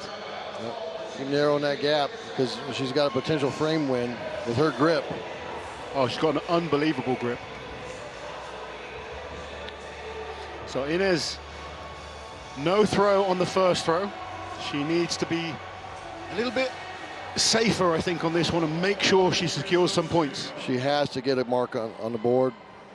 Rebecca Roberts moving up to third place with 8.8 on that last throw. Second attempt for Carrasquillo, and as you mentioned, her first did not count. That one, that's much better, I think. Well, the first one was a good throw. It's just she went over the line and just scratched it, but she kind of really wasted a good throw. But I think she might have made up for it there. That'll settle the nerves a little now.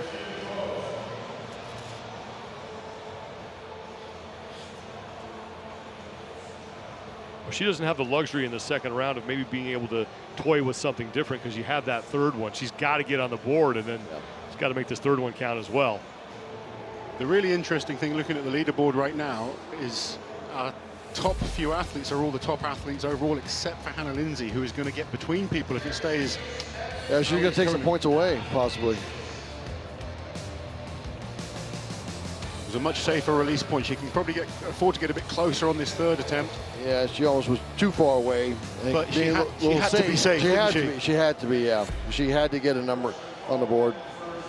Here are your overall standings coming into the event, and once again, you'll see how close it is among the top 5 athletes. Only 2.5 points separating Liaschuck from Victoria Long.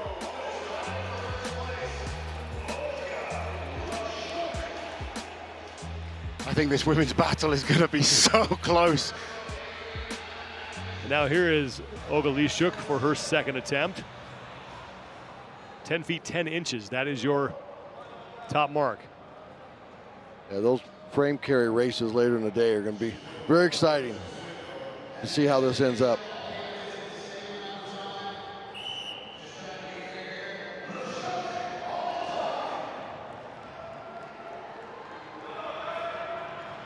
Only in second place on this event. Be a good throw. 8 feet 9 inches was her first attempt. That's good for second place right now. We'll see if she improves on that as she tries to separate herself from Rebecca Roberts.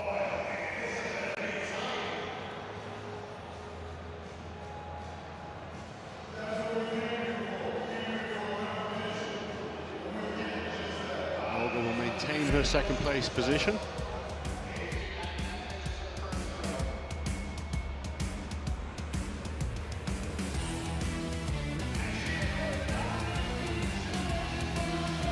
And it seems like everybody now is being extra careful about where they wind up, with their feet before they throw, because they just do not want to have a bad rep. Well, if it ends up being a good throw, I mean, you don't want to waste it, right? On something like that.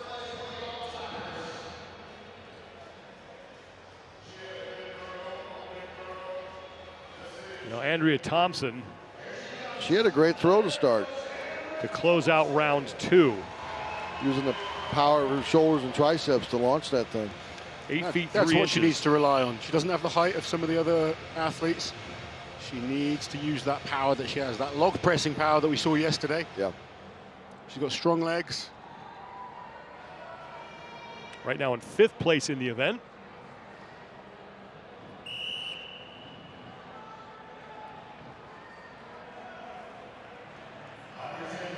Second attempt.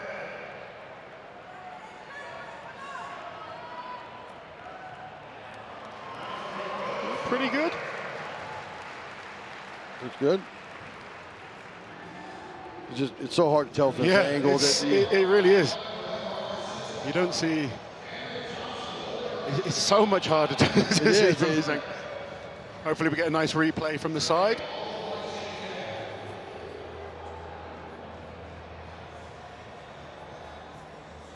And we have 1 round remaining. Can Andrea improve on her 5th place currently with that throw?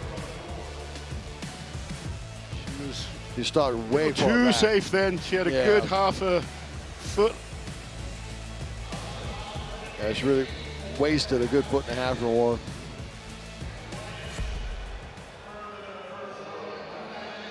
That will bring Hannah Linzay back out. It's probably the most difficulty of this is timing it right. Yeah. To be right on the edge, but not going over, because you don't want to waste anything. You don't want to be a foot and a half back and waste that distance. And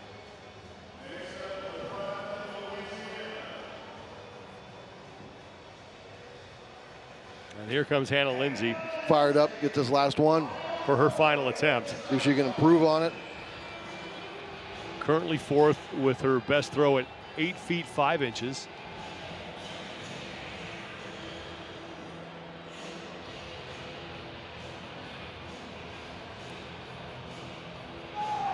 So currently Hannah Linzay is doing Olga and Victoria a big favor. Yeah. Ahead of Andrea Thompson and Inez. If the positions stay as they are. Final throw for Hannah Linzay.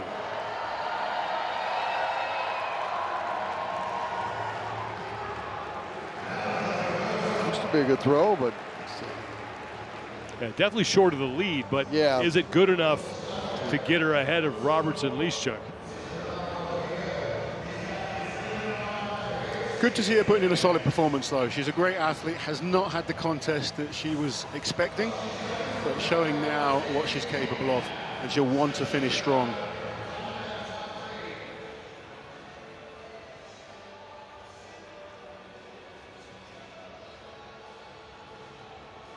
Here's the replay of Linzay's third and final throw. Kind of limping off there. Trying to get the crowd behind her, and then some tired, battered bodies at this point. Oh yeah, this far in. That was good. Yeah. Certainly timed it right. Yeah. Plus coming to that sudden stop, you know, it's got to hurt. Really jar your knees. Well, Walcott is the only woman who has tried to vary her technique. She went overhead in her first throw. She went from the shoulder in throw number 2, and let's see what she does here for her third and final attempt.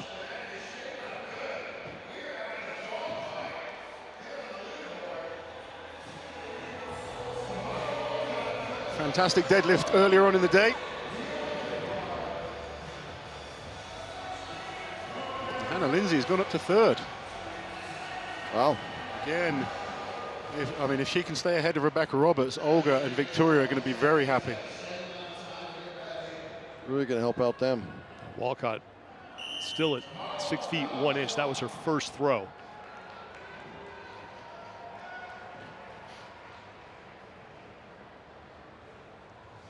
Really shorten up that run up. What approach will she take for this final attempt?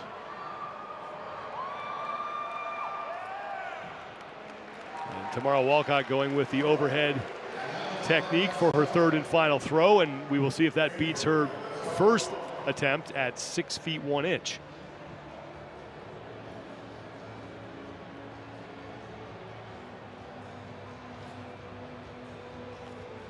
Mel Peacock will be up next as we take another look at Walcott's effort. Look like it might be her best throw. We're going to try to stay with that overhead. And didn't jump into it as we've seen. Yeah. Was able to. You know, it's tough. I don't think she's going to move up in positioning, but if she can finish with a PB, that's all you can ask for. And really, we talked about her yesterday. This is all about experience for her first competition and kind of a baptism by fire to get have your first competition be on this stage. They're throwing in with the top, strongest women in the world. That's tough, and she's having to learn as she goes on these. She's the world champion in her game, you know. Unbelievable power lifter. Stepping over to strongman, strongwoman, it's different. Yeah. It's not. And only have 12 weeks to prepare for this. Give her a year of preparing, and I'd like to see what she could do. Yeah, as a proper coaching in a year. Mel Peacock currently 7th with a distance of 7 feet 8 inches.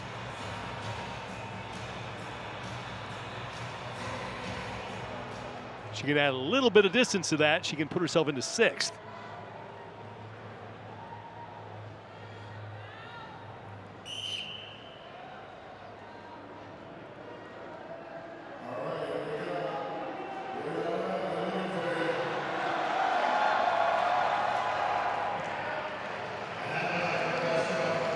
Good throw.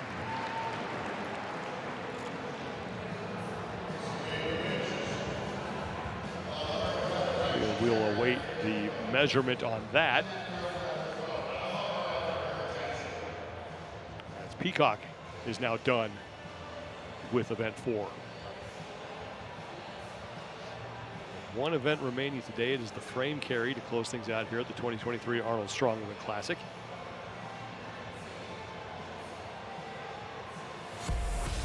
Here's Peacock's final toss.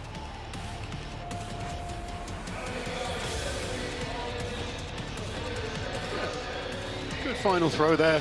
Good by Mel Peacock.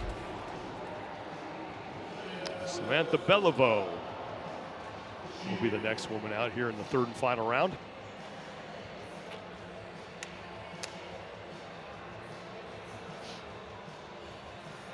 Beliveau yesterday in the American Oak was not able to get the heaviest lift on the heavy log, but when she got to the light log, she put up 7 reps.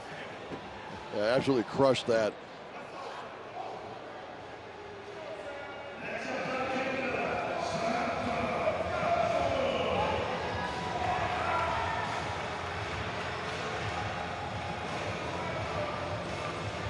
Seven feet 5 inches is her best distance. Last time she shorted up that approach. We'll see if she does that again here. She will. She rolls the stone forward. Still wearing those lifters. There's a couple of them that went with the lifters. The only reason I can see they're wearing the lifters is just to give it a little bit of extra height. Yeah. Her left foot was close. Yeah. She seemed to be quite flat with the push as well. Yeah. It seems like it is going to count. Now, whether or not it beats her score of 7 feet 5 inches, we'll have to see. But yeah, none of them have really got that trajectory that Victoria's getting out of it. You know, she's really launching it up and out. So much power that she has as well. And she has and by far the fastest run up, and she's stopping on a dime every time. It's a well-prepared athlete, clearly. Yeah, she's trained it well. Third throw for Beliveau. Good throw. Yeah, it was. And Could end up being her best one. No, 7 feet 5 inches is going to wind up being her best, I think. It didn't look like that throw beat it. Okay. But it was close. So 7'8", actually it was. It beats it by 3 inches. So 7 feet 8 inches. Good effort. I said it was her best throw. I should trust you more often, as long as you know what you're talking about.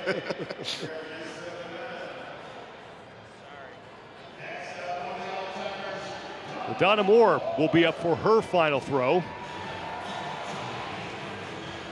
Moore coming in 6th place overall right now, in 9th place in this event, 7 feet 7 inches.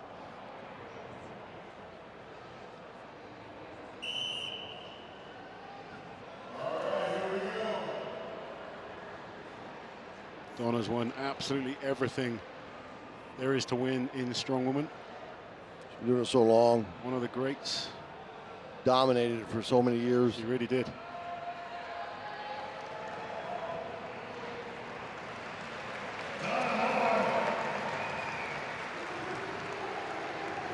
That will be it for Donna Moore here in event 4. 7 feet 7 inches, her top mark coming into this final round. Oh, she broke that.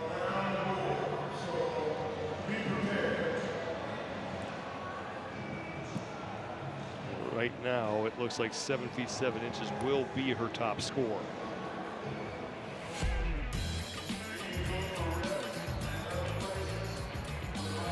She stopped a little too far out. She wasted a foot or so there.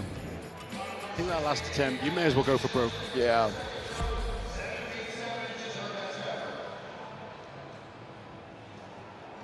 Yeah, it may have been a better throw distance-wise, but she, like you said, just shorted it a little bit. Yeah. And Victoria Long will be out for her third and final throw. She had 10 feet 2 inches on her first attempt, added 8 inches to that in round 2, and we'll see what she can do here in round 3. And looking for her second straight first place finish. She has really pulled herself back into contention today. This will be extremely impressive if she can better this again on the third. And just keep getting better. Yeah, I don't think she's going to need to, is the honest truth, but she's definitely going to try. Consummate professional. She wants to keep improving, keep dominating.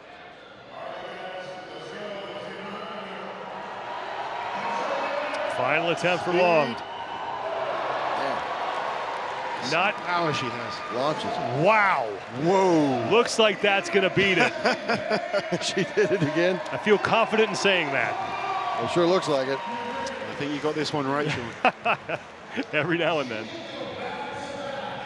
That one even kind of turned on her, but it's still, she gets such a launch. That's incredible throwing. Again, it's where the initial impact was made, so it does look like they're going to move that leader mark up a little bit. Yeah, because it's getting closer to that steel bracket. That is fantastic. 3 incredible attempts there. And getting better and better. That steel bracket is where they put it to mark the top distance, and it has belonged to that woman since we started. Wow. And she's still a little, foot away. I mean, she actually gives up a little bit, but doesn't need it because, I mean, she launches it She's so really far. getting a great amount of pushing power into that stone. Well, using that momentum of that fast run up, and then it just launches it. Seems to have everything right. Yeah. And now Rebecca Roberts coming up for her final throw. Well, Rebecca got better on her second. So hopefully she's learning as she goes as well. She can better on the third here. 8 feet 8 inches, her top mark. With the frame to come, she's going to be feeling confident. Yeah, with her grip on frame.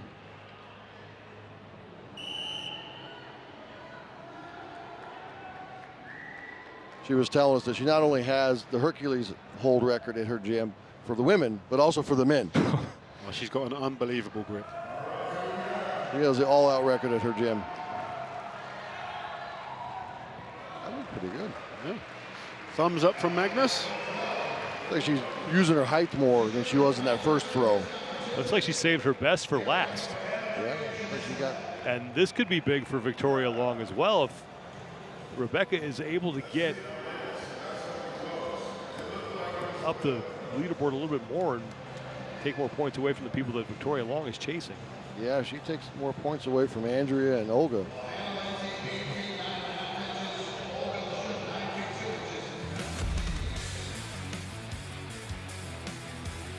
So far, this event is going perfectly for Victoria Long. Now, if things stay the way they are, as you see Rebecca Roberts' final throw, Victoria Long would only be 1.5 points back of the overall lead. Wow. With one event to go. And now Inez Carrasquillo will be the next woman out. Missed her first throw because she made contact with the sand pit, but was able to get her second throw to count. Yeah, and that second one, she was being extra cautious. She really gave up almost a couple feet. So this one, I think she's just got to go wide open. To commit to it. She needs, if she can get herself into the top 3, which she's capable of on this event, she's got a chance at the overall.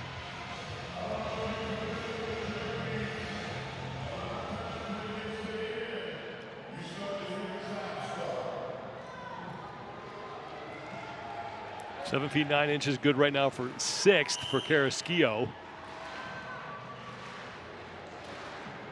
21 points coming in. She's only 2 points out of first. She has that shot put background. She has the experience to do it. Good throw, not quite enough to get Victoria, but good throw.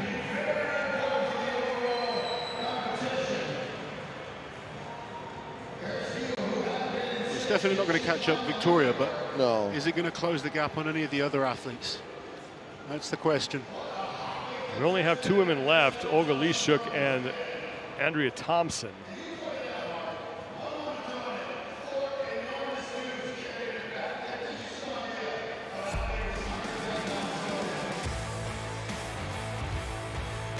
That was a good throw. Yeah.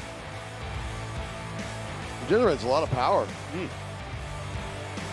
I think she may have snuck up a little bit on the leaderboard.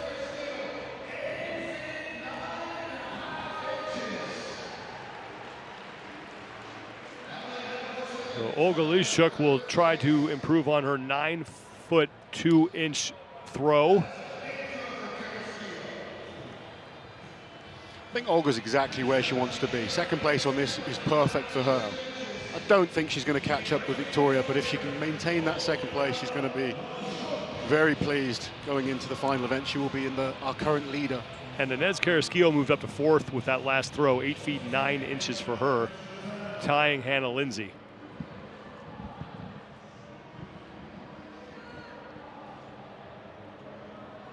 Final attempt here for Olga.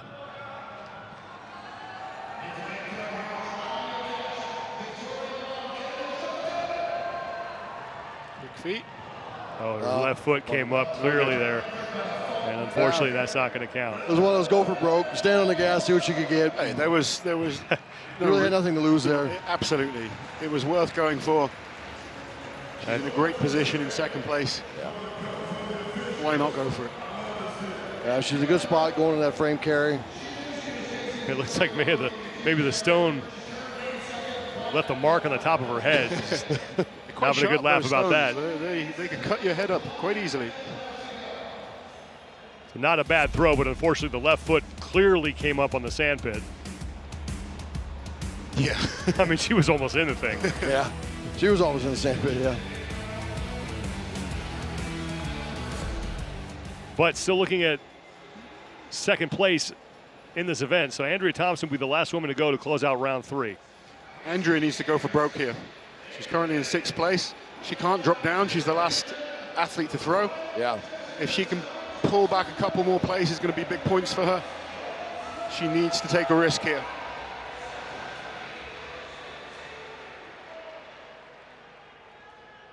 Try and get as close to that platform as possible, because she was a good distance away last time. She was. She gave up some. Final throw for Thompson. Really use those shoulders and triceps. Use that power. Really launch that thing. Speed on the run-up. Oh, that wasn't so good. Totally messed that one up. She bobbled a little bit there at the end. Fumbled, but she's not going to drop. Yeah, didn't everything to lose there, but she would have hoped for a little better. And that means that Victoria Long is going to come up with her second straight first place finish and should be within at least 2 points of the overall lead. We'll have to wait for the official standings, but she is continuing to rocket up the overall standings. It's going to be a very, very exciting finish for our ladies.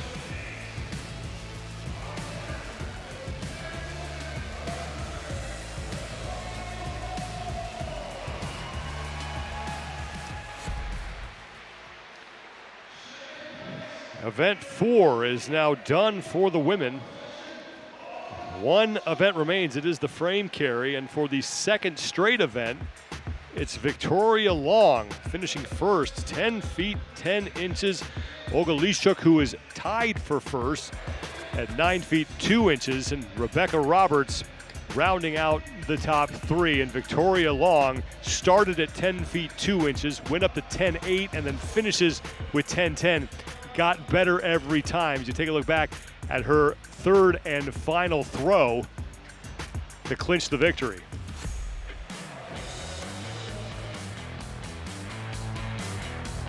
And she was the one who looked the most comfortable with it from the start. And huge throw. The first lift would have been launching that first throw would have been enough to win. And Victoria Long is with Kiki Dixon.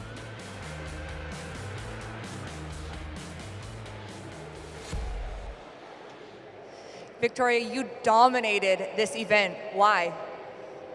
It has to do with training. And that's the thing, like I said earlier, this event, I mean, nobody has ever gotten to throw this stone, so you just have to do your best in training to come up with a technique that's going to work.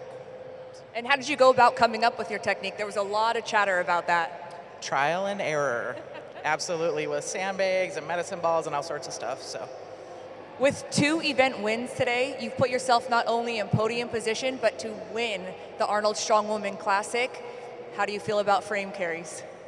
I feel good about the frame carry. We'll see what happens, like any event, because these women are incredible, and you never know what they're going to bring to the table. So this event's over. Time to move on. Thank you so much. Thank you. Time to move on, and it's time to move up as well for Victoria Long, who now sits all by herself in second place. She is now a 1.5 points back of Olga Liaschuck with just 1 event remaining. And then you have a good battle shaping up between Rebecca Roberts, Andrea Thompson, and Inez Carrasquillo for the final spot on the podium. And this is exactly what you want to see heading into the final event. Still pretty much wide open at the top. Look at that scoreboard, so tight between the top athletes. It's going to be an exciting finish later on in the frame carry. But Victoria Long has done what she needed to do after that poor start yesterday. She's clawed her way back. She has a chance. What impressed you about some of the performances you just saw there? They were all really great. victorious by far. I mean, her first throw was enough to, she could have sat down. Right. I mean, nobody got to that. And she got better after each one. So she, by far, had it figured out better than anyone. Hopefully the guys were paying attention. Yeah, hopefully they were. We were certainly paying attention and can't wait to go do it again as the men are coming up next. The women are going to take a break. They have one event remaining, but we will take a quick break and be back with the stone throw for the men here at the 2023 Arnold Strongman Classic.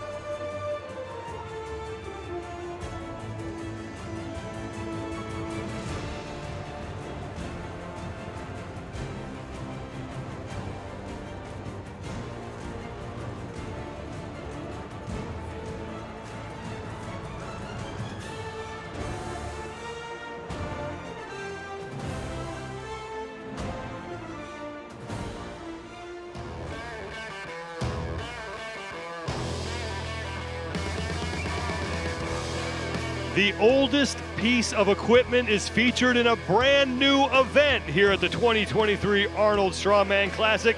The Stein Tossen is next.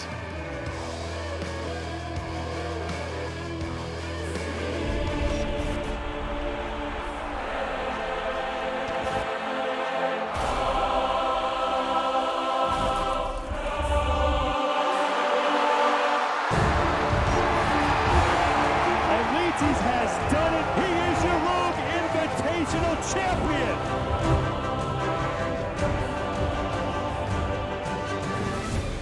Three events are down, 2 events remain as we get closer to crowning a champion here at the 2023 Arnold Strongman Classic in Columbus, Ohio. The final day of competition for the men here, and we are glad you were with us. I'm Sean Woodland with Lauren Chalet and Jerry Pritchett. And Kiki Dixon is the 4th member of our broadcast team, and we head into an event that is a total unknown for everybody. Yeah, this is the real lottery in this contest. So far, we've seen some incredible performances across day 1 and the start of day 2.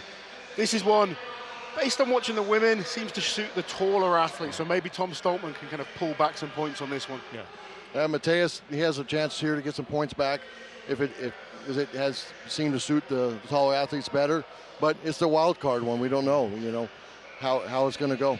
And we don't know how the overall standings are going to shake out yet either. It is extremely close right now on top of the leaderboard. Trey Mitchell is still in front, but only by a half a point over Mitchell Hooper, and there's a good battle behind them for that final spot on the podium. Bobby Thompson, Mateusz Kieliszkowski, and Rob Kearney all separated by just 2.5 points. Let's bring in the other member of our broadcast team, Kiki Dixon. Guys, I spoke with the athletes while they were warming up, and there was still a fair amount of uncertainty on what technique they were going to go after. Trey had initially told me he was going to be going for chest throws, but I saw him practicing overhead. Luke Stoltman said, hey, I think I'm going to try one of each, overhead, chest, and then maybe on my head. One of the few athletes who seemed to have a clear path on what he wants to attempt for this event was Mitch Hooper. In his research, he decided I'm going to be putting it on my head, and all 3 attempts should go that way, so we'll want to keep an eye on that. No surprise that Mitch Hooper is doing research, one of the smartest athletes in the field here, and again, he's only a half point out of first place, and we will go in reverse order of the overall standings. So our overall leaders, Mitch Hooper and Trey Mitchell, will be the last 2 athletes to go here. Each athlete will have 3 attempts on that stone. It weighs 185 pounds. You have to throw it as far as you can, and your score is your best throw, not cumulative distance, but your best throw.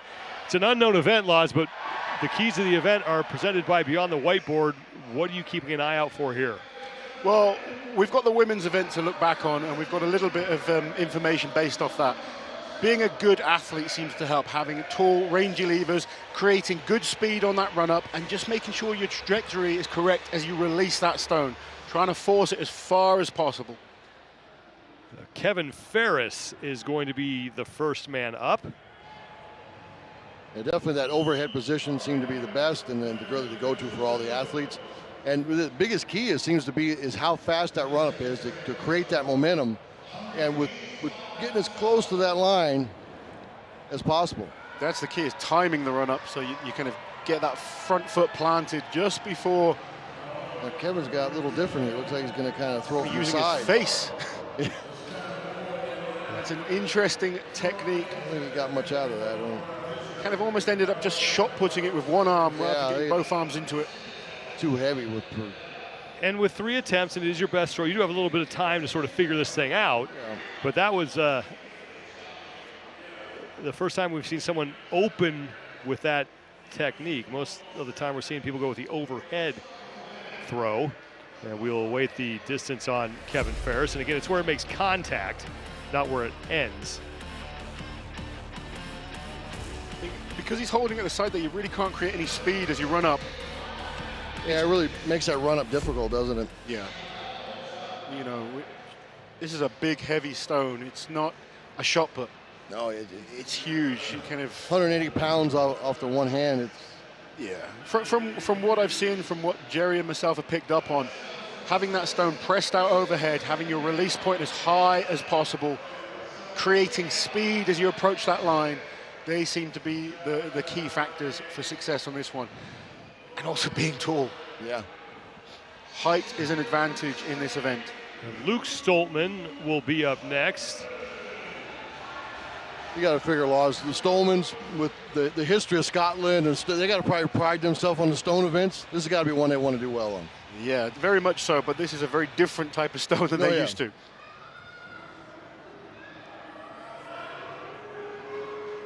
Stolman's best finish is 6th place in the Wheel of Pain to start the competition. He pushed it 82 feet 3 inches, and he has that 185-pound stone on his head now. First athlete we've seen use this approach, and that looked good. Oh, that was a good launch.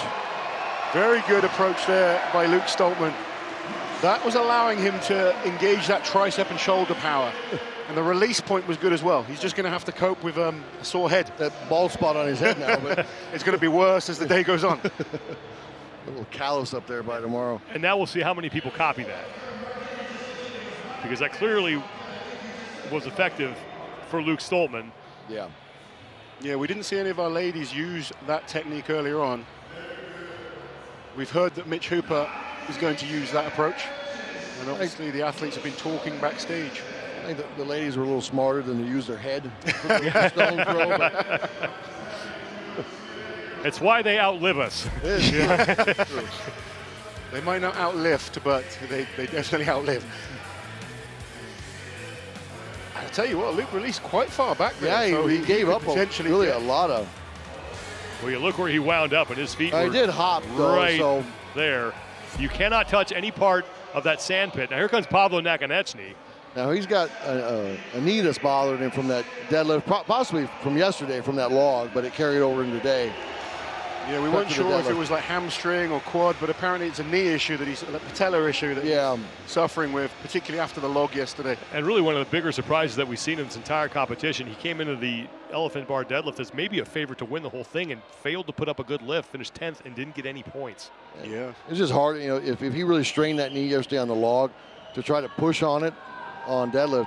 I've just been curious on how his warm-ups were going in deadlift, that he ended up trying to do such a high opener. You surely think, okay, I'm not feeling it today, I've got to put a safe lift in. Yeah, I thought he would have backed off the opener, but.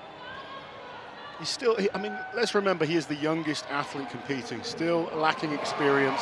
Well, it looks like that's going to be the new mark. That was just a tricep extension. He's just strong. So strong. Still limping favoring away that right leg a little bit, but he's going to have the new top mark. The prior top mark was from Luke Stoltman at 9 feet 2 inches. Pavlo's going to beat that.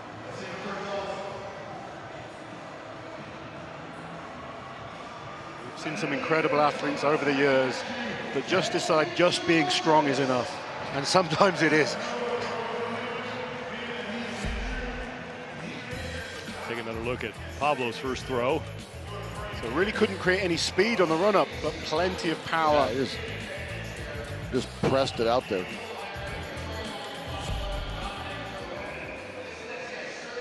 First of 3 rounds here, and the 4th of 5 events here at the 2023 Arnold Strongman Classic, as Tom Stoltman, 7th place overall, coming into this event, will get ready for his first throw.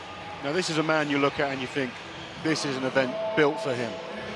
You know, he's got that tremendous wingspan, he's extremely tall, he's powerful. It's not been the best competition for Tom, but he's got a chance here to really pick up some points.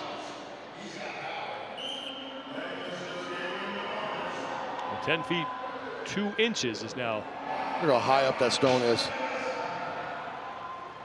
Oh, that's a big throw. Wow.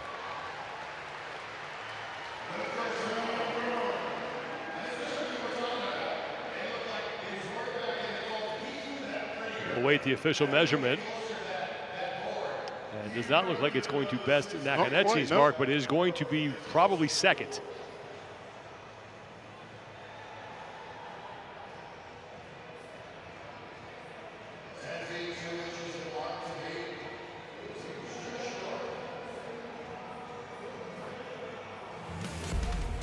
And if you want to know why height is an advantage, I mean, just look at the launch point from Tom Stoltman, and he threw from pretty far back as well. I think he'd be better off just trying to plant that front foot as he releases, rather than that little hop at the end.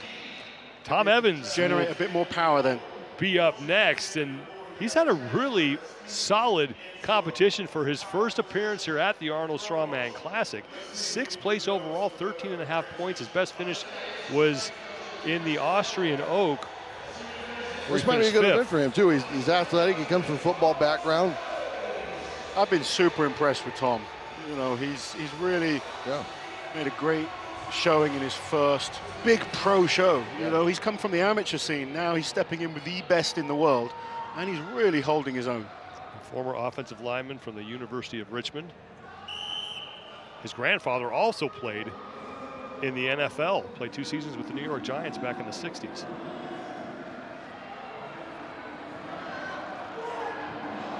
And that's going to be really close. That was a big throw. He's pleased with that one.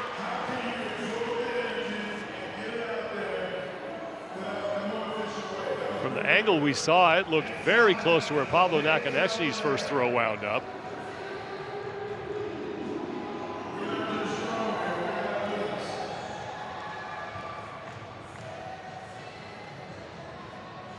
Is the official distance. Not sure if they moved the leader mark, but this will give us a much better view of it. That black mark on the E and the sandpit, that's the leader. I think he got probably did beat it.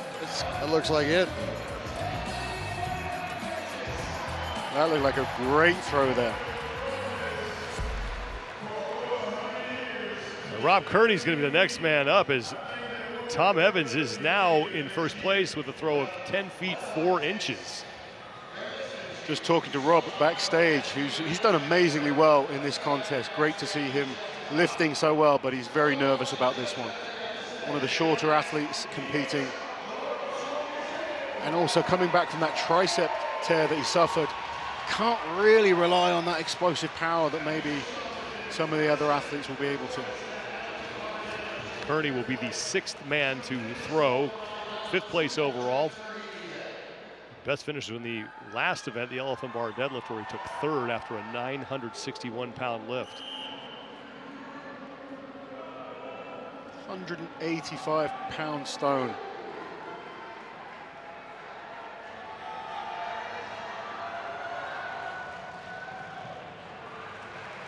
Not a bad effort from Rob Kearney. Bad throw. Solid throw. And he gives up so much height compared to Tom Stoltman, and like Laws said, you know, the tricep injury, but still good toss. Yeah.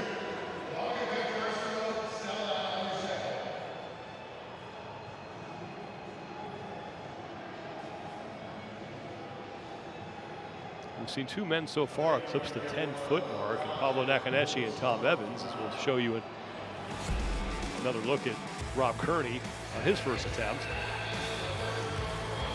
So got nice and close to the board. Really trying to drive forward as hard as he can. If any part of your body touches that sand pit, your throw does not count. Now Mateusz Kieliszkowski will be up next. He's 4th place overall, 17.5 points. He's in that battle with Kearney and Thompson for a spot on the podium. He trained us a lot with a lot of different stones. So it'll be interesting how he takes to this stone and this setup. He's always been good at stones at the Arnolds, the various different types of stones that they've been challenged with. Completely different when it's a stone like this. But yeah, if you've seen his training, he's been working on different techniques, different implements. He's definitely been working hard at his throwing. 10 feet 4 inches from Tom Evans right now, your top mark. First of 3 rounds.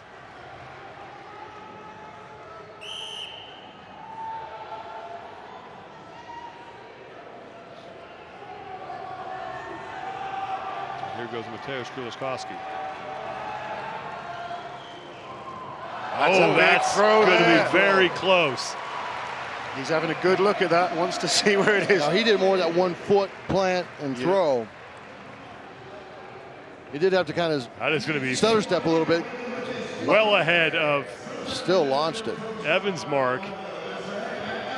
In the first look, we had it look close. Second look, it absolutely looks like Kieliszkowski was able to beat that. He wants to know the distance. Both athletes have been walking away, and he's looking and checking, and now he's happy. He knows. Yeah, actually, I think that's the first time all weekend he gave a kind of a smirk and a nod that he was actually happy with the performance. Hey, look at that, he's happy. He's happy.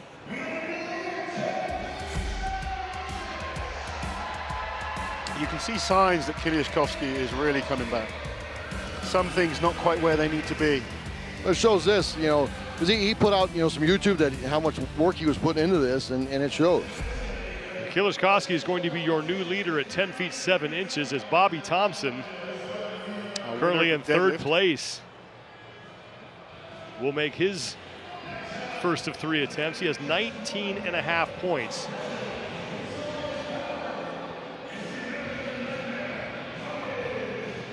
Judging by the fact that he's wearing the hat, I'm guessing this thing's going to come off the head. I think it's potentially a good tactic for him. It'll allow him to engage those strong shoulders and triceps. There we go.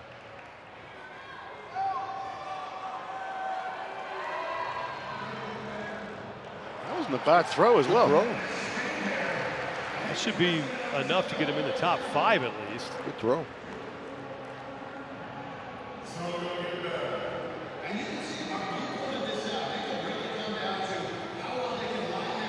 Two athletes remaining before we close out the first of these 3 rounds. Mitchell Hooper and then Trey Mitchell. Rest of these guys they're pushing Hooper and Trey to have good throws if they went up in the points. Hooper and Trey Mitchell are in a unique position where the battle between each other is more important than where they place against everyone else. See Bobby Thompson's first throw. But they can't get away from each other. No. They have to be. If one did well and one did badly, it's all over. It's over, yeah. So they can't let too many of these guys come between them. And there's a lot of good scores up there. Yeah. Mitch Hooper just a half point behind Trey Mitchell for the overall lead here.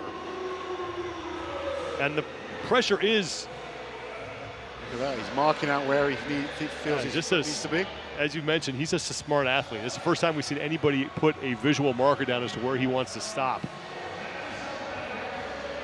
Mitch is a really smart athlete. He thinks about everything, tries to come up with a plan.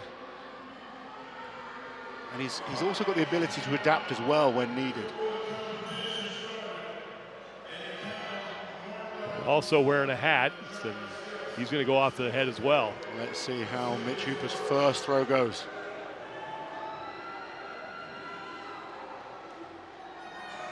There's Mitch Hooper. It's going to be a good throw for Hooper. And as you mentioned, Laz, the real focus for him has to be just beating Trey Mitchell here. Mitch's tactic coming into this contest is knowing he doesn't really have a big weakness. So it's all about every single event scoring big points, and that will be his goal on this one here. If he finishes top 4, top 3, he's going to be over the moon.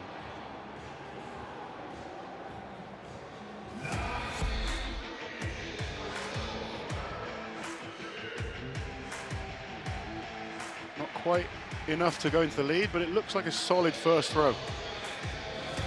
Trey Mitchell will be the last man to throw, and the pressure is on him because the frame carry is the last event. Now, last year, Trey finished dead last in that event here. He only moved at 1.2 inches. Yeah, no, he needs a good performance here to get as many points as he can going in that frame. I think the frame's going to be better for him this year, but it's still not going to be a standout event. So Mitch Hooper's only in 6th place there with 9.3, so that will be Trey Mitchell's target. He's not going to worry about Kieliszkowski, Thomas Evans. He's going to be looking at getting as close or ahead of Mitchell Hooper. Ideally for Trey, he needs to be in the lead going into the frame. But, you know, and as good a throw as Bobby got, he's got that kind of power to get it. The overhead. That looked good. That was good, yeah. Hard to tell from that angle. Solid. And that will close out round number 1. We'll await the measurement on Trey Mitchell's throw. A lot of these athletes very close on that first throw. Yeah. Now it's all going to come down to what they've learned from that first attempt.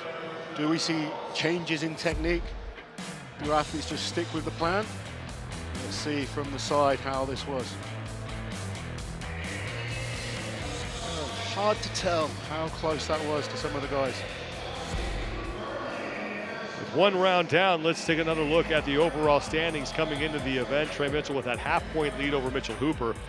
And then Thompson, Kieliszkowski, and Kearney fighting for third. The 3 of them separated by just 2.5 points. Tom Evans right now sits in 6th place and so far having a very solid event 4.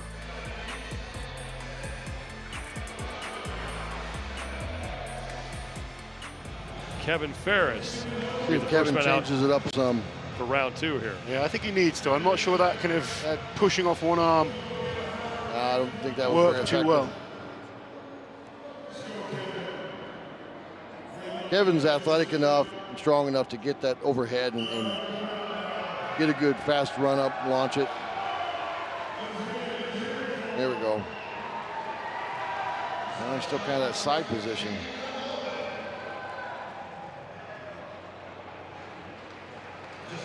Same kind of technique that he employed for his better first throw. toss, but so the interesting thing there is Trey Mitchell is in 8th place currently, 8.8.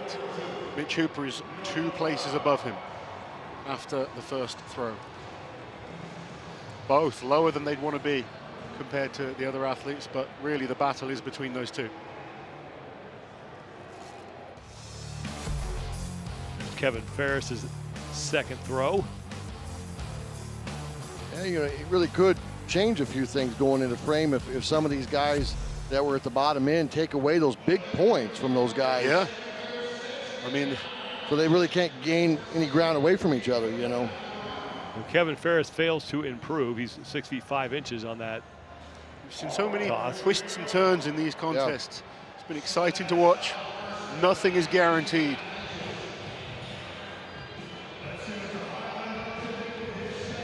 Luke Stoltman, currently 7th in this event. First throw of 9 feet 2 inches. I'll tell you what's impressive about that first round is Pavlo Nakonechnyy, who could barely walk to the platform, just blasted that. Did like a tricep extension throw out there. So Luke is sticking with on the head. A little more clumsy as he approached there, but still good power into the throw. Yeah. So important to get that timing right and the steps approaching the marker. Yeah.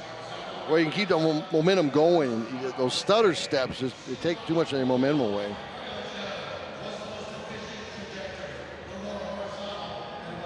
Nine feet 2 inches was Luke Stoltman's prior mark.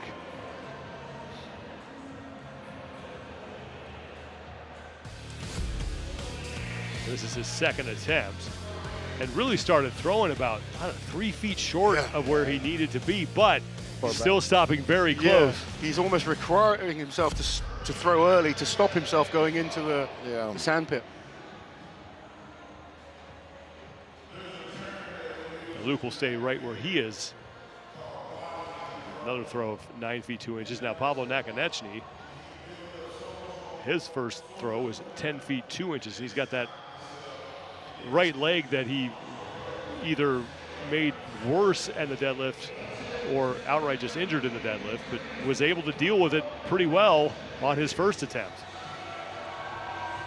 Keep thinking with this guy, the potential is just unreal. You know, to be able to have thrown 10 feet 2 inches without generating any speed from the run-up, and he zeroed what really should have been his best event, his banker event. When he gets it right, he's going to shock everyone. Just still that inexperience costing him a little bit in contests right now. Here goes Pablo.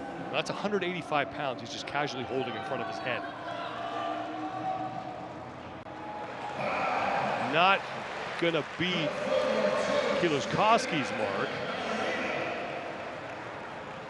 may keep him in third place. He's not sure it's going to be enough to beat Evans as well. I think if that knee was healthy and he could get a faster run up, he could probably really launch that.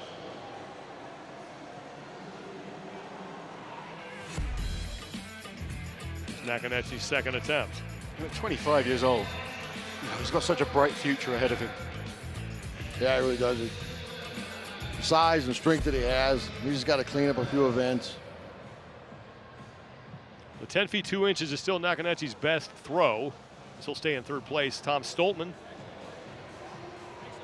9 feet 6 inches on his first toss.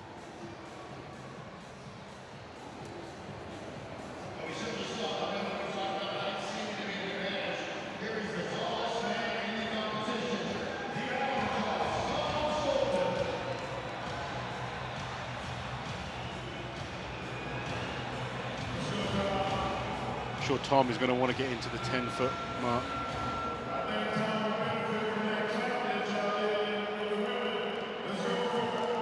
Bobby Thompson doing very well to be in the top 4 on this. Really well. Thomas Evans, that was a brilliant first throw by him. Here goes Tom Stoltman. Yeah. Quite get the power to go forwards then. It kind of just went straight up and came down fast. Kind of lobbed it.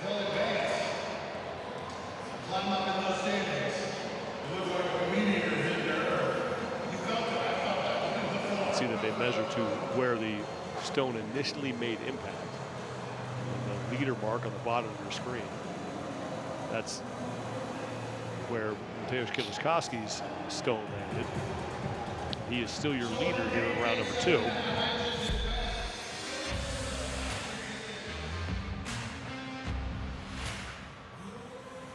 Tom got very, very close to that board. That's about as close as you can get without incurring a foul. And now it's Tom Evans, who's in second place after his first throw.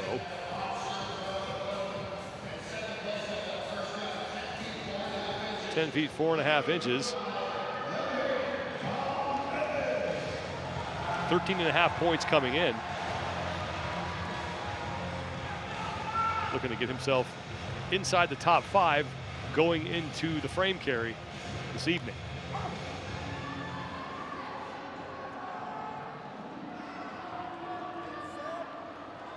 Yeah, it shows on that first throw his athletic ability from the football background. It really paid off. Had good speed on the run up, explosiveness to throw it. Oh, and he ends up touching the sand pit. He tried to save it. Man. Again, though, you know, in second place, you go for it. Oh, yeah. He's got a... And he still has another throw here. Absolutely. Yeah, we got another chance at it.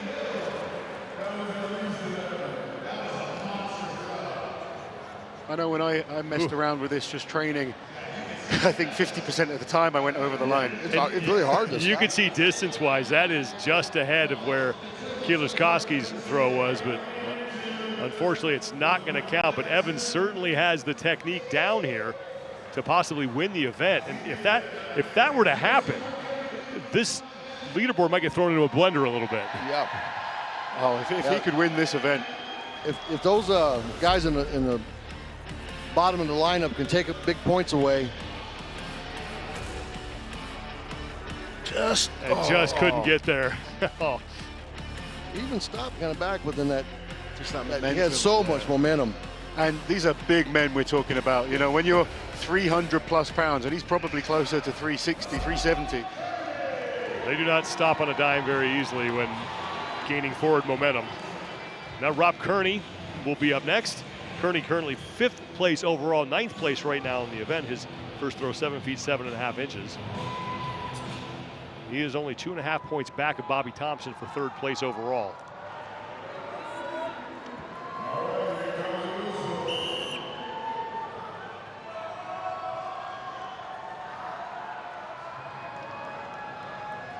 Second attempt for Rob Kearney.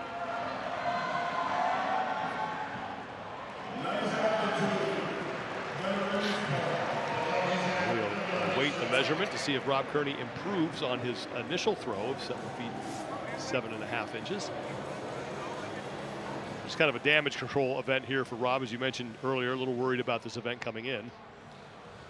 Yeah. Well, unfortunately, like these last two aren't potentially great events for Rob because with frame carry as well. Grip's been an issue in the past. So,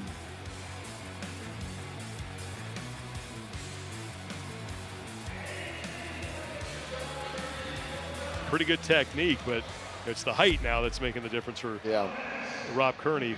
And we mentioned the frame carry for Trey Mitchell, and Jerry, you just brought it up, but last year he was only able to move at 8 feet 7 inches. He finished 8th out of 9 athletes in that event. Yeah.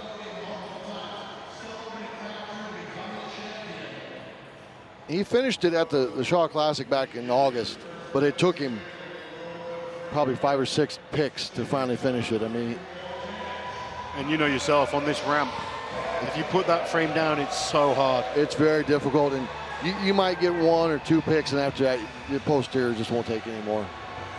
Mateusz Kieliszkowski is up next for his second throw. He is your leader after throwing that stone 10 feet 7 inches on his first attempt.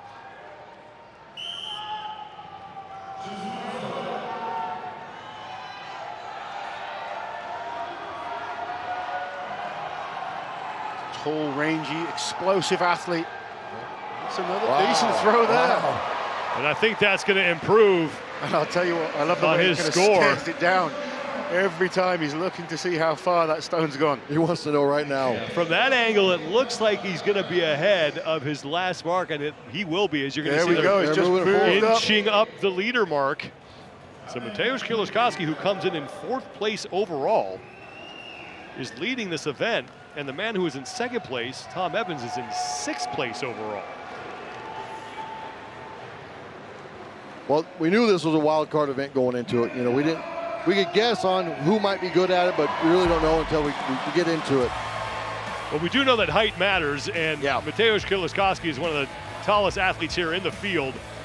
The trajectory is good, though, as well. He's getting all of that force. But he doesn't waste any of that runoff. He's right at the board on the 1 foot, getting as much reach as he can. Clearly well prepared on this event. Yeah. 11 feet even for Mateusz Kieliszkowski. And now here comes Bobby Thompson. Bobby Thompson only has a 2-point lead on Kieliszkowski in the overall standings.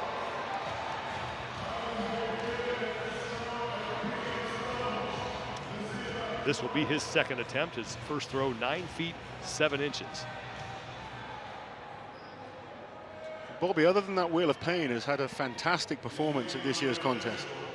Taking the win on the deadlift, 2nd place on the log. Well, currently in 4th, I believe, on this event. And this is where you think back to that 1 rep on the log that didn't count. Yeah. What if he had gotten that?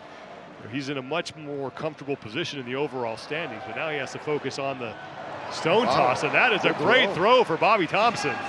Thumbs up from the referee. Bobby means business.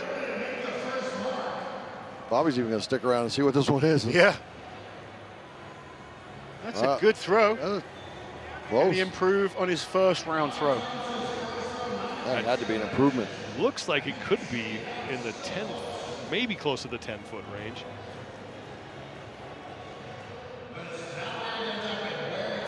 Trying just not to surrender too many points to Mateusz Kieliszkowski for that 3rd place in the overall standings. He certainly had it dialed in there. He's got such strength in those shoulders and triceps, utilizing them well. And here comes Mitchell Hooper, 2nd place overall.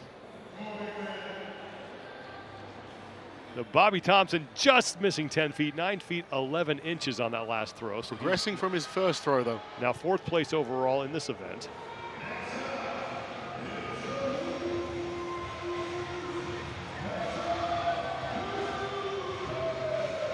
Mitchell Hooper giving himself a mark, and now moving back to the stone.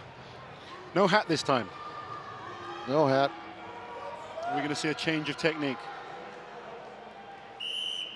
9 feet 3 inches, his first throw. Well, he's a little further back than I originally thought he would be. I figured he'd be in the top 3 on this right now. But here goes Mitchell Hooper. That looked like a better throw. That was a much good. better throw for Mitchell Hooper. Really got that power into the stone that time. Trajectory was better. To make sure that it's not far off the leader mark there. He might be inside the top 4. That could be very close to Bobby Thompson's mark of 9 feet 11 inches.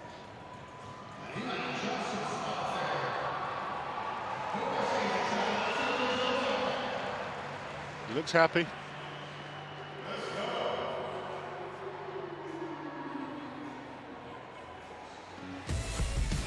Here's the second attempt for Mitch Hooper. That was a great throw. Yeah, The fantastic throw. That's going to build the confidence for him. And with putting that extra pressure onto Trey Mitchell. He has now moved into second place, 10 feet 5 inches. That's big. That's big for Mitch Hooper. And now huge amount of pressure on Trey Mitchell. He really can't afford to slip too far behind. He's got to have a good throw here. He only We've has seen him a respond time and time again. Mitch Hooper has put the pressure on, but Trey, we saw it on the, every single event. We've seen it at the Rogue Invitational. He just improves all the time. The log lift yesterday. And he knows how to fight. Think back to that 941-pound lift that he put up in the elephant bar, and that was a battle. And now he's got to come up with a huge performance. This Only needs a to be the best half-point throw he's ever lead done. on Mitch Hooper coming into this event. So he's got to stay close to Hooper. 5 people between them currently. He needs to improve on his first round throw. We have 1 round remaining.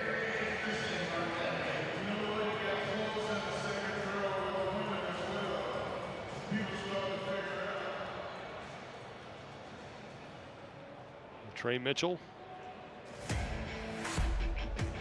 on his second attempt. Not sure if he improves on the first one. I don't know if that was any better. But it looked to be a little more forward than up on that initial launch point. Yeah, I think it was maybe a better position going from the head position instead of straight up. But I don't think he gained much more out of it. 8 feet 8 inches is still going to be Trey Mitchell's top throw, and he is in 8th place right now in this event. Now we are in the 3rd and final round, which means Kevin Ferris will be back out for his final throw.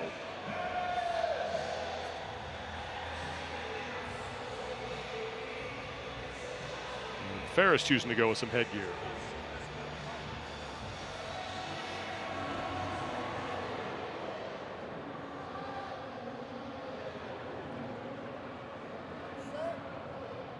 Six feet 9 inches, his best mark through 2 rounds. He was going to change it up.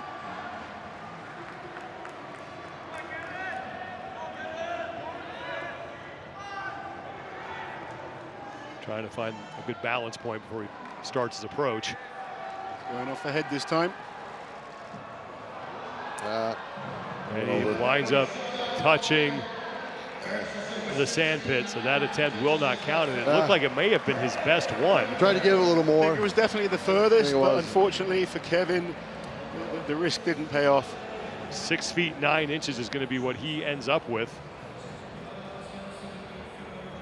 And that will bring out Luke Stoltman.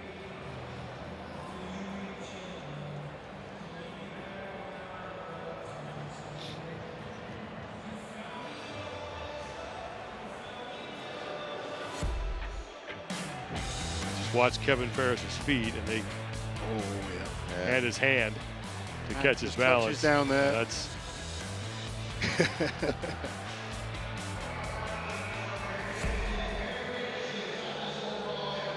that is not allowed, unfortunately. And Luke Stoltman is set for his 3rd and final attempt. Currently sits in 7th place after his best throw of 9 feet 2 inches.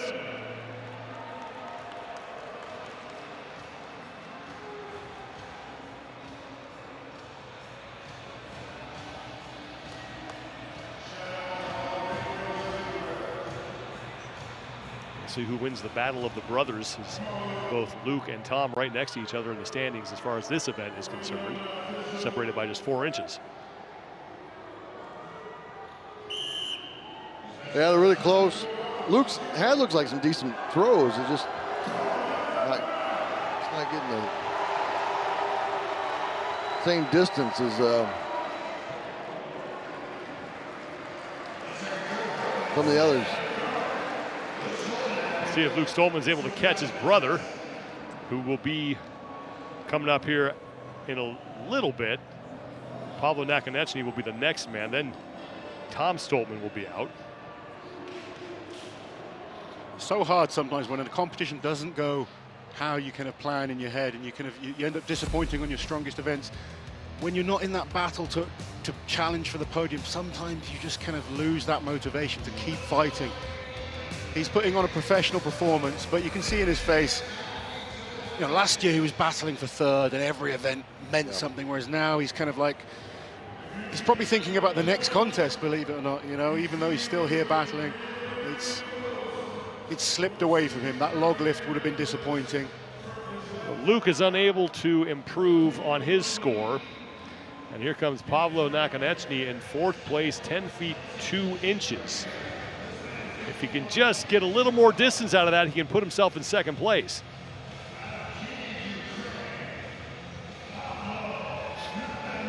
I have to go back to, you know, with Pavlo, I'd be interested to know what was going on backstage before the deadlift, because if the knee genuinely was bad, the smart thing to do would have been a safer deadlift. Get one on the board. Get 5, 6, 7 points out of the deadlift rather than try and just win it with the first lift. Yeah. And he'd be in a position now where he's really challenging. Final throw for Nakonechnyy. I mean, he's doing exceptionally well on this. Like, every single throw has been solid. Like, he throws this thing like a basketball.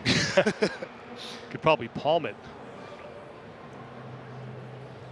Sometimes it's not about being stronger. Sometimes it's about getting better at the sport and understanding how to structure a whole competition.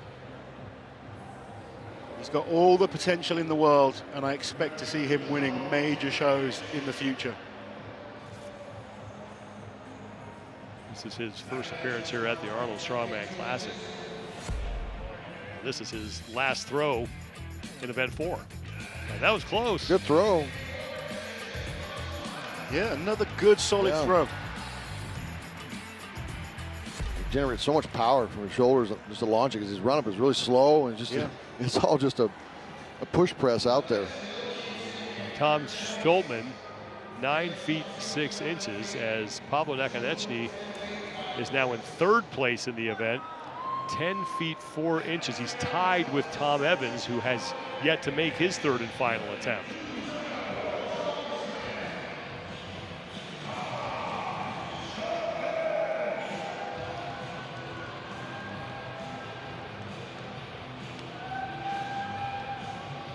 Tom Stoltman, 7th place overall, best finish 2 5ths on day number 1, a 5th in the Wheel of Pain, and then a 5th place in the Austrian Oak. 3rd and final throw.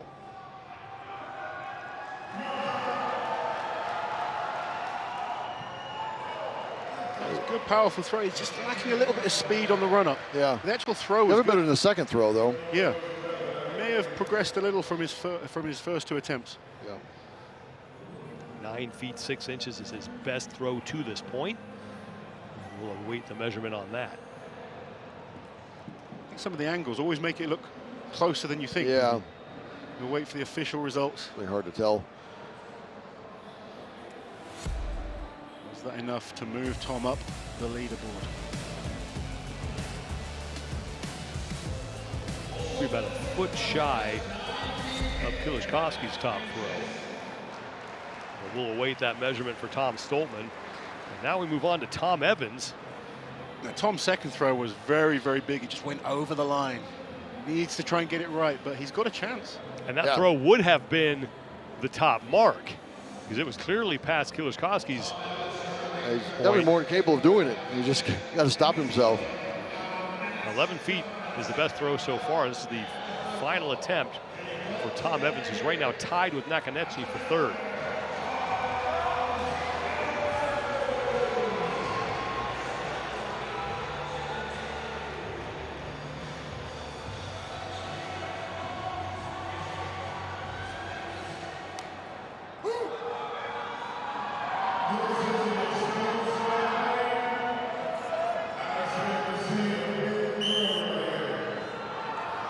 final attempt for Evans. Let's see if he keeps it clean here.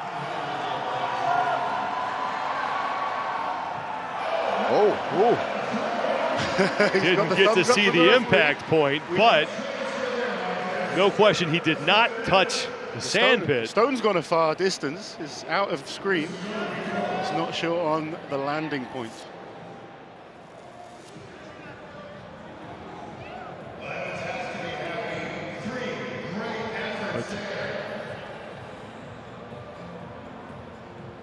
Let's take a look at the replay here and see where this thing landed.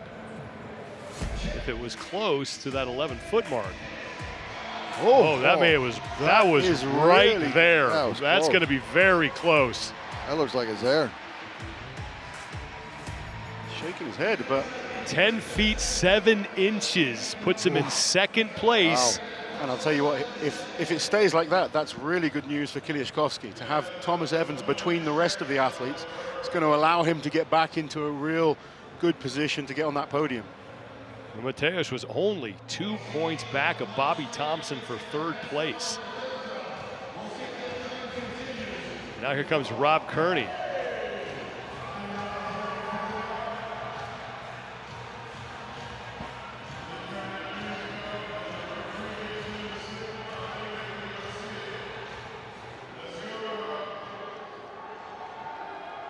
So Rob Kearney right now 9th in the event, 8 feet 1 inch, his best throw.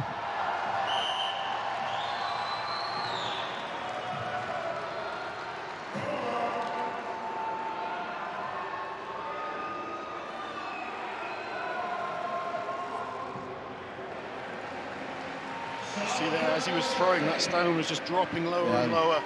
Well, you wonder too, if not for the triceps injury, if he might be going for a little bit of a different technique that might just be compensating for that, not I think he's put trying the to pressure get on it. in a position where it's not completely loading that tricep too bad. I mean, obviously he wants to get a good performance here, but he doesn't want to re-injure that tricep either. This isn't an event he's going to win.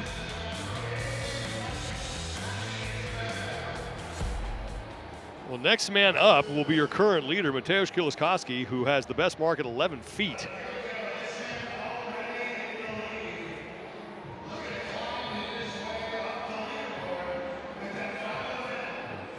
Kearney's going to stay in 9th place, does not improve on his best throw, so he will wind up with a distance of 8 feet 1 inch.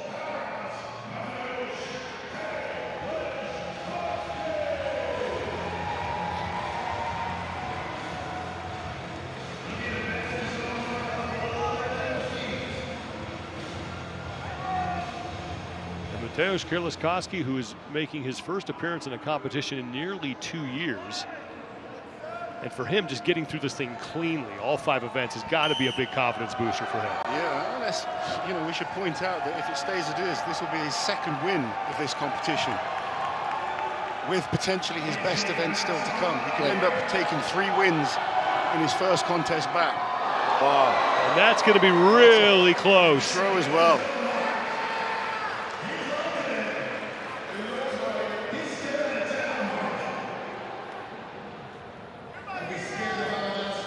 Yeah, I guess we can't say it too much, because we've been saying it all weekend and it's been changing. We said, Luke was the favorite on log. Yeah.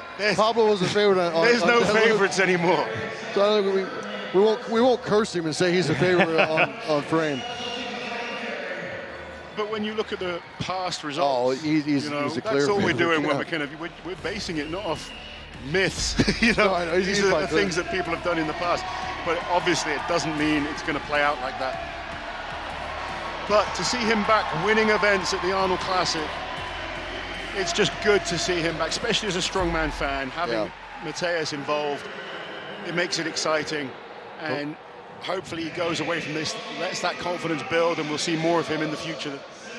Kieliszkowski is able to add to that total 11 feet 4 inches is now the best mark. So he does beat his prior distance, as Bobby Thompson is set for his 3rd and final attempt. Bobby Thompson been super impressive this weekend. Really working hard at his weaknesses. This type of event would not have suited Bobby in the past. Yeah, this is a surprise on how well Bobby's doing on this.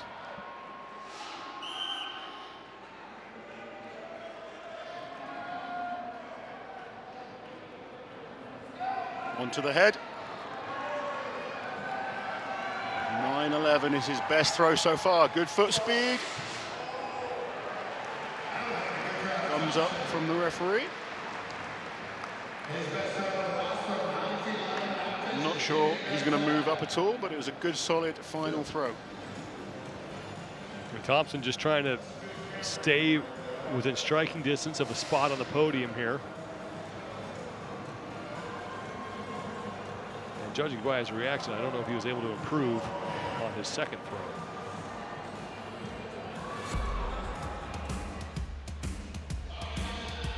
I think Bobby's got to be very pleased with this.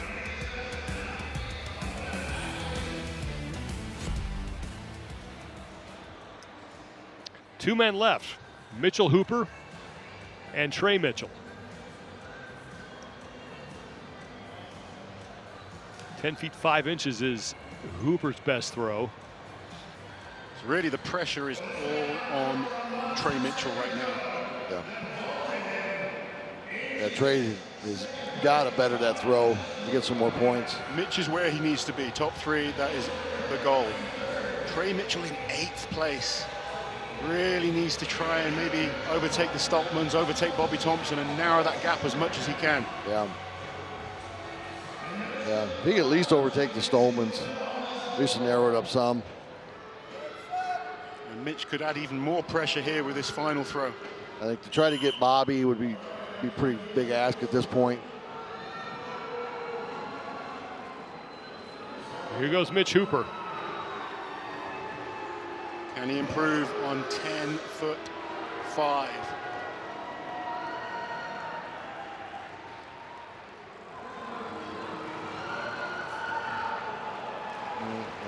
I don't know if that's going to be it, but so should stay inside the top 3 and looks to be the overall leader going into the final event. Hooper has yet to finish lower than 3rd in any event. He's got a 3rd and 2 seconds.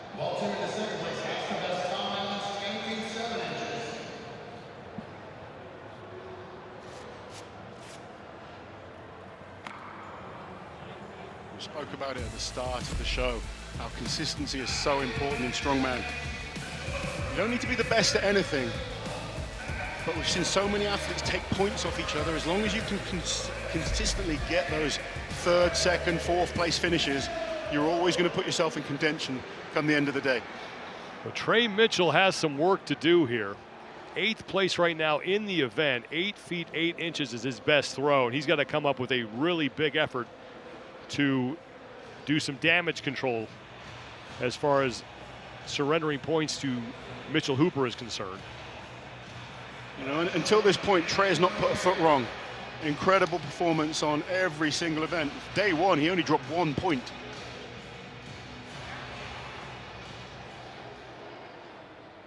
He's going to try something different. He laid down a marker as well. See if it may help him on his timing, knowing where to plant his foot. He's got to try something here. He's got to do everything he can here.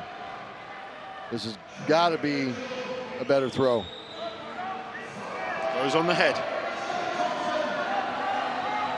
Go, Trey. It looks solid. Looks like it might have been better than it was. I don't know if it's enough to gain any ground, but it's a frustrating event to watch a little bit, this one. It's yeah. hard to, well, you don't get that immediate, you know, yeah. Even the athletes what the performance was. Waiting. Yeah. Trey just seeing if he's improved at all on that 2nd attempt. Every spot's going to matter right now for Trey Mitchell. Because again, the frame is not his best event. Might have been a little better. Give a little nod there, maybe. Here is one more look at Mitchell's final attempt, and it looks like he even put a mark down for himself.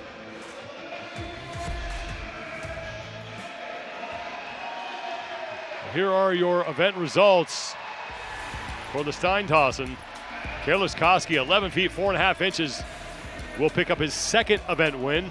Tom Evans, his best finish so far of the competition. He takes 2nd, Mitchell Hooper takes 3rd, and Pavlo Nakonechnyy is fourth, but Mateusz Kieliszkowski from the start, very clear. This was going to be his event to lose, and that third and final toss of his wound up being his best. Mateusz Kieliszkowski, 2 event wins, moving up the overall standings, and he is with Kiki Dixon. Mateusz, congratulations on your second event win here at the Arnold Strongman Classic. With this event, you had 3 attempts. How much were you able to learn between each attempt? Oh, I'm really happy because I won this event. I didn't suppose before because no one knows these events, and it's hard to say predict. But the best is if you beat by yourself your record. If you're winning, you have more motivation to doing more. This is my method. We have one more event to go. You are the world record holder for the timber carry. Where's your confidence at going into this final event? If everything will be correct in my mind and I will start perfectly like my training, of course I want to beat this record today. Congratulations, thank you so much. Thank you. Second event win for Mateusz Kieliszkowski moves him into 3rd place overall, but he is far from safe as Bobby Thompson is only 2 points back of him. Tom Evans is now in the top 5, and Mitchell Hooper has a 4.5 point lead over Trey Mitchell heading into that frame carry. And Mitchell Hooper is with Kiki Dixon. Mitch, in your rookie season, you just took the overall lead with one more event to go for the Arnold Strongman Classic. What are you doing to mitigate those emotions that are going on as you compete through these events? There's not a whole lot of emotion, to be honest. I'm happy to be here, but I don't get overly nervous or anything like that. And my biggest emotion is that my head's a bit sore at the moment. But in that event, you just try and throw the stone to infinity and beyond and see how you go. You do come across as a very confident competitor. Where do you dig to get that confidence from? Or what experiences do you draw on? It's just a matter of knowing what you're capable of and equally knowing what you're not capable of. And if you can be confident in both of those, then you can say anything with conviction and rest on your confidence. Thank you so much, Mitch. You're welcome. Well, Mitchell Hooper has every reason to be confident right now. 4.5 point lead heading into that final event. What do you expect to see as we head into the frame carry? Yeah, Mitch is going to be delighted with how things have kind of worked out. Real close now between Kieliszkowski and Trey Mitchell for that 2nd place position. Knowing that Kieliszkowski is the world record holder, Trey's going to be feeling the pressure. Definitely, because Mateusz is not only looking to win the comp or win the frame, but instead of break his own world record on it. And if he comes out and wins it like he should, it's all on Trey and Hooper. It's theirs to lose. If either one of them fumble and get too many guys between them, Mateusz could slip in and grab this thing. It's not over. Yeah, a lot still needs to be decided as we head into the 5th and final event later this evening. We're going to step aside, hand things over to the Rogue Iron Game crew, Lauren Smith and Dr. Bill Crawford coming up here in a little bit. So stay with us, everybody, as our coverage continues here from Columbus, Ohio.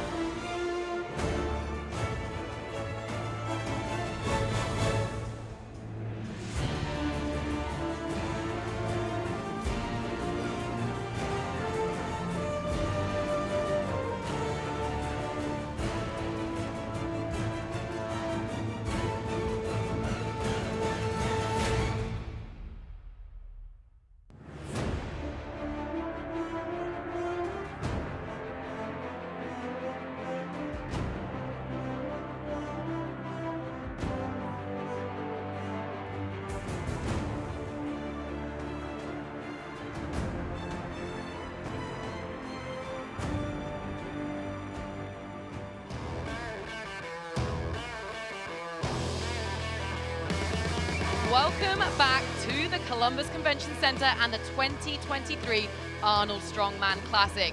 In one event's time, we're going to crown 2 new champions here in Ohio. A timber frame carry's going to decide who.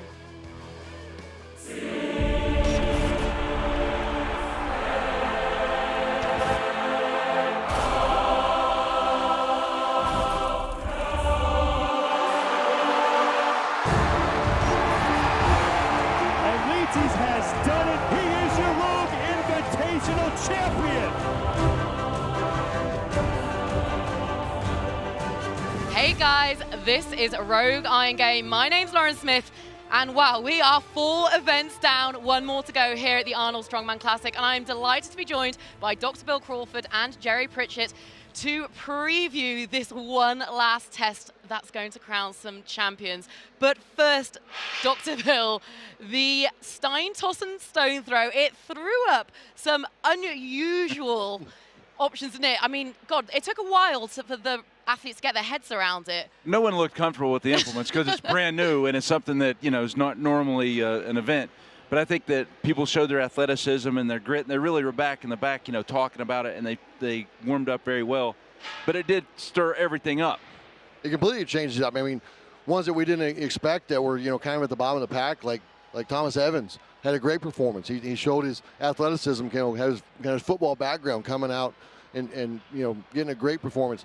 Then Mateusz, you could tell that Mateusz, you know, spent some time training that event along with Victoria Long, because by far they looked the best and most comfortable on it, had the best technique and just approach, all of it. And everyone else was kind of figuring it out. And there was a few standouts there, but you can tell by far those 2 had put the most work into it. Victoria Long with back-to-back event wins in day 2 after what was a really difficult day 1 for her. And this is what the overall standings look like for the women. Olga Liaschuck up there in that #1 position, a 4th, 2nd, 4th, and 2nd. Well, that win for Victoria jumps her from 5th to 2nd going into the final event. And Rebecca Roberts in 3rd with 2 top 3 finishes.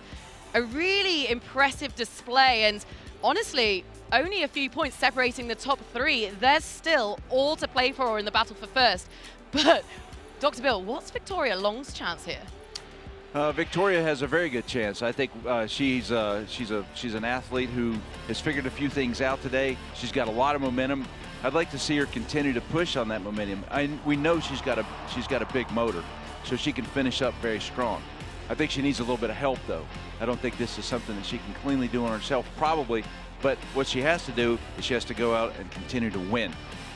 Getting a win with just 10 athletes in 5 events is supercharged for your chances. You do that 2 times in a row on the 2nd day, that really helps a lot. Yeah. Yeah, and the pressure is on Olga at this point. You know, she's leading going into this. She has to have a good performance, but she's got 2 very strong athletes behind her. You know, and Rebecca Roberts by far is going to have the strongest grip here. You know, so that's going to be huge going into the frame carry. I expect her to have a great time. And then I think there's going to be a few other women like Hannah Linzay that are going to have, and Andrea Thompson, that are going to have some great carries too. They could potentially get in the middle of that mix and take some points away. I think Andrea could do a very good job. She's very well coached. She's been training specifically for the frame carry, and the frame carry, you know, up a slope, which, you know, it's a lot of grip. It's all this, you know, we talk about motor, but it's also specific. Strong back, and all the elements you need for a good frame carry. Absolutely, no question about it. So I think that you have to consider Andrea's chances in this one too. Yeah. The frame carry will decide it, gentlemen. Let's take a look at the men as well and their overall standings, because that stone throw has put one man very firmly in the driving seat, and that man is Mitchell Hooper. A really nice 4.5 point buffer there above Trey Mitchell. And Mateusz Kieliszkowski with that event win right back in the thick of things. But, I mean, ultimately, off the back of this is probably Mitchell Hooper's to lose, and it has been a meteoric rise to the top for the man from Canada. This could be his first ever Arnold Strongman Classic win, and it's been some journey to get here. I've never questioned what I'm doing and why I'm doing it. I love to do this. Mitch Hooper with his first attempt, and that is no problem. Hooper smashes that event. And if I wasn't paid to do this, and if I didn't have any accolades, nothing, I would still be in the same gym doing the same thing. This one's going to be a push.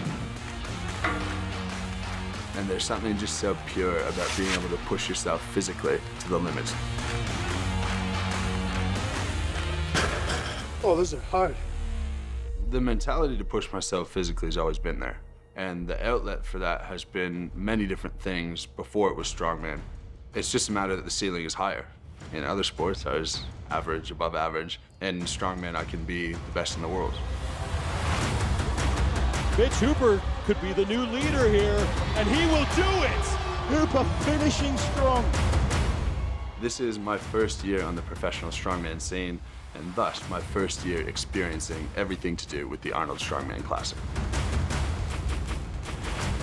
Thinking about the guys who have won that in the past, it's really one of those that it's impossible to dispute the person who won was not the strongest.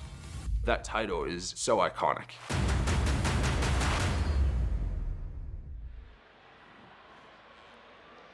You can watch the full Road to the Arnold series on Rogue's YouTube channels, but Dr. Bill, what is it about Mitchell Hooper that has got him to this place in the first place? Well, he's very athletic, and he's also consistent. I mean, just a few years ago, the guy was running marathons.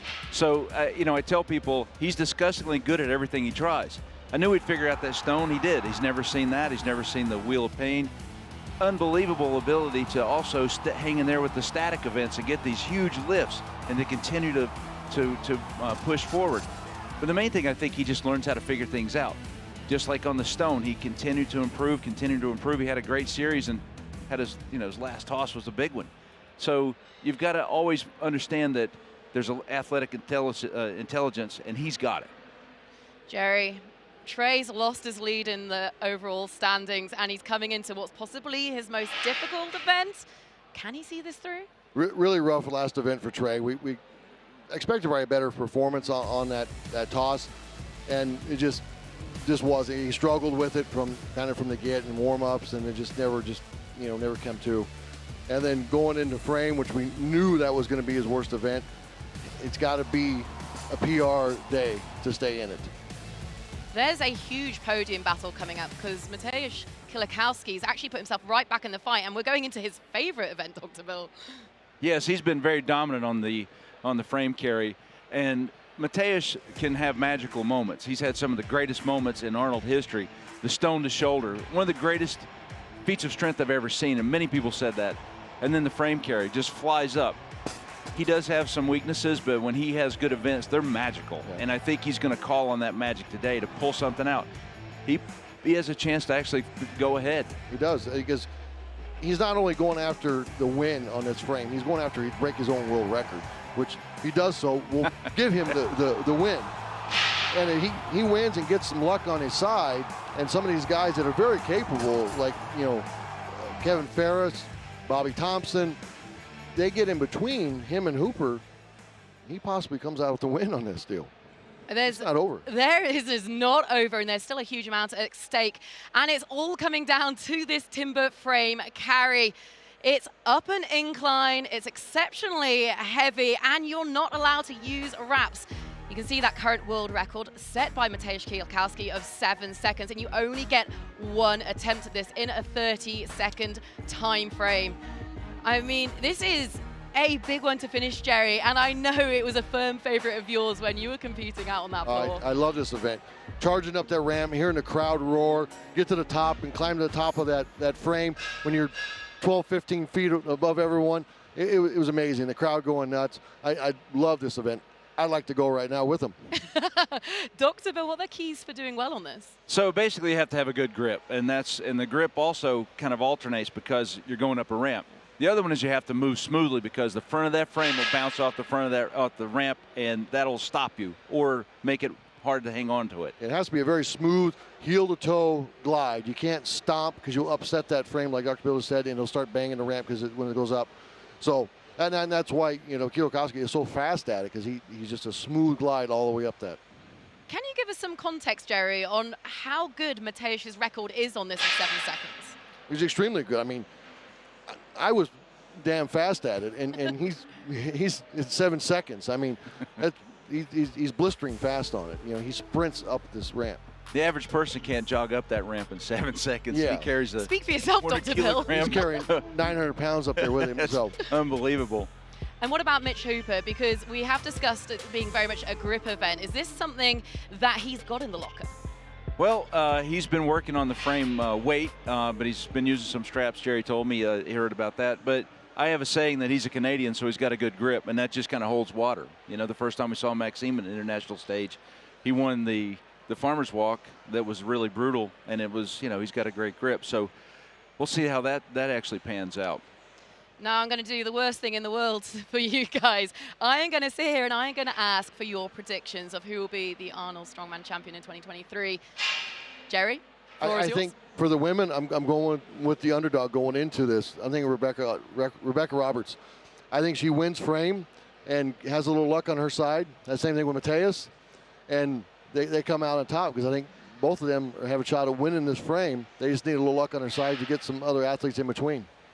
Dr. I'm going to go back to the original person we talked about, and that's Victoria. It kind of feels funny to leave Olga out, but I think Victoria has a lot of momentum, and she comes back and keeps going with it. So I'm going to say Victoria. Yeah, there is only... She gets a little bit of help, too. I think everyone needs a little bit of help at this stage, don't they? There is only one way to find out. That is by staying with us on the live stream. Sean Woodland, Big Loz, Kiki Dixon are going to be bringing you all of the live action. But that is it from us here on Rogue Iron Game. We'll be back after the competition ends to wrap up all the action. But until then, we'll see you later and enjoy the final event.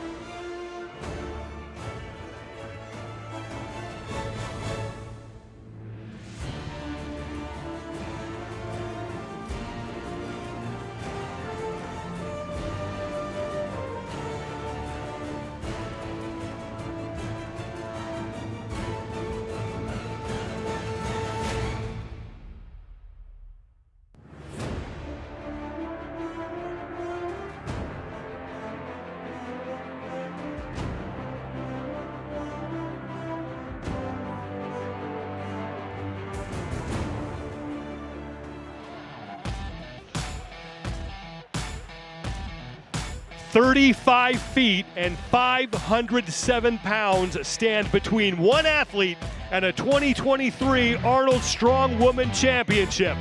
The Timber Carry, the fifth and final event, is up next.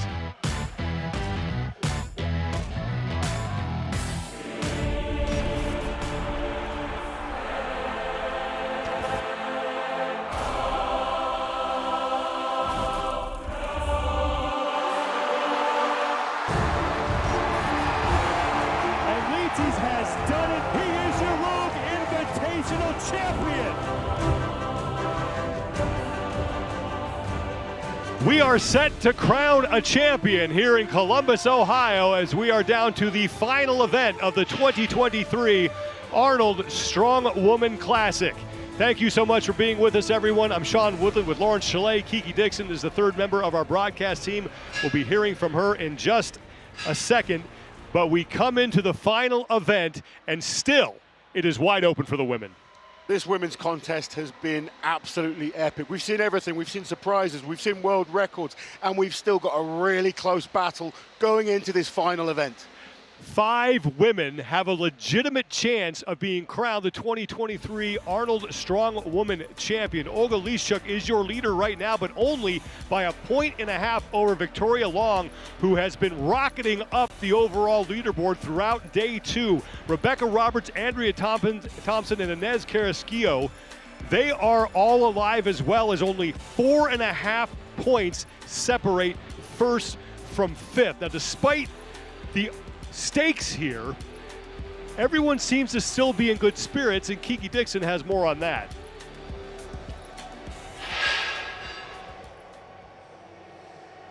It's been a roller coaster of a weekend indeed. Victoria Long has battled her way back into a podium fight. She's got Olga leading with 32 points, and then behind her we have Rebecca Roberts at 29 points. You might be thinking that the stress and nerves are getting to them. Nothing could be farther from the truth. I saw them chatting with fans, snapping photos with their fans, and just really soaking up this experience. It was great to see them side by side, enjoying the moment before they come in to warm up and battle for gold here with the sprint.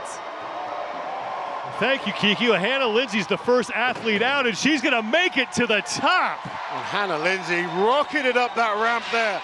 Kind of surprised us. She was so fast. What a way to start this final event for the women. Hannah Linzay just sprinting to the top with that 507-pound timber, 230 kilos, and we are off. That was rapid. I don't think anyone was expecting that. Just shot up that ramp, made light work of this timber. Look at this, unbelievable here. So fast, grip holding strong, and she was so fast with the footwork. Unbelievable time.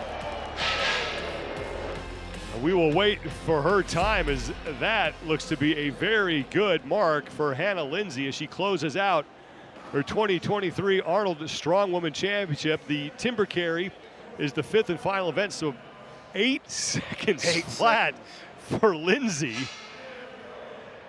The athletes will have to carry that timber 35 feet to the top as quickly as they can. It's a 30-second time limit. If you don't get to the top, your score is your distance. What are the keys of this event presented by Beyond the Whiteboard, Laz? So real important to have strong legs, strong back, but essentially a very strong grip. You do not want to be dropping this halfway through and then having to re-lift on the incline. That is a tricky position to be in. If you can kind of lift it at the start on the flat and carry it all the way in one go, relying on that strong grip, it's going to give you big points. Crew moving the timber back to the starting position, and Tamara Walcott will be up next. She does have an event win under her belt. She comes into 9th place overall, set a world record she and Victoria Long did in the elephant bar deadlift at 651 pounds.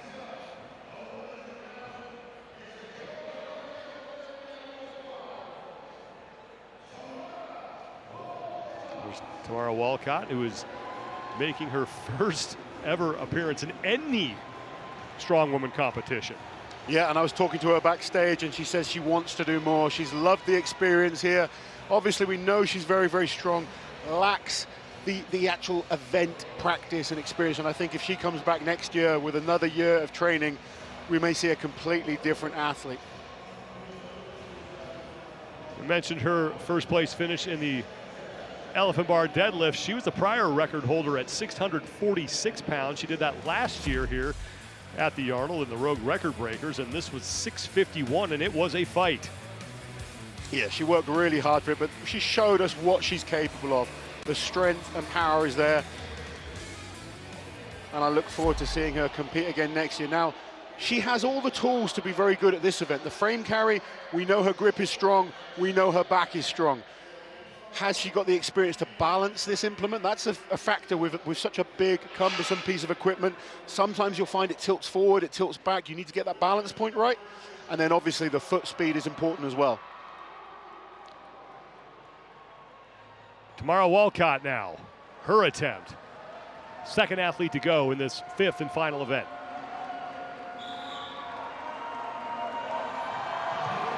And she is off to a decent start. You just see how that tilted forward. She wants to avoid that. You're almost better off that the frame tilts up rather than down into the platform.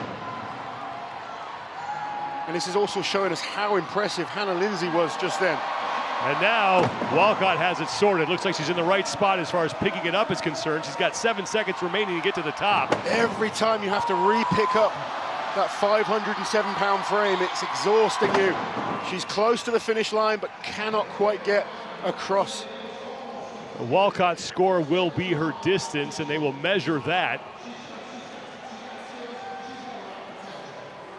And that will do it for Tamara Walcott and her first ever strongwoman competition.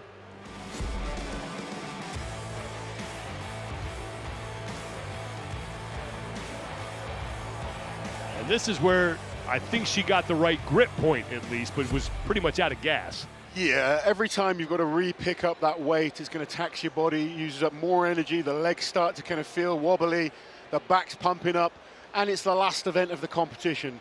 Really good performance there. And I guarantee a year of training, we're going to see a completely different athlete with Tamara. And while we await our next competitor, let's go down to the floor. Kiki Dixon is with Hannah Linzay. Here we go. Hannah, you flew up the ramp. What was the secret? Just don't stop. You just threw the end of the gate, fall off. You have finished up your Arnold Strongwoman Classic competition. What was your favorite moment? My nosebleed on deadlift. By far, that was the coolest thing. I wanted that to happen on film and pull the lift, and Rogue did it, and they made a little short days made. You got what you wanted. Yeah, career's made now. Thank you so much. Thank y'all so much for everything. I would have thought that 8-second timber carry would have been number one, but well, that 8-second timber carry was blistering, very impressive, but it shows how unique our athletes are. They don't call her the nosebleed on the deadlift. Now the career is made. She is nicknamed the Swamp Monster, as you see Mel Peacock coming in 8th place overall. It really does take a different mentality to excel in the strength world. You have to be physically and mentally tough. A lot of these events, very excruciatingly painful. It's not just having the strength, but it's coping with that pressure, coping with the discomfort of some of these events. And Hannah Linzay is not in contention for a podium spot. She's had a great competition, but to have the mental strength to come out and still want to give your best at this point instead of just kind of mailing it in. We often see athletes kind of giving up at this point, but she's got stronger as the contest gone on, wanting to show she is one of the best in the world. Didn't start the competition as well as she liked. We move on to Mel Peacock. And Peacock off to a good start. And this is moving well. 8 seconds is the top time. Peacock isn't going to get that, but all the way it's going to be close.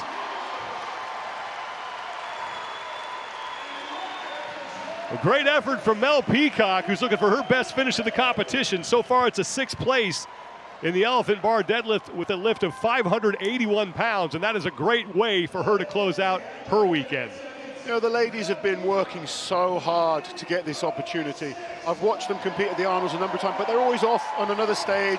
They don't get the opportunity to compete in front of this huge crowd. This year, they are center stage, they are part of the main event, and you can see the emotion coming out of them. Not one of these athletes giving up on any single event. They're fighting hard to the end. You can see what that meant to Mel then as she reached the top of the ramp. Just around 8 or 9 seconds for Mel Peacock. Had that forward lean a little bit, but got it sorted there as she got to the top. So Mel Peacock looking for her best finish of the competition, and she is standing by with Kiki Dixon. Mel, you looked incredibly excited after that performance. What was heavier, the weight of that, the pain, or the excitement afterwards? The excitement. I don't know what just happened, to be honest with you. That was supposed to be my worst event. I don't know what just happened, but I'm so happy. Out of all of the events, would you say this was your favorite now? It might be a new favorite. I don't know. Thank you so much. Yeah, thank you. 9.06 seconds for Mel Peacock. 3 women have gone, 2 have gotten to the top, and now Donna Moore will step up. 7th place overall coming in, 15.5 total points. Her best finish was the opening of this competition yesterday at the Wheel of Pain when she pushed that 62 feet 5 inches to finish 3rd. And I'll tell you what, the more athletes that finish with these fast times is going to put pressure on our leaderboard. The ladies kind of battling out for podium and top places, they're going to feel that pressure. There's still, anything can happen. One small mistake could cost you. So Donna Moore making sure her grip is solid in the right place. Here goes down Donna a little Moore. More than she wants, but it's high enough, and she's moving really well. And that's going to be very close to the top time. I think we need to make this heavier for these ladies. They are super strong. We don't see many of the male athletes finishing this event. It really is a brutal finish. So far, 3 out of our 4 athletes have all blistered up this course in less than 10 seconds.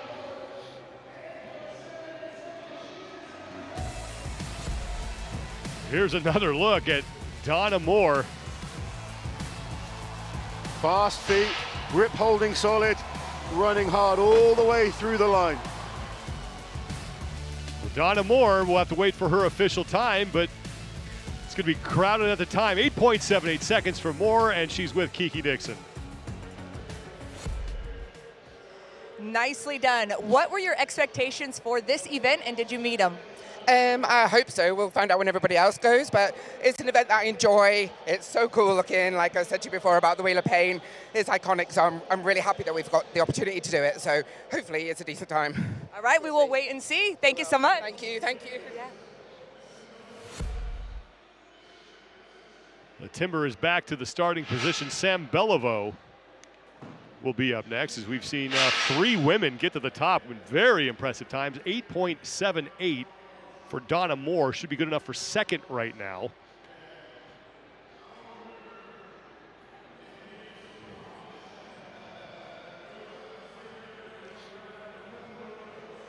And that frame weighs 507 pounds, 230 kilos. They have to carry it 35 feet, and the men's record, we'll see them a little bit later, belongs to Mateusz Kieliszkowski. He will try to beat that 7 seconds. So currently that time of Hannah Linzay is the world record. It's a very good point. And here comes Sam Beliveau, and her partner Maxime Boudreau won this event last year at the Arnold Strongman Classic with a time of 8.41 seconds.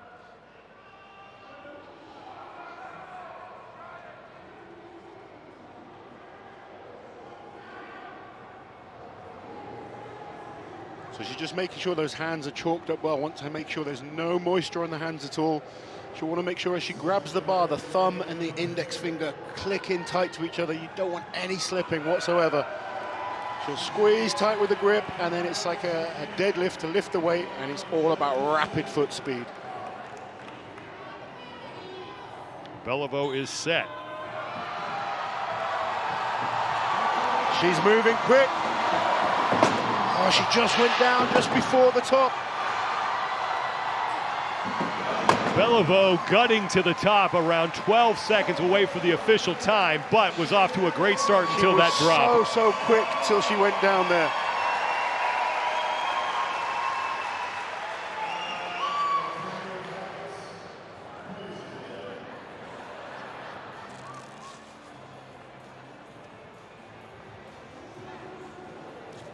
Here's another look at Sam Belivau's effort, and it looked like she was going to have maybe the top time. Yeah, moving really quick all the way. It was just at that very end she faltered, lost her balance a little bit, ended up falling forward and just had to re-pick the weight up. Slowed her down a little, but still, decent time.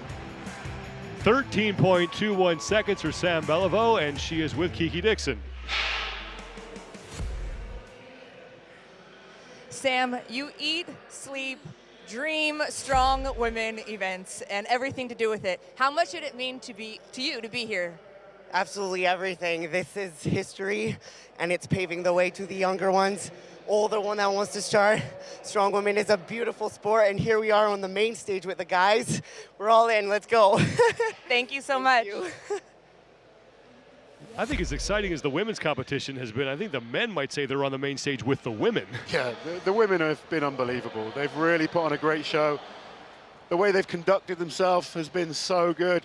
Lots of fans out there watching that are going to be inspired by these ladies. I mean, it's not a bigger crowd for the men. I mean, everybody who watches the men is here for the women. It's been fantastic to see.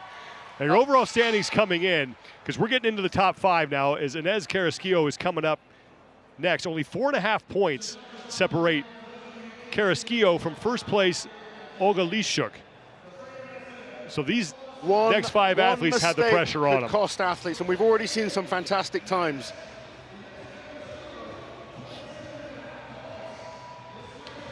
Now, Inez needs to focus on her own performance. She's done so well all weekend. She knows what the best time is. In her head, she's thinking sub 8 seconds. Then all she can do is sit and wait and see what the rest of the athletes do. 5 women remain. And Inez Carrasquillo, 27.5 points. She's only 1.5 points back of Rebecca Roberts for third in that final spot on the podium. Hannah Linzay still has the top time at 8 seconds flat. So Inez takes her grip.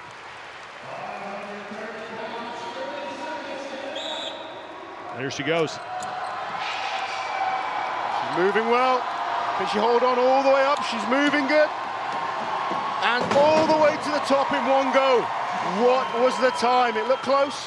It was around 8 or 9 seconds for Carrasquillo, and it's going to be crowded at the top as far as this event is concerned, but she did everything she could to keep herself alive for a spot on the podium here.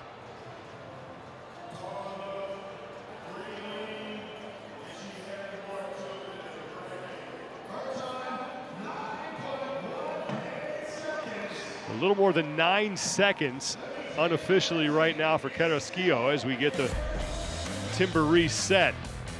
So one more look, and it looked at the start that was tipping way too forward, but she's able to save it. Yeah, she managed to kind of level it out.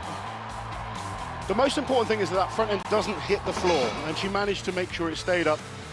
It can pull you out of position slightly, but she controlled it fine. She moved well, and as long as that grip stays strong, there's no huge issue there. Inez Carrasquillo is now done. Let's go down to Kiki Dixon. You just wrapped up a huge competition weekend. As an athlete, what do you feel that you've learned about yourself? I feel that I did my best, and even getting injured after the second event and coming back today and powering through 3 events, I think I'm really impressed with myself. And I'm just really proud that I kept going and didn't drop out of the competition. Thank you so much for your insight. We appreciate it. Thank you. Inez Carrasquillo's mark is going to be good enough for 4th right now in the event. 9.18 seconds for Carrasquillo. Now Andrea Thompson, who sits in 4th place overall, she has 28 points. She's only 1 point back of Rebecca Roberts for 3rd place and only 4 points out of 1st. Yeah, she's got to give 100% on this. She does have an event win here in this competition. She took first place in the American Oak. Andrea's put together a real good performance this weekend. Such a powerful athlete. She'll want to finish this competition strong. She needs to focus on her grip, pick this up, run up as quick as she can, and what will be, will be. She needs to try and apply some pressure to those ladies ahead of her. Keep moving all the way up. Come on, Andrea, keep going. And this is quick. And that might be the top time. That is going to be really close. 8 seconds flat was the best mark, and it looked like Thompson got in really, really close to that. She's close. I want to see that time. And judging by her reaction, that is going to be the best.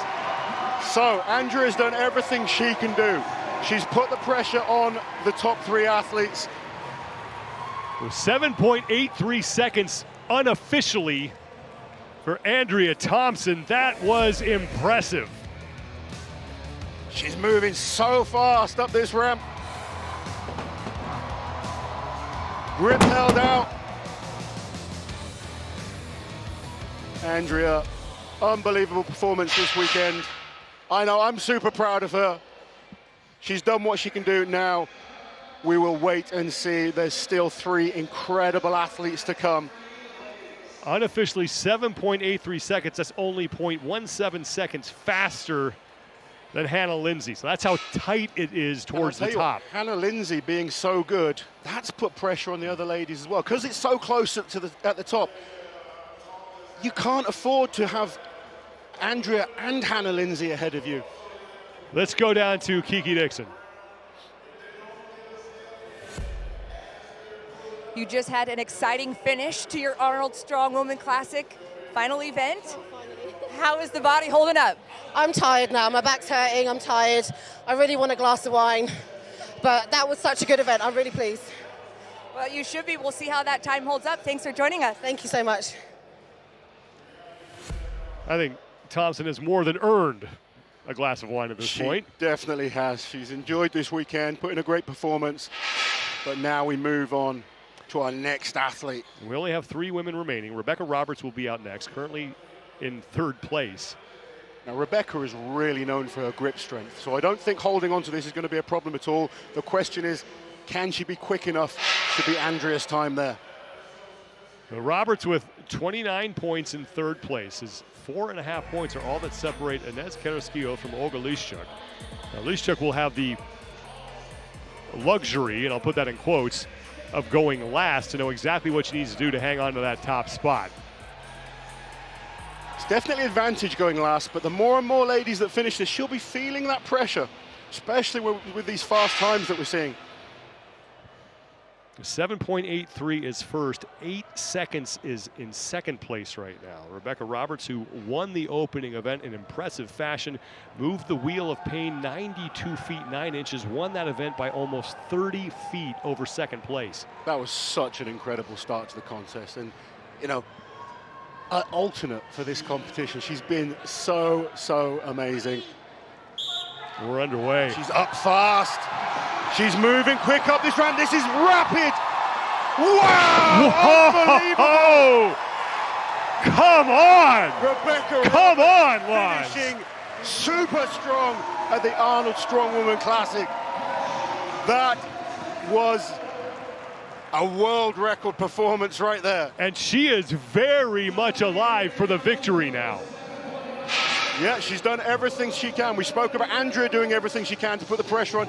Rebecca Roberts has done the exact same thing. Unofficially, 6.36 seconds. Almost a 1.5 seconds faster than Thompson, and that was a sprint. When you see a performance like that, all you can do is congratulate the athlete. It's so good to sit back and just see these athletes perform and improve every single year. Rebecca Roberts is alive to win this whole thing. She is with Kiki Dixon. Rebecca, you just set a blistering pace with one more athlete to go. Are you pleased with your performance? Oh, I'm so proud. My partner passed away in December last year, and this run was for him, and I want to make the podium for him, for my partner Paul, so I'm really happy. And how has that journey been this past couple of months for you? It's been tough, but he introduced me to the strongman sport, and without him, I wouldn't have been the world's strongest woman. And the last thing that he wanted was for me to be on this Arnold Pro stage, and I've been wearing my ring on my neck all weekend, and I'm dedicating this performance to him. Thank you so much, Rebecca. Thank you. Rebecca Roberts officially 6.83 seconds, a second faster than Andrea Thompson. 2 athletes remain. Victoria Long is up next. She is only a 1.5 back of Liaschuck for first. That was so impressive to watch. You know, she's been through such a terrible time, and to take that motivation and put it into a performance like that, she's going to be so proud of herself, and you know Paul would have been proud as well. Now we move on to Victoria Long, the pre-competition favorite. She had a poor first day for her abilities, but she has worked hard on day number 2 to put herself in contention. If she can beat Thompson's time, she'll be in really good shape here. You know, Olga's going to be watching this closely. She's just having a warm-up pick there.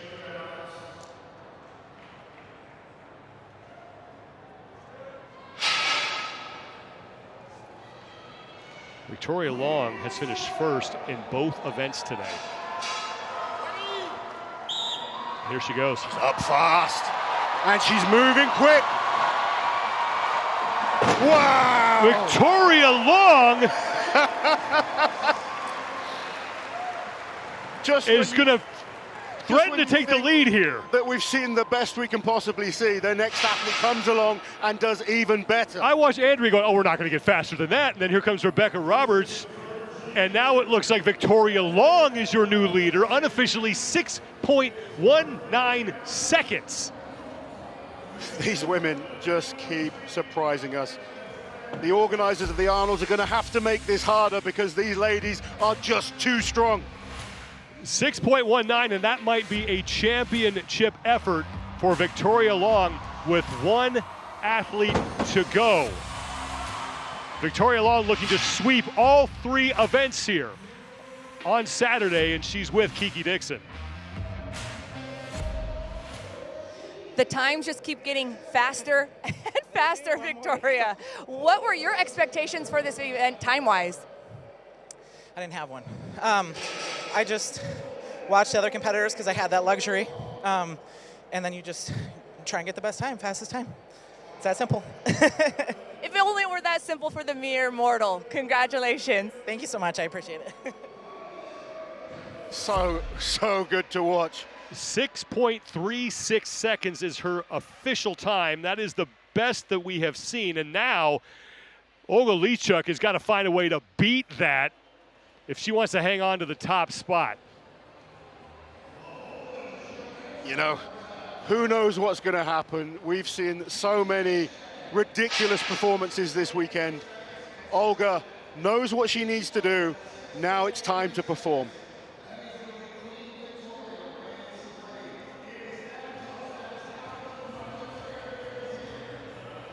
Overall leader and the final athlete to go here. She needs to be no worse than second place on this event to win the overall title.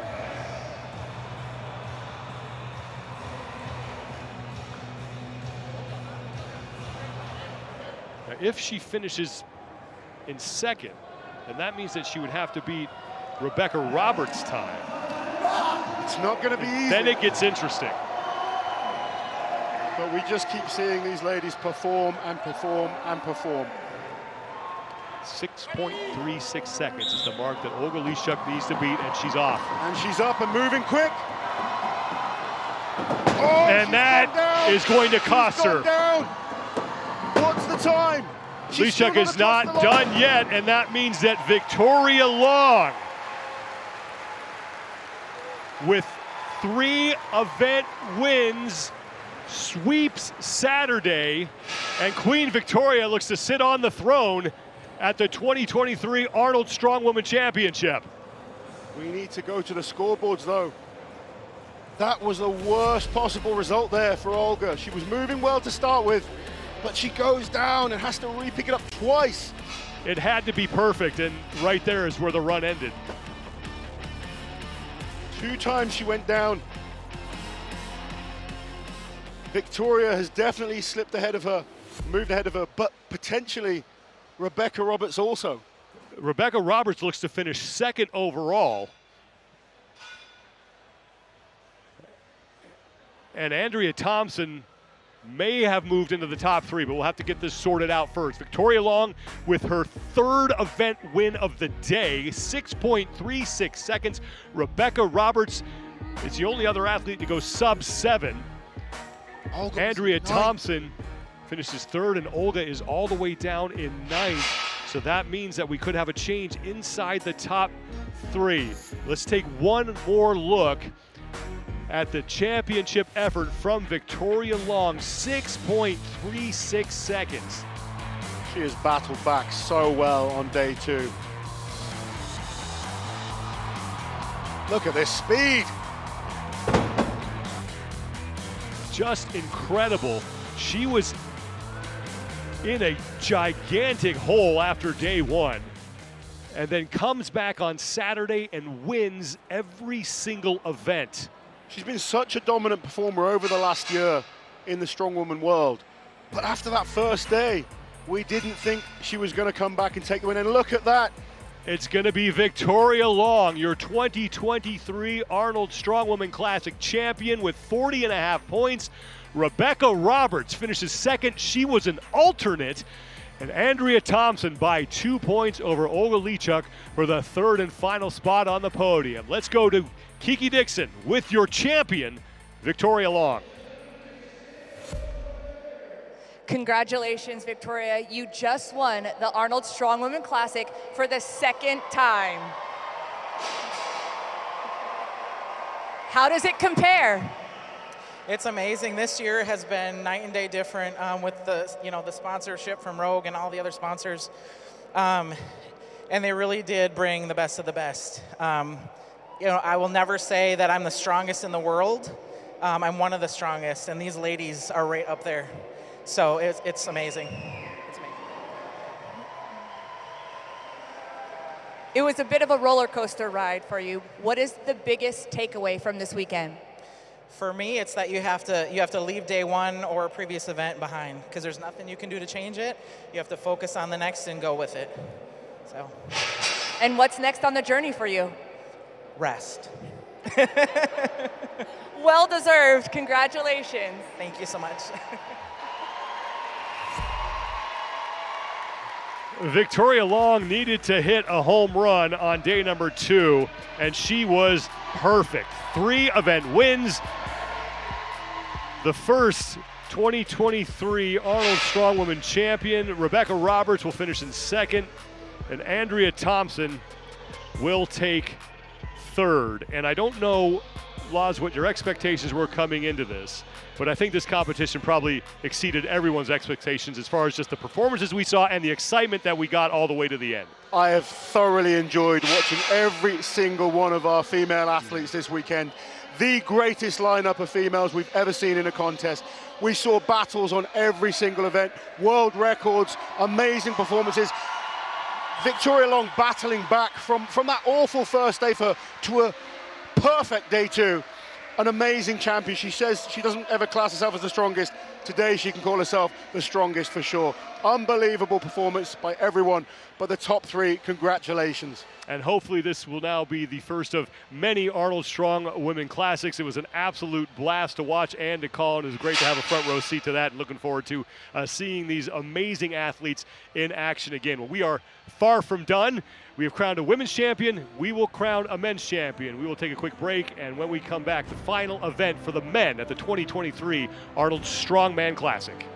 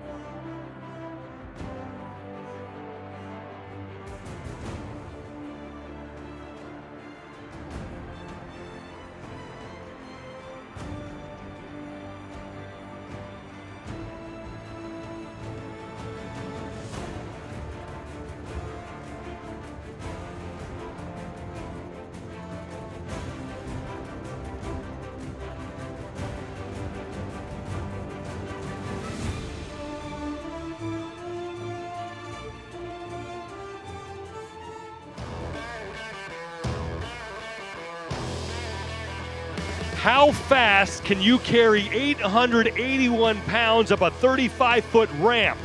Well, the answer could win you a championship. The final event, the timber carry, is next at the 2023 Arnold Strongman Classic.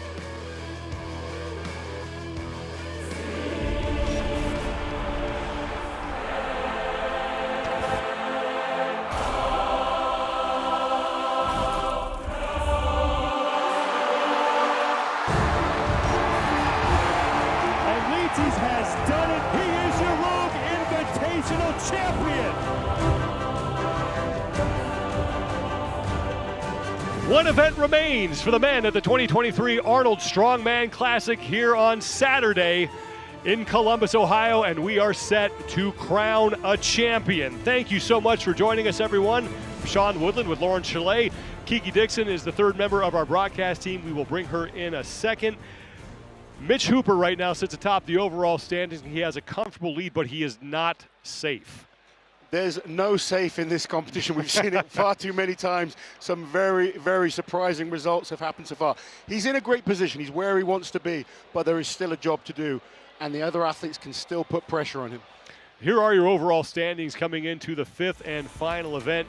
And Mitch Hooper has been extremely consistent throughout 4 events, 33.5 points, 4.5 points up on Trey Mitchell. But Mateusz Kieliszkowski is within striking distance, and he is the world record holder in this next event, the timber carry. And for more on this upcoming event, let's send it to Kiki Dixon. Guys, I sat down with Trey Mitchell and asked him what he's done to improve his performance for this year compared to last year. Turns out that he was in a car accident a while ago and he has some nerve damage in his left hand. He said he's been working his grip and try to improve it the best he can, but the progress has been slow. He said a PR is a PR. If he can move it a little bit farther this time, he'll be happy about it. He did mention, hey, there's always the hope that I can take a big whiff of my smelling salts and pull something out of my hat. Trey Mitchell currently sits in second place, and he's going to have to carry that 881-pound frame up the entire 35-foot ramp in order to have a chance to win this thing. And last year, he finished dead last in this event. 881 pounds. You got to carry it up that ramp as fast as you can. 30-second time limit here. The keys of this event are presented by Beyond the Whiteboard. Laz, what do you got to do to be successful here? This is such a traditional event here at the Arnold Strongman Classic. Been used a number of times now, and it's a brutal event. We do not see many of our male athletes finishing this timber frame. All about leg, back, and grip strength. You know, not having the straps on this, it comes down to that grip, and if you can do this in one go, it makes a huge difference, because you do not want to try and re-pick that timber carry up on that incline on the ramp. Kevin Ferris, who is known for his grip, has been waiting for this event. He said yesterday when we talked to him, this is bread and butter for him. His best finish was a 5th in the elephant bar deadlift. He lifted 901 pounds in that event. Kevin has one of the best grips on the planet, and very, very good when it comes to carrying weights. Now the question is, how much has the other events taken out of his body? Fresh, he does this no problem. We're in the last event. He's already deadlifted a PR, which is going to take it out of him. His body is feeling it. Let's see what he can do. Here goes Kevin Ferris. And he's up, no problem, but straight away he goes down as soon as he hit that ramp. And he has himself sorted, and he looks like he is going to be able to make it here. Once he got that second pick up, he was nice and steady, moved well. But that mistake at the start just could cost him a little. You really have to be so precise with where you pick this thing up because of the tilt on it. When an object is that big and that heavy, if it just tilts slightly, it kind of pulls out of your hands. So maybe just a slight mistake, maybe had his hands a little too far back. The frame tilts forwards and it just opens up that hand a little. Once he adjusted, the grip looks strong. Kevin is upset with himself because of that right there. I don't think he thought he was going to drop this thing. And then after this, he was able to get to the top. So 13.31 seconds for Kevin Ferris. But still, just finishing this is impressive. Down to Kiki Dixon. Kevin, you looked a little disappointed in your performance there. What was going on? My foot caught on right off the start, so I don't know where that happened, but I recovered and finished it off. So. Now, this maybe wasn't your favorite moment, but what was your favorite moment from this weekend? My 900-pound deadlift, yeah, for sure. Yeah, was expecting that leading up to my getting into my alternate spot. So, yeah. All right, thanks so much. Thank you. Kevin Ferris in his first ever appearance here at the Arnold Strongman Classic. You can see it himself, he's disappointed with that, but let's remember, only 2 athletes finished this last year. He's got the full distance. This is a hard event, and we're talking about the last event of the contest. 881 pounds, 400 kilos is how much the timber weighs, and it takes an army of people to get that thing back down the ramp and into position, as Luke Stoltman will be the next man up, 9th place overall coming into this event.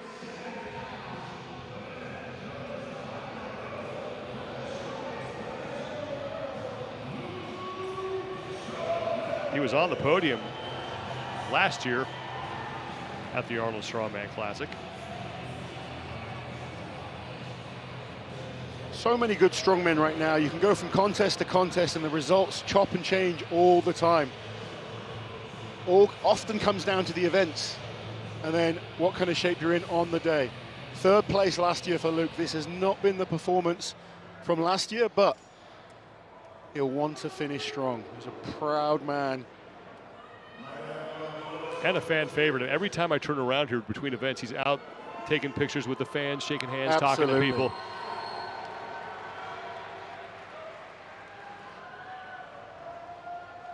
Come on, Luke, let's finish strong.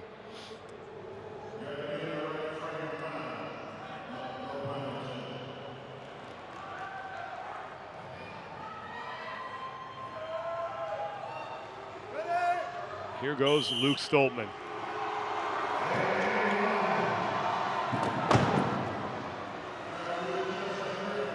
I think he'd be better off coming forward slightly so that the tilt goes back rather than forwards.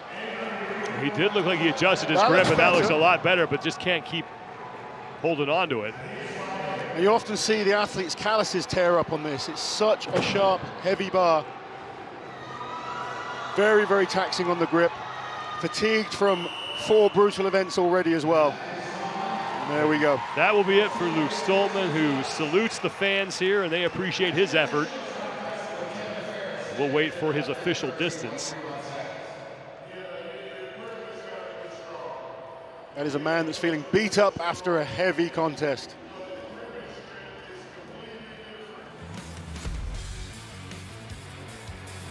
Just looked like he had the grip too far back, and this is where you can see him adjust, shakes out his hands, and then moves forward slightly, and that seemed to work a little bit better for him.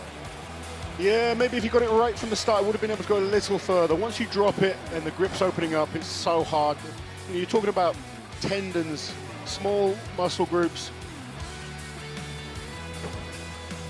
Giving it everything there just to get it that little bit further.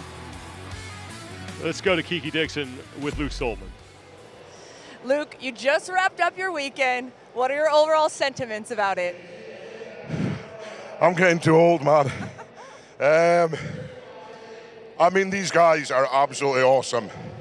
Mitchell Hooper, a superstar, man, honest to God. So, privileged to be here as always. First competition back for me after a while off. My body held together just. Wasn't the best weekend. Got some things to take away. Need to cut up, lose a bit of weight. Come in a little bit leaner for World's Strongest Man. But yeah, feeling good. I mean, it's trying to take the silver lining. I'm struggling at the moment, but it is what it is. It is what it is. Thank you so much. Thank you. Thank you. Cheers. You can see why Luke Stoltman is a fan favorite here. He's just such a great character. He's always gracious in defeat. You know, it's not been the performance he would have wanted, but still holding his head up high. And like you said, he'll be out there with the fans, meeting everyone. Done so much for the sport. And now his younger brother, Tom Stoltman, will be up next. And I'll tell you something with Luke as well. He'll be there cheering on Tom right now as well. Even though it's not been the performance he wants, he still always wants to see his brother do well.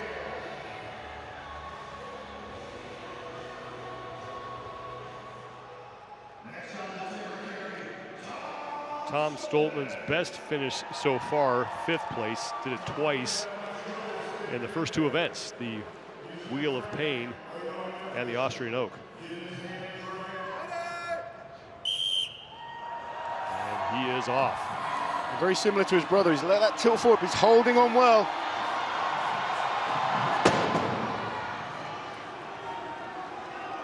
Tom's grip's definitely improved over the years as well. Now this is a hard position to be in, especially for such a tall man. To lift that on that ramp, you're in a weird position. You want to deadlift off a flat surface. And Tom Stoltman is not going to be able to get to the top. And that will conclude his Strongman Classic. But good enough for 2nd currently.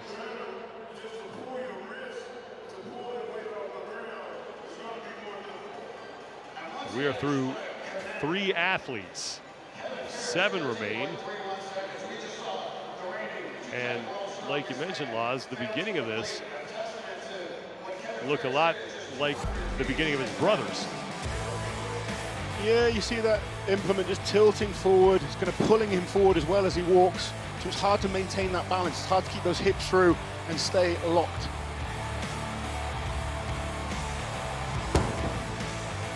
And then after that, we've seen from his deadlift is down a little bit at the moment. He's had a hip issue, and it's going to put a lot of stress on the body. Tom Stoltman with Kiki Dixon. Tom, you just finished up your weekend. What's next for you? Yeah, I mean, rough day at the office, but I'm going to go back and try and just build on this, you know what I mean? A few events didn't go my way, but it is what it is at the end of the day, so that's what happens in Strongman. Amen. Thank you so much. Very much. Cheers. Now, Pavlo Nakonechnyy will be the next man up. What a warrior this guy is, still battling hard.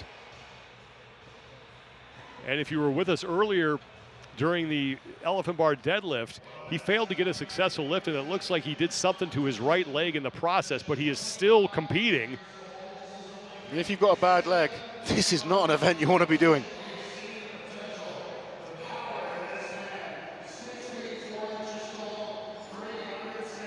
Nakonechnyy chalking up here. Best finish 4th place in the Wheel of Pain to start the competition. And then in the last event, the Steintossen, he also finished 4th on that bad leg.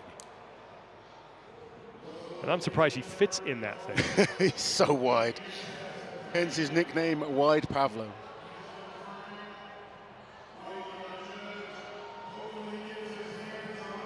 So let's see how this leg affects him.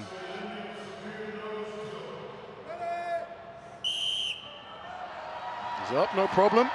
And he's moving well. And Pavlo Nakonechnyy. I'll tell you what, this, yeah, just felt it. Was off to a great start. And at this point, I think it's probably wise for him to just hobble away. Yeah, he needs to walk away and fight another day. He doesn't want to make it worse. He's battled hard all contest. And what a warrior, continuing to get out there and compete.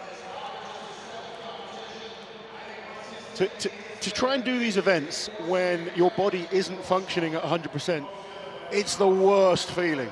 You know, it's hard enough when everything feels great, but when every step is excruciatingly painful. Put in a valiant effort there, moved well, but it wasn't the grip that gave way, it was the leg.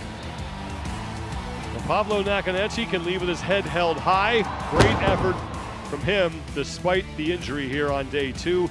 And Pavlo Nakonechnyy is standing by with Kiki Dixon. I know that your body wasn't holding up the way that you were hoping it to. What's going on? Where are you feeling it? I'm not feeling right legs now after my trip to this competition. All muscle for my right leg is blocked. Yeah, and will be better next. Okay. All right, thank you. Rest up. Thank you too. And Pavlo Nakonechnyy, one of the younger competitors here, and you can absolutely see the potential with this kid. Oh, he's got a bright future ahead of him. He's got all the tools to be one of the absolute best. Well, Kevin Ferris is still our leader as Rob Kearney makes his way out onto the floor. Ferris has a time of 13.31 seconds. He's the only man to get to the top so far. Rob Kearney, 6th place overall coming into the event with 19 total points.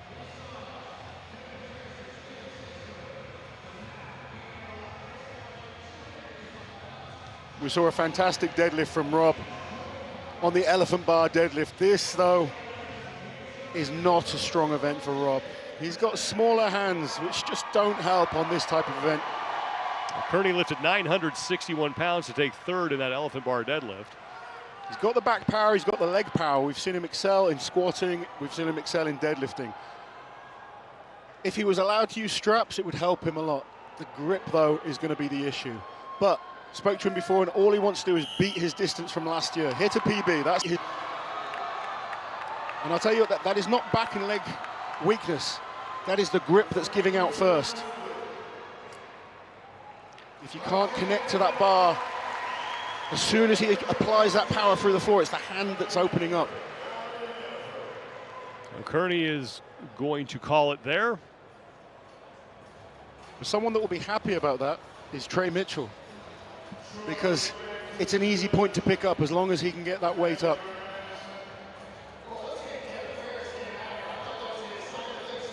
So overall standings after 4 events as we work our way into the top 5. Mitchell Hooper again with that 4.5-point lead over Trey Mitchell. Mateusz Kieliszkowski sits in 3rd and is the world record holder in this event. And they will be the last men to go.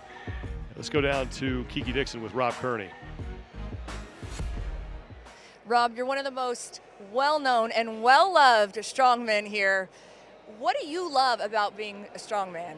You know, I think for me, it's getting to do something I never thought I could. You know, growing up, I was always told I was too small or could never be strong enough to compete at this level. And to be here year after year, showing up, putting on great performances that I'm super proud of like this weekend, it's just amazing to do in front of these crowds. We love having you here. Thank you so much. Thank you. Tom Evans will be up next, and he's been a surprise here, a pleasant surprise. He sits in 5th place overall. He's coming off a 2nd place finish in the Stein toss, and he had a throw of 10 feet 7 inches there. He's got 22.5 points.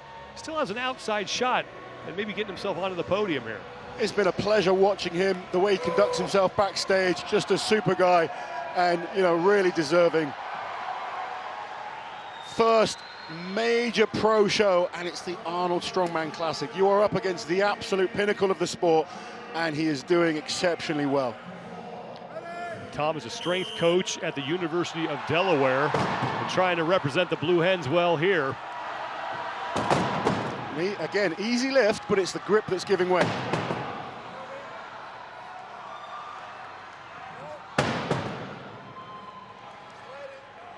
I would just kind of compose myself a little, try and maybe have one big effort rather than just keep attacking it like that. And he's just trying to inch that thing up the ramp now. And that will be the time cap. Kevin Ferris is still our leader. The first man out. He's the only man so far to get to the top. We said last year we only had 2 athletes finish. So far this year, only 1 has managed to get to that finish line. Evans will step out of the timber, get a fist bump from Magnus for Magnuson, and he will work his way back down the ramp.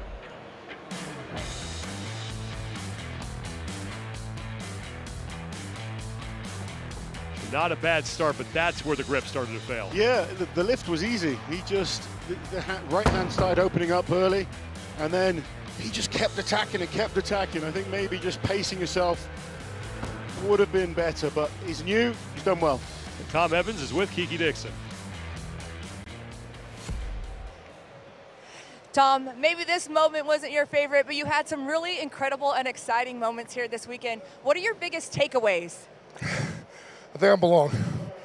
So that was the goal this weekend, and I think we got that done. Thank you so much. Congratulations on completing it. Thank you very much. Tom Evans is going to have a lot to build on as he continues through his career. Great showing for him at his first ever Arnold Strongman Classic. Now that will bring up Bobby Thompson as we are into our top 4 athletes. Thompson trails Mateusz Kieliszkowski by 2 points for 3rd place. And Thompson's put in a really good performance all weekend. First event wasn't so good, but since then, very, very strong. Amazing deadlift, amazing log pressing, solid on the throw. He's another athlete. He's never finished this type of event before. It's a weaker event for him. He'll be looking to get a PB. Finish the contest doing as well as you can, and that is all you can ask for.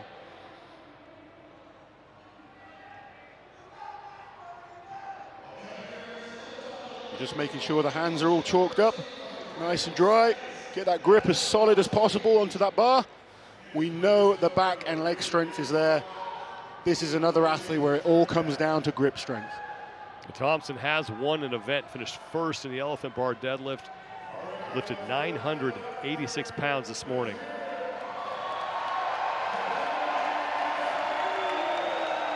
The American Nightmare, let's see if he can get to the top. Easy pickup, now it's a grip. Seeing it with so many of these athletes, they're strong enough to lift this weight. It's the hands holding onto that bar. But Bobby needs to work hard and just get this as far as he can. Yeah, this is good. Keep working hard, Bobby. You got 10 seconds. Final seconds here for Bobby Thompson, just trying to get every bit of distance out of this thing as he possibly can, and that is going to be the time cap.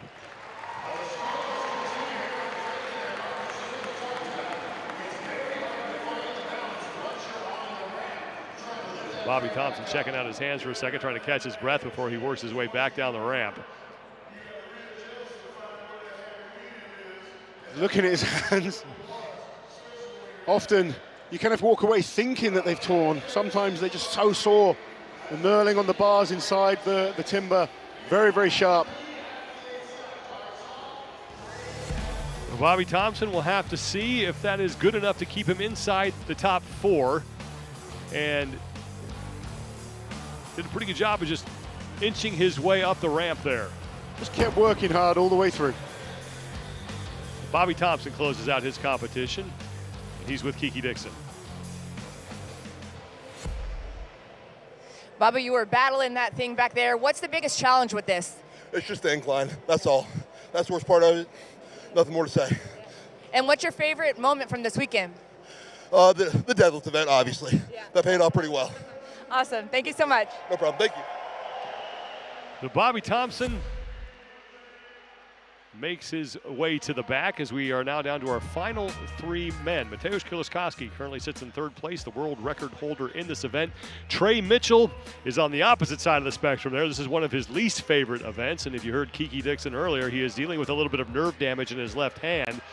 And then Mitch Hooper is your leader by 4.5 points over Mitchell. Mateusz Kieliszkowski's up next. He has the world record, and here's how it happened.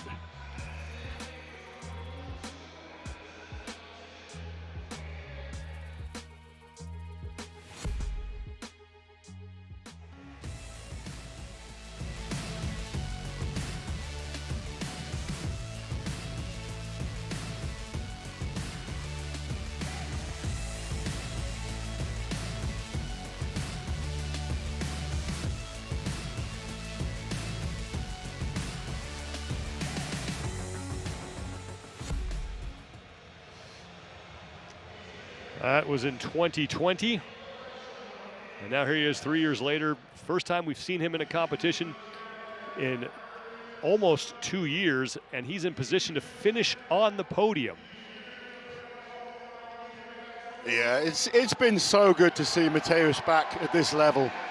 Couple of events where you can see that confidence isn't there, but this is one of his favorite events. Always been good when it comes to moving with weights. He will want to finish this contest strong. Trying to beat his world record of 7 seconds. The best time we have seen, the only man to finish this is Kevin Ferris, 13 seconds and change.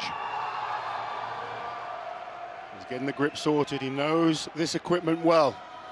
That experience helps.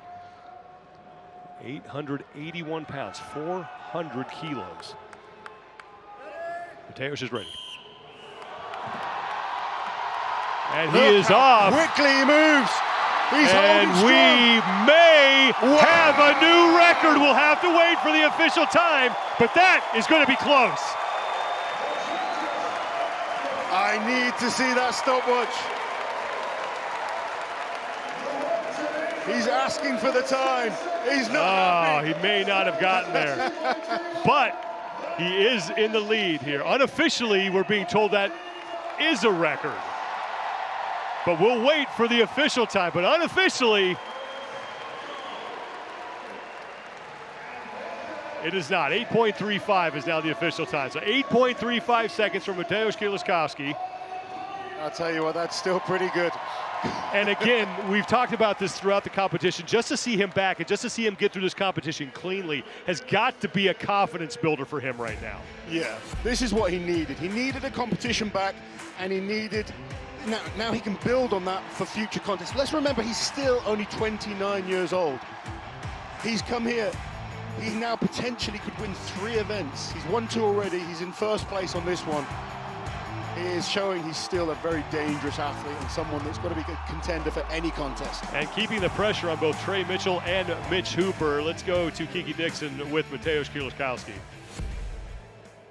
Mateusz, I know you wanted to beat your previous time. That didn't happen. However, you still set a blistering time. What is it about this event? Why are you able to be so successful?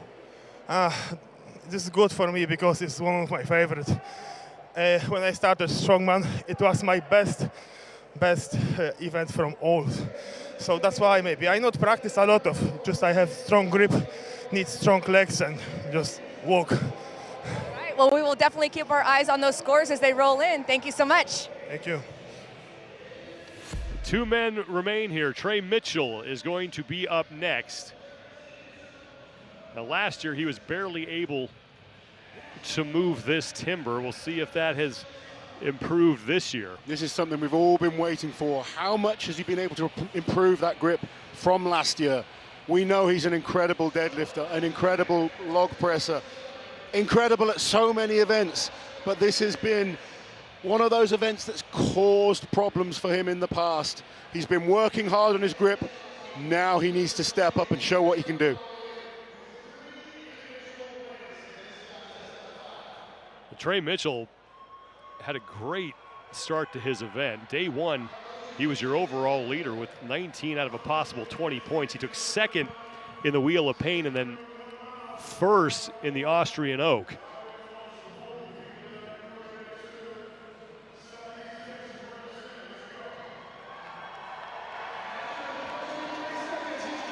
What can Trey Mitchell do? How much has the grip improved from last year? Here goes Trey Mitchell, and once again Doesn't struggling. look good.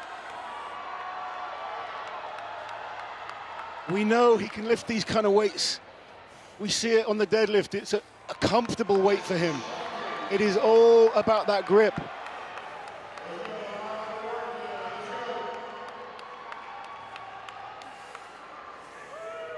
This is tough to watch. He's such a good athlete. And that will do it for Trey Mitchell. Unfortunately, the event we expected him to do poorly on, it's turned out that way. And that means that Bobby Thompson and Mateusz Kieliszkowski are still very much alive for a spot on the podium.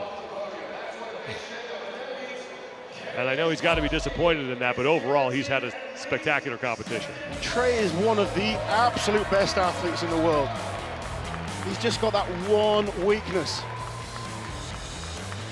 And you can just see the disappointment on his face, but Trey Mitchell is with Kiki Dixon. Trey, you came back for another year of the Arnold Strongman Classic. What do you love about this event? I mean, it's one of the biggest competitions in strongman, and the crowd is always hype. It's one of the biggest crowds in strongman, and I love testing myself on all the neat equipment that the Arnold provides us. Well, thank you so much, Trey. And thanks for having me. And now, Mitch Hooper, your overall leader, has yet to finish lower than third in any event, hasn't won an event. He led Mateusz Kieliszkowski by 6 points coming in. If he gets to the top, he's going to win the whole thing. Bobby Thompson's mark is 14 feet 11 inches. If he gets inside of that, that should be good enough for him to hang on to first place overall. Mitch Hooper is very, very fast. We've seen him on Super Yokes where he's unbelievable. We saw it at the Rogue Invitational. So quick. Let's see how his grip is, because if he can hold on to this, we know he's got the foot speed. And here goes Mitch Hooper. And Mitch Hooper is a couple feet away from a championship. Hooper is almost there. Finish it off. He wants to get to the top, and he does. And that will do it. Mitch Hooper is your 2023 Arnold Strongman Classic champion. What an athlete. He did not have a weak event all weekend. He didn't win an event, but he kept racking up the points. And that is our 2023 Arnold Strongman champion. This man is having an unbelievable rookie year. He's good.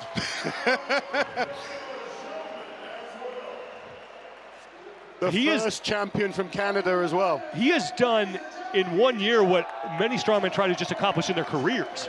What he's done is unbelievable, and he just seems to improve every time we see him. And just fought his way to the top and gets himself the championship.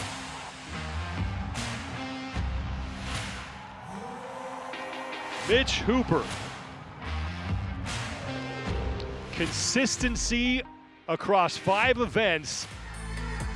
He finishes third again. Kevin Ferris, with his best finish of the competition, takes second. Mateusz Kieliszkowski is going to pick up his 3rd event win of this competition. If he just finds a way to get better at the deadlift, look out. If Kieliszkowski learns to deadlift, everyone is in trouble. But Mitch Hooper showing that consistency wins contests. Not one event where he was outside of the top 3. Mateusz Kieliszkowski, though, wins this event. Was trying to beat his world record and was about a 1.5 seconds away.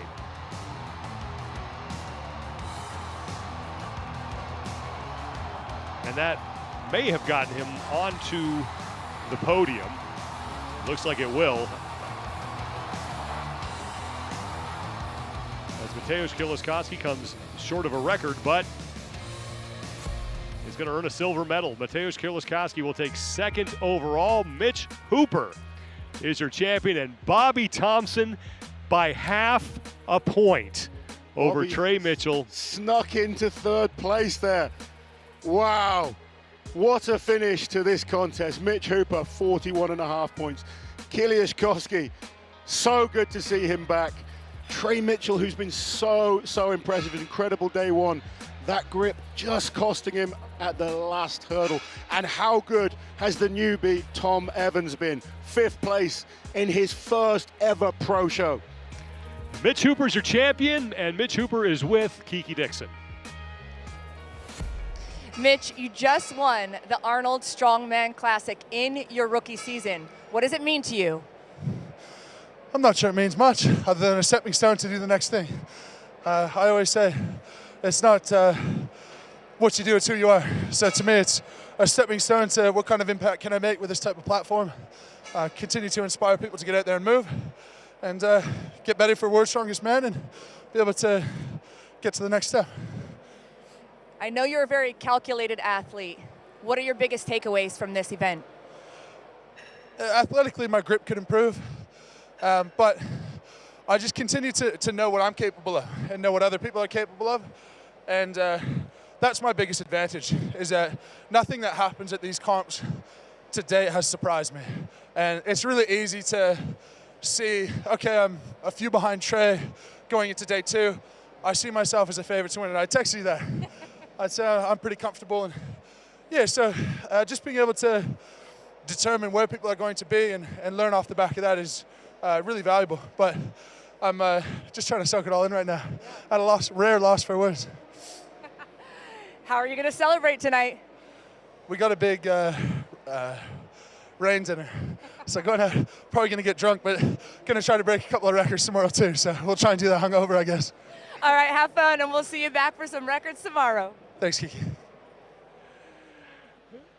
Mitch Hooper, your 2023 Arnold Strongman Classic champion, and what a finish that we saw, not only for the women, but also for the men. And every time we come to this competition, I always can't wait for next year because the amount, the excitement, and the exact same thing. You know, how good was it to have the women involved in this contest?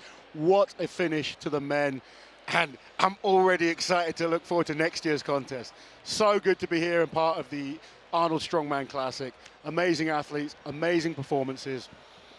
Mitch Hooper had 3/3 and 2 seconds, and that looked a lot like what Martins Litzis used to do here when he was winning championships. Just not winning a ton, but just so consistent. Yeah, it's so important to not have weaknesses if you want to be one of the best. And we've seen it with the likes of Martins. We've seen it with the likes of Thor, Zydrunas Savickas, Brian Shaw. If you want to go down as one of the greats, you need to be good at everything. And what a great first year for Mitch Hooper as he wins the 2023 Arnold Strongman Classic. We are not done here from Columbus. We're going to take a quick break. When we come back, Lauren Smith, Dr. Bill Crawford, and Jerry Pritchett will be here to wrap things up on the Rogue Iron Games. Stay with us, everyone, as our coverage continues here at the 2023 Arnold Strongman Classic.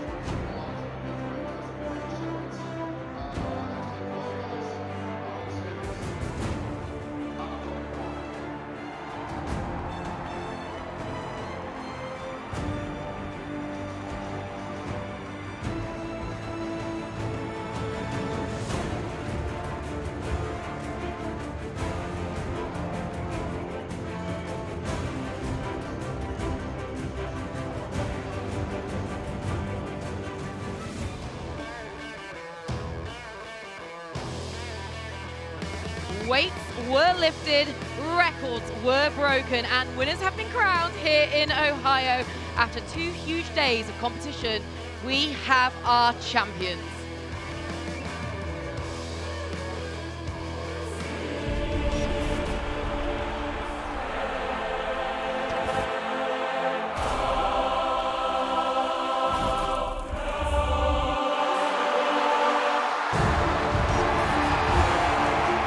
Has done it. He is your Rogue Invitational Champion. Well, this is Rogue Iron Game, and what a weekend of strongman and women we have had. I'm joined on the desk by Dr. Bill Crawford and Jerry Pritchett, and gentlemen, the atmosphere in here is bouncing because we've crowned our champions. Well, athletes had to come back again and again. Basically, this was a heavyweight match. Up and down and back and forth. All kinds of things happened. I don't think any of it was predictable, but it was definitely exciting. It's very exciting. I mean, especially the women's. I mean, for Victoria to have a bad first day and then to come back and dominate day 2 to put herself back in contention was huge. You know, and then on our men's side, we had one that was pretty consistent. We could kind of see it all the way through, but it wasn't easy for them. These guys were tough. Well, let's take a little look at the overall standings and how the entire weekend shook out. Of course, Victoria Long backing up last year's victory with another. And Rebecca Roberts in second place without initially even being on the roster. An incredible performance with her. Andrea Thompson rounding out the top 3, and Olga Liaschuck not quite making the podium after a very difficult final event. But of course, there was only one woman who could come out on top, and she caught up with Kiki Dixon straight after that final event. Victoria, congratulations. You just won the Arnold Strongwoman Classic. Many consider this to be one of the strongest and best lineups of women we've ever seen. What does it mean to you to win it? Well, it means the world, I guess. I mean, for me, this is the biggest show. And even more so this year. Like I said, with the sponsorship that we have from Rogue and all the rest of the sponsors, it's just been amazing. So it's incredible because these ladies continue to get better and better each time I compete against them. And so to be able to be with them again is incredible. What was your biggest challenge this weekend? Coming back from a very disappointing first day, you know, but you don't back a dog in a corner. So, you know, I told myself I was going to come into day 2, clean slate, and, you know, switch it around, and that's what I did. So. And what's up next for you? Competition-wise, nothing right now. You know, we'll take some time to rest and figure out, you know, what's next. So. All right, we'll be looking forward to it. I did notice that you keep a pretty low profile on Instagram. Is that intentional? Yes, it's intentional. I'm a very quiet competitor. You know, like Dorian Yates was the shadow. You know, you saw him at contests and then he was secluded. So I kind of like to follow that same, you know, mindset. So. Well, we'll keep our eyes and ears peeled to see what's next. Appreciate it. Thank you. Victoria Long there with Kiki Dixon. And it was interesting that she said that her biggest challenge of the weekend was putting day 1 behind her. She came back with a clean sweep of events. Dr. Bill, how impressive is that? That's really, really tough, and that's the way to supercharge her chances to become the champion like this. I saw her come in this morning, and she looked different. She actually walked different. She had a different countenance. She just stormed back. She came in the first event and really she equaled the record holder to get her own record, to share a new record. She kept pushing. She figured out that event. She dominated that event, and then she ran up the ramp for an event win. Unbelievable. True test of a great athlete, a great champion, is they can come back from a bad day and put it behind them and still push back up through. It was impressive. Now, the other exceptionally impressive athlete that I personally feel on this roster, Rebecca Roberts, coming in second. And we've spoken about it a few times that she wasn't even originally going to be here. No, and she felt, you know, a little upset. Well, she was upset about it coming in here, and she felt that she should have been on the main roster, not an alternate coming in. And she proved that right out of the gate with the win on the wheel, and then all the way through she was consistent. And then with a huge time on the frame. Absolutely, she was trying to win this thing. She wasn't just here to compete. She was trying to win this thing and came very, very close to doing that. Damn near did. Absolutely, and had to actually, figure out a couple of events like everybody else, and still kept pushing. Unbelievable performance. And Andrea Thompson with her 3rd podium at the Arnold Strongman Classic. I mean, another impressive performance from her. We had tipped her to come out on top, but she gave us a little bit of a worry there in the middle. Well, I really thought she would come out on the podium because she's experienced, she's super strong, she's great at static events, and she's, well coached. We talk about that. She trains hard. She pays close attention to all the details. And plus, she's a fiery competitor. You watch her compete, she goes all over it. Yeah, well, she's got a lot of experience. And the experience to be patient and to come back to the frame was going to be a good event for her. So potentially put her back in that podium spot, and she did. Olga Liaschuck was in the driving seat, but she just couldn't quite close it out. It came as a bit of a shock. What do you think happened to her on that final event? Well, I think the frame, she probably got a little bit ahead of herself, and she had a drop. What do you think? Yeah, and sometimes that can be the hardest thing to do is lead. Because everybody's after you. You've got everything to lose, they've got everything to gain, right? And so, one slip up on the frame, and, they caught her. As soon as she dropped it, that was it, And so you have to tell yourself, well, she was close, maybe next year. This is a process, and now this new level of strong woman, this shows that strong woman belongs. That we saw this level of competition this weekend. Strong woman belongs, and it belongs right here, and I'm glad to see this here. They're so competitive. I mean, you saw this is on that last event with the frame carry. It was a drag race. I mean, they were within tenths of a second with one another. Yes. It's huge how close the competition is. It was incredible. Actually, was there any other ones who impressed you? I think Hannah Linzay coming out of the gate from behind, first one out, settling blistering time at 8 seconds. What made everyone kind of raise the bar and run up that ramp. Absolutely, that was great. I mean, I thought some of the other competitors really fought back. I liked Sam. Sam Beliveau came back, and she was consistent throughout it. Sam did amazing, for coming in as really, she'd be considered a middleweight with, and right. Coming to this big show. I mean, her 500, 506 deadlift would have won a pro women's show a few years ago. Absolutely. And on debut as well for Sam Beliveau. It was an incredible performance. Absolutely. And Donna Moore, coming back, she has a ton of experience. She's a veteran, but she's kind of reinvented herself as an athlete. She's trimmed down. She's lost a lot of weight. She's a lot leaner, and that proved to help her on the wheel and her conditioning. But she's had to kind of reinvent herself as an athlete, and she did really well here. I like Mel. She's kind of an undersized athlete compared to some of the other athletes. She has a really nice stroke on the deadlift. I enjoyed watching that. Kind of reminded me of some other lifters. And I thought Tamara, she fought hard. This is a really difficult thing to do. Learning strongman, strongwoman on the stage at the Arnold. Well, that is a huge task. She had 12 weeks to prepare for this. It's pretty tough to go against the best in the world. This pretty tough. She tried her best and had a great performance on the deadlift, and then tried what she could on the strong. It has been such an exciting strong woman for the first time on the live stream here at Rogue Iron Games. Should we take a little look at the men's overall standings? Because what a battle we had for that first place, and it all came down to that final event, but it was Mitchell Hooper who stood atop the podium. But Mateusz Kieliszkowski came right back after a very difficult end of day one, start of day two. He took second, Bobby Thompson in third. In fact, the second time he's done that in 2 years. A really impressive performance. A shame for Trey Mitchell. But what are your main takeaways from the male events? Oh, the male events, I mean, the first thing you have to say is that it was a tight battle, and it was very exciting to watch, which, we expected. But I think the way things shifted back and forth and, seeing people come from behind, Mateusz actually did what he did before. He won 3 out of the 5 events and still finds himself not on the champions podium. So that's kind of tough to see. But he's got to, as a first show back after 17 months off, he's got to be happy with that. Right. A second place and not give up. He come back and won events today, after what we would call not a great performance for him on log, what he could have, what he's done in the past.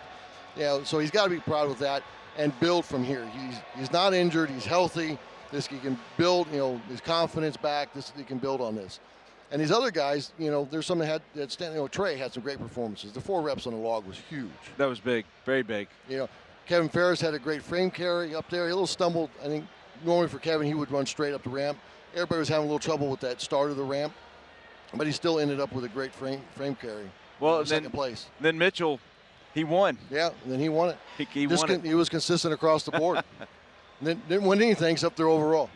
It's amazing what consistency will do, won't it? And actually, he said it's actually not about what you do, it's about who you are as a person. It's almost like he approached this competition as just any other, which for someone so young in his strongman career, just it's so surprising. Tons of momentum. He had a big string last year, but again, he didn't win one single event, but he won the overall. I'll take that. I'd want to be the champion. Yeah, that's what the money's at. There's no money in event wins, right? Mitchell really, he just was consistent and he did what he needed to do. And I was really impressed by his log. And then his deadlift, I think he had 1,000 pounds on him. Before the event, I said, do you have 1,000 pound pull in you? He said, yes, I do. And he was 981, very close. I think he could do it if he needed it. And then he just figured this event out. He's smart, he's a methodical, strong man. He thinks everything out, and that pays off at the end of the day. Bobby Thompson coming in third. It felt like he just managed the weekend exceptionally well. He knew he was going to have a really tough time on the Wheel of Pain. But he just built it back up. Yeah, he had a tough Wheel of Pain, but he came back and accentuated, his strength, which is the log press. Bobby, you're going to do well in the log press? Well, it's log press and I'm Bobby Thompson. That's what he said. and the deadlift, we knew he'd be a good deadlifter. I think the one really big surprise for Bobby is he did pretty well on the stone throw. He kept himself in that top 5 not to lose too many points. Well, he kept watching. He was thinking about it. I mean, these people they're competitors. The main thing they want to do is they want to win. So they're watching this event. They're not just throwing in the towel. They're really watching and being intent because these points matter, every single point. And you're right. He hung in there with that. And, he did what he had to do on the frame carry to pull ahead. Yeah. And a little bit of luck comes in that too. There was a lot of guys that had a bad day on frame. Yep. So some luck comes into that too. But at the end of the day, the check cash is the same. Absolutely. Talking about bad days on frame, your heart has to go out to Trey Mitchell. But outside of that, a really great weekend. But it just goes to show if you have one weakness in your armor, you can't come out on top. Absolutely. But there were some other men's competitors I really loved, but Trey, he did everything he had to do. He came out, had a great Wheel of Pain. He had those 4 huge reps. He did what he had to do on the deadlift. Could have, I thought he was going to do maybe a little bit more, but he did what he had to do. And the stone toss kind of got him a little bit. And then last year, same thing. The frame, I really feel terrible for Trey. Yep. He's had a really great run. He's Shaw Classic champion. He darn near won the Rogue Invitational. I kind of expected him on the podium, but he got edged by a half a point. That shows the level of this competition. You can't have 2 bad events. Not with a group this tight on everything. You can't. 5 events, 10 athletes. There's no wiggle room. There's no. I mean, if you have 6, 8 events, 10 events, you got some time to make up some ground. But 5 events, you have no time to make up any points. Well, that's us wrapping up the Arnold Strongman and Strongwoman Classic. It has been a blast, gents, hasn't it? Yes. Absolutely. Thank you very much. Absolutely great weekend. But it doesn't quite stop here because come Sunday, we have our Rogue record breakers. We've got the women's forward hold and men's forward hold, some stone over bar, and the Dinny Stones hold. And that can be a great event. We remember from last year how wonderful that can be. It's a huge amount going on tomorrow, so make sure you do tune back in to watch that, even if Mitchell Hooper, who incidentally is competing in all of them that he can, might be doing it hungover, according to his interview. Well, last year we had all this attention, and we had Chloe Brennan, 145 pounds, lifted the Denny Stones, shocking, rocked the whole place. There was a ton of talk about that. Can someone beat her record tomorrow and lift them barehanded? And the other events, the Denny Stone walk, Kevin Ferris himself holds that. He did a great job with the frame today. 27 feet carrying the Denny Stone replicas. That's an unimaginable feat of strength. It takes grit, determination, super strong hands, and an otherworldly ability to endure pain. Oh, yeah. Those are a ton of pain. And Kevin's grip is almost unmatched here with this group. Only by Mark Felix would be close to him, he works with his hands. He's a pipe fitter, so he builds a strong grip. And when the grip events come, he's one of the top guys. He was great. It's been great. Gentlemen, thank you so much for all your thoughts and your analysis of the Arnold Strongman Classic and Strongwoman Classic. It really has been an absolute pleasure for us. I hope you guys at home enjoyed it as well. This has been Rogue Iron Game from myself, from Bill, from Jerry, from Big Loz, Sean Woodland and Kiki Dixon. It's been an absolute pleasure. We have crowned our champions and we're probably ready for a little bit of rest. We'll see you guys tomorrow.